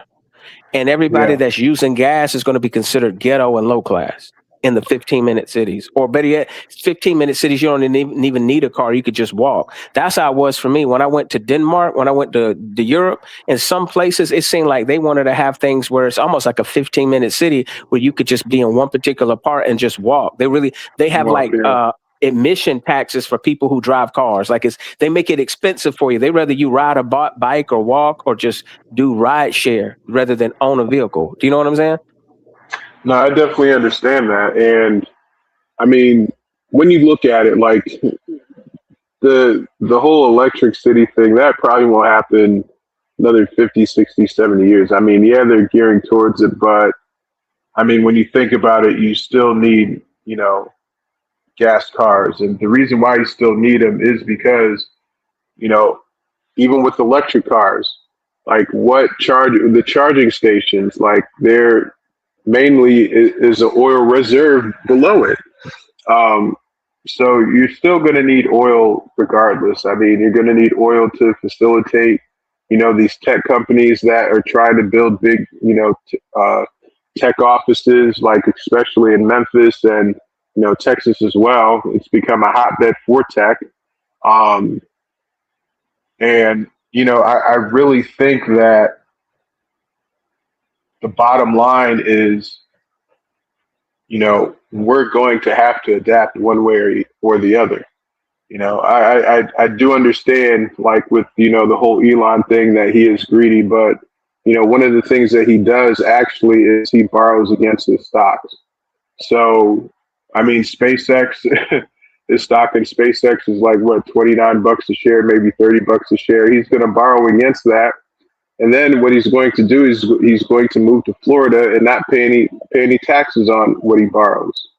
I mean, it's a trick that the wealthy do, and they've been very good at it. And unless you have money or unless you have a substantial amount of capital, like for us, like we can't really do that, but we can find ways to become better and, make more money as a people. We can still definitely do that. But I mean, trillionaire status, there's only been one trillionaire since when? God knows when, right? The first trillionaire ever. Mansa Musa or something. Let me tell you this. This is what I was going to say. The good news is with us, even though when it comes to the total middle class of the country and them saying that we're at 12%, which kind of like represents our population numbers, the good news is I'd say over half of us are middle class. In terms of even though our, in other words, out of the 40 million of us, most of us, like our households are middle class. Like you either have enough people living under one roof that they pass that threshold of 54,000 or whatever, or again, most of us that are educated, are either upper middle class or middle class. It's just we may not be paid on the same scale as our white counterparts. And then obviously they have more numbers, so they're going to be overrepresented. So it's real easy for people to come with these narratives and just make it seem like Black people are not productive. Black people need to get together. Nobody has to give us a pep talk to get up every morning and work. You know what I mean? And do what we need to do. So education. I agree. Come on, look at Carmelo's family. They pushed education with him, and he was just naturally gifted as an athlete. That's why the Carmelo story is heartbreaking, because he represents a lot of the young people in our community. That is really the norm.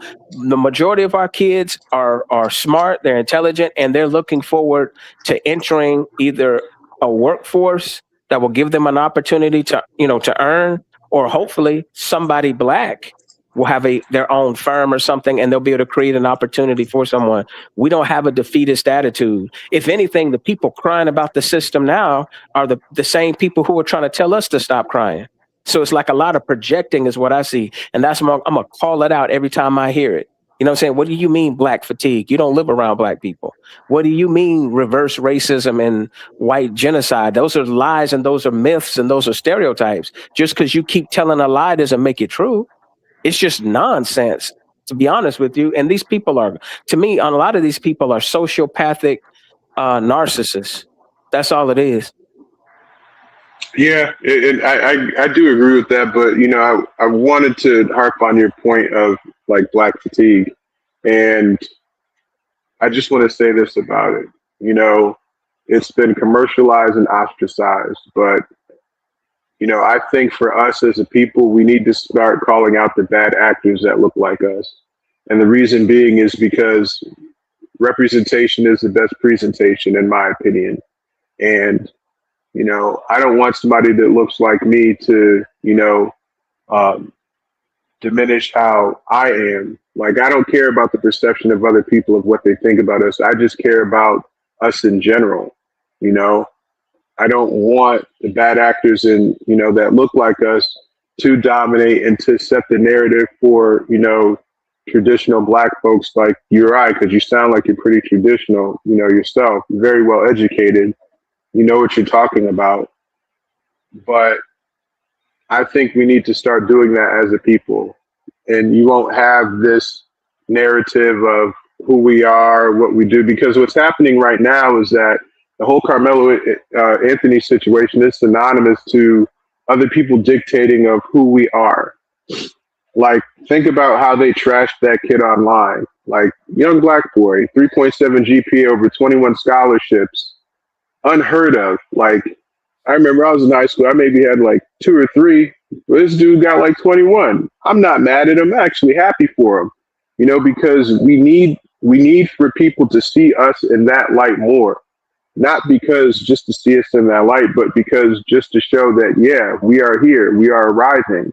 You know, for that young boy for that to happen to him, it's very unfortunate. That's what hurts me because, you know, of course, when you look at all of the other brothers and sisters that have been slain, there's always some stigma behind it. But with this one, there was no stigma. He came from a 2-parent household. Dad was very successful, you know, and, you know, he had that great family balance. And he had brothers, and I don't know if he had a sister. I think he had brothers, but, you know, they had that core family. That's the traditional American dream family right there, like that Black family. And for that to be taken away from him, like it really shook my core because, you know, he was a successful student. He was very successful, and he was about to be successful in college. That got snatched away from him because of jealousy, envy, you know, and other people around him that that just didn't like him due to his success. And we kind of have that towards us. Like when we're doing well, you can tell it's like an energy people are trying to suck out of us. Pause, because, you know, they see what we're doing and we're not even bothering anybody. He wasn't bothering anybody in that tent. Austin just was in his fifis and decided to do something about it. And so was Hunter. And Eddie was behind it too because of probably how he felt. Eddie's probably about what you're saying. When somebody's insecure, what that basically means is in psychology, when people observe other people outside of themselves, and let's say they have a poor self-image of themselves, they look at everybody else as a mirror. And when they look in the mirror, they look at the areas of where they're lacking. And the biggest thing that haters hate is your potential. It's not that you've reached your goal. Some people hate you because you have the potential to surpass them. Some people hate you just because you make things look easy and things come natural to you just because it's your natural ability or your charisma. Like, for instance, talking to females, being athletic, and then on top of that, performing well in school. Because what that does is it breaks all the negative stereotypes that they've been fed because the elite white people gave the poor white people or middle class knuckle dragging cavemen, he gave them this whole concept of white supremacy. And white is just not a social construct, it's an attitude. And that attitude is steeped in anti-Black racism, specifically because they created this fake hierarchy and caste system. So I'm saying all that to say that I have to disagree with you about us having to, you know, police the bad actors, because anybody that's a criminal in our community goes to jail. If any group of people are over policed, it's been us. But the reason why I don't fall into that trap, that birth of a nation trap, is because right after Reconstruction, they had to have an excuse for allowing them to sabotage us and to mistreat us and discriminate against us and exclude us. So they came out with these big posters of a Black man looking like King Kong grabbing a white woman up. That we don't control the media. So people who control the media understand propaganda. And my whole thing of it is people need to be more intelligent than to consume and accept the propaganda. They don't have to stop. They don't have to stop producing porn, right? People just have to stop having an appetite towards it. Dairy Queen doesn't have to stop selling ice cream because I'm a diabetic. I just need to have the discipline to not go and get a McFlurry or whatever the hell they got over there. You get what I'm trying to say? So the fact that you have an affinity and an attraction, right, to look for these negative stereotypes when it doesn't even fit your reality. I could see if there was a bunch of Negroes that actually live in close proximity. If they spot a Black person in their community, it's like a Bigfoot sighting. They'll see a Mexican that's willing to do their roof, or an Asian person that's willing to do their laundry, or now work at a hospital, before they'll see a Black person. They'll see an immigrant Black person from Nigeria or East Bumble, Africa, before they'll see us. Because for some of us, I'll be like, I don't care if you chose to pay me $100,000 a year. I'm not moving to Utah, Iowa, East Bumble, Idaho, Montana. You know what I'm saying? East Bumble, Alabama, some, you know what I'm saying, some parts of Arkansas or the Appalachians, West Virginia. Some of that's just, look, if Elon said, I'm going to put you on a rocket ship with 100,000 Nazis, but I'm gonna make you the Black captain, and we'll pay you $1 million a year. That $1 million is worthless, especially if there ain't no women there. You know what I'm saying? What's the point of being a billionaire on Mars and there's no women there? The money would be worthless, or you're the only Black person there. There's no diversity. So my whole thing of it is I say that Well, jokingly, but I'm serious right. about it. As a heart attack, we don't have to change anything about our behavior because that's just meant to try to project onto us and make us feel insecure. So we have these bad faith arguments with them and drain energy. When in reality, that's so we don't actually lift up the hood and look at their community and say, you're guilty of every crime known to man. You know what I'm saying? Per capita. So what are you talking about? That's just a projection. There is no black fatigue. How can I be fatigued of using a treadmill? I never use it. How can you be? You're fatigued of black stereotypes that you choose to look up. And unfortunately, a lot of times television has done a good job because they've done it historically. When they need to control the average poor white American, they need to give them an enemy or they need to give them a convenient scapegoat. So they stop asking questions about why they are poor or why they're lacking. So they either use religion or pseudoscience to justify being a bigot, basically. Right. No, I totally get what you're saying, but my thing is that the reason why we do and we should police our own is because who else is going to do it for us? Because we already seen what has happened, you know. And I think like we don't have enough representation in those particular areas because they're not the most sexy jobs or advantageous jobs. I mean, that's just what it is. I mean, when you look at it. You know, and it's not that. What jobs are you talking about? I'm talking about jobs in a sense where we police our own, like officers, detectives, CIA, FBI, more people that look like us. Whoa. I don't know where you live, but if you live like in the South, like say DeKalb County in Georgia, right? Yeah, you're going to see a lot of black police officers. Again, we got to speak from like our own perspective. I'm just not. Yes. I'm not saying. I'm saying in general.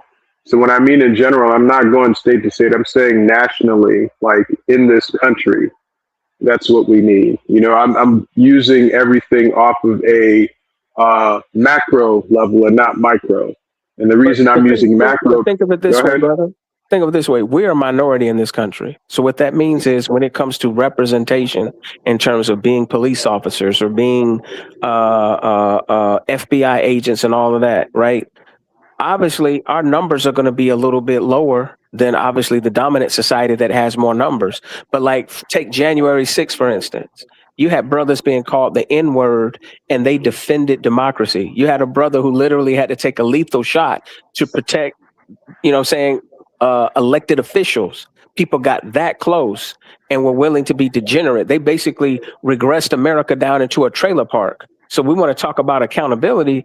People have ethics clauses when they work as government employees. So you had people who were government employees that were active duty.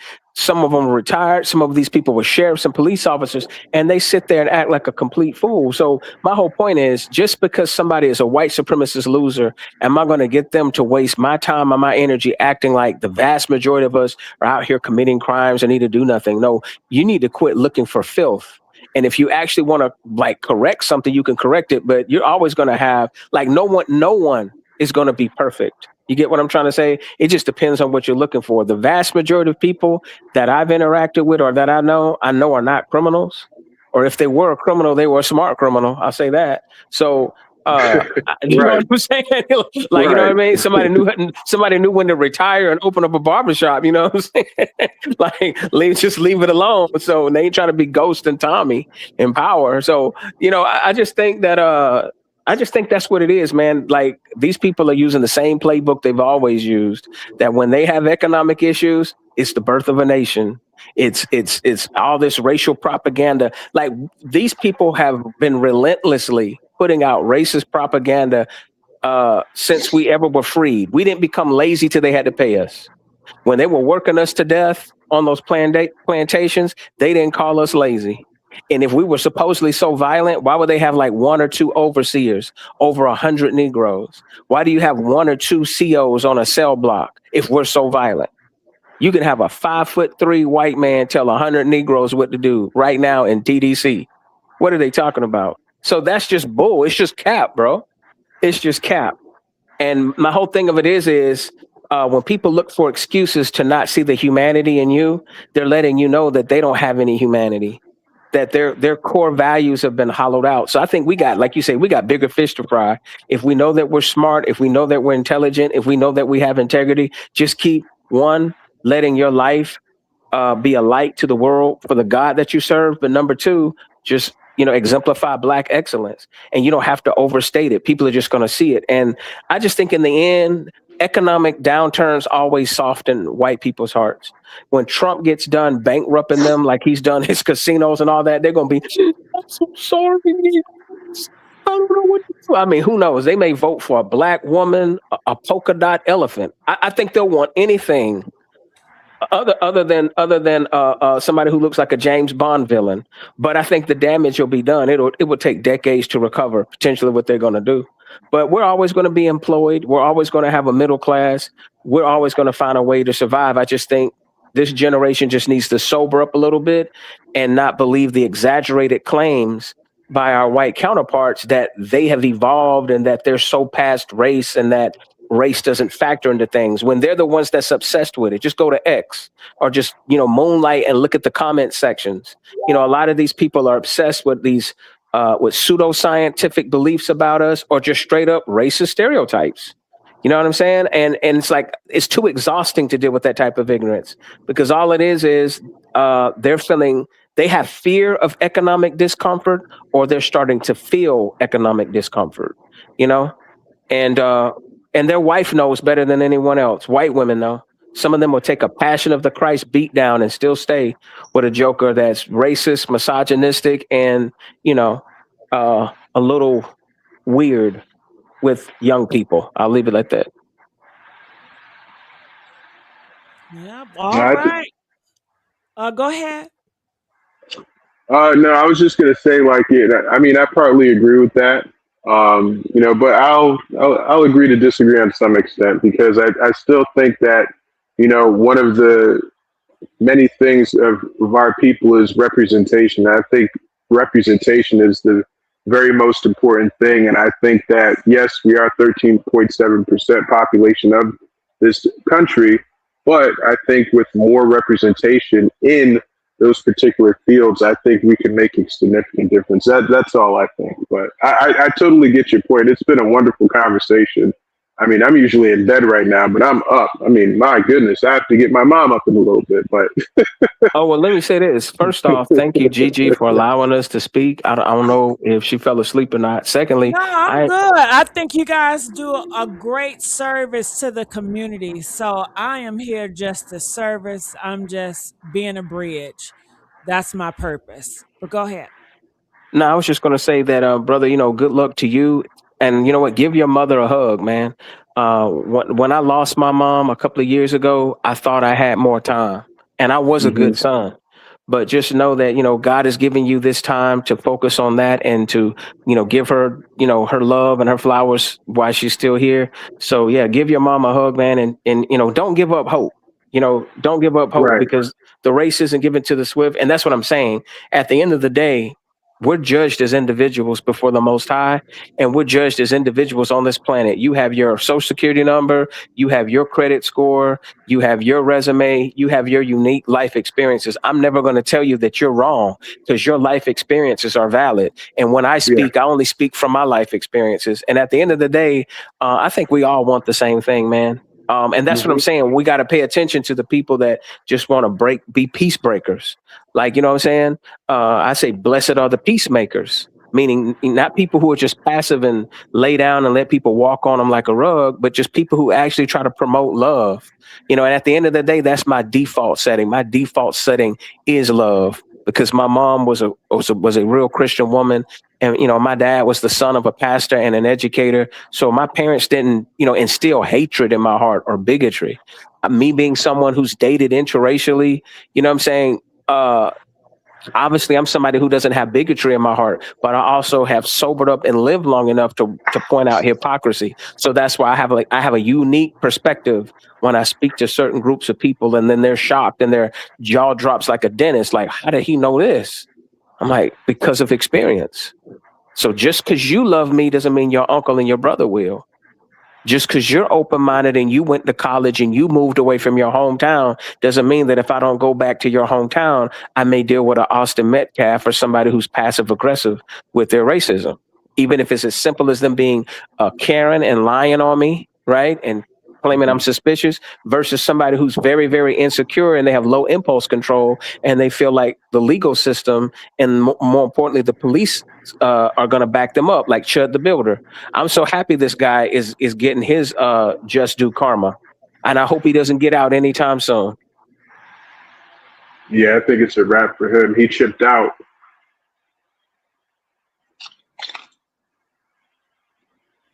Yeah.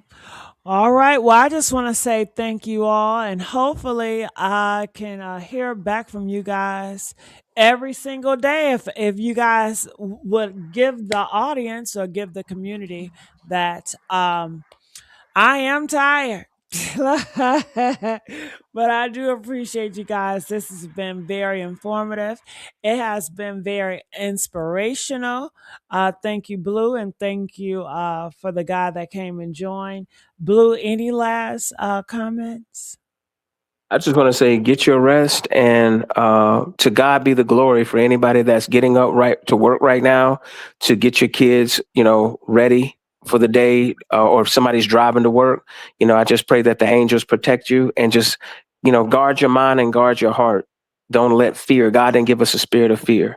So continue to walk in love and just know that God's love never fails. At the end of the day, we're the salt of the earth, and salt preserves and it gives flavor. So we're the sauce. That's it. That's right. And I love, Mr. Blue, that you move through love. That inspires me a little bit. Because oftentimes a lot of us, we move like, oh, look, I'm in a war zone. Anybody can get this motherfucker. You know what I mean? And Mr. Blue is like, we got to move in love and all that. I'm like, that sound good. Shit. I got to reevaluate. Because forgiveness is a gift that you give yourself. You know what I'm saying? You want to quarantine yourself from all the hate and the ugliness. You're supposed to be like a submarine in the water. You don't let the ugly stuff from the outside get inside. Yeah, you sound right. All right. You may have to walk us how we do that on another day. All right, Mr. Blue, I appreciate you. All right, I'm going to let him go. All right, you guys, I want to let you guys know on the East Side Porch, I will be taking a break from that channel. So please join us at Get This Work on YouTube. I appreciate you guys for being here, for being so supportive, for liking and commenting. I love when you guys engage. Please keep it up. Please share with a friend. Let them know that we are here at Get This Work on YouTube, and we will be covering the Carmelo Anthony case tomorrow, and possibly all this week until we get some justice. All right. Well, God bless you all. I've been informed, inspired, and I'm going to steal some of their phrases that they were saying. But it has been a blessing. It has been time well spent. And I'm glad that we can come together and to build this community, All right. Love you guys. I'm out. Bye.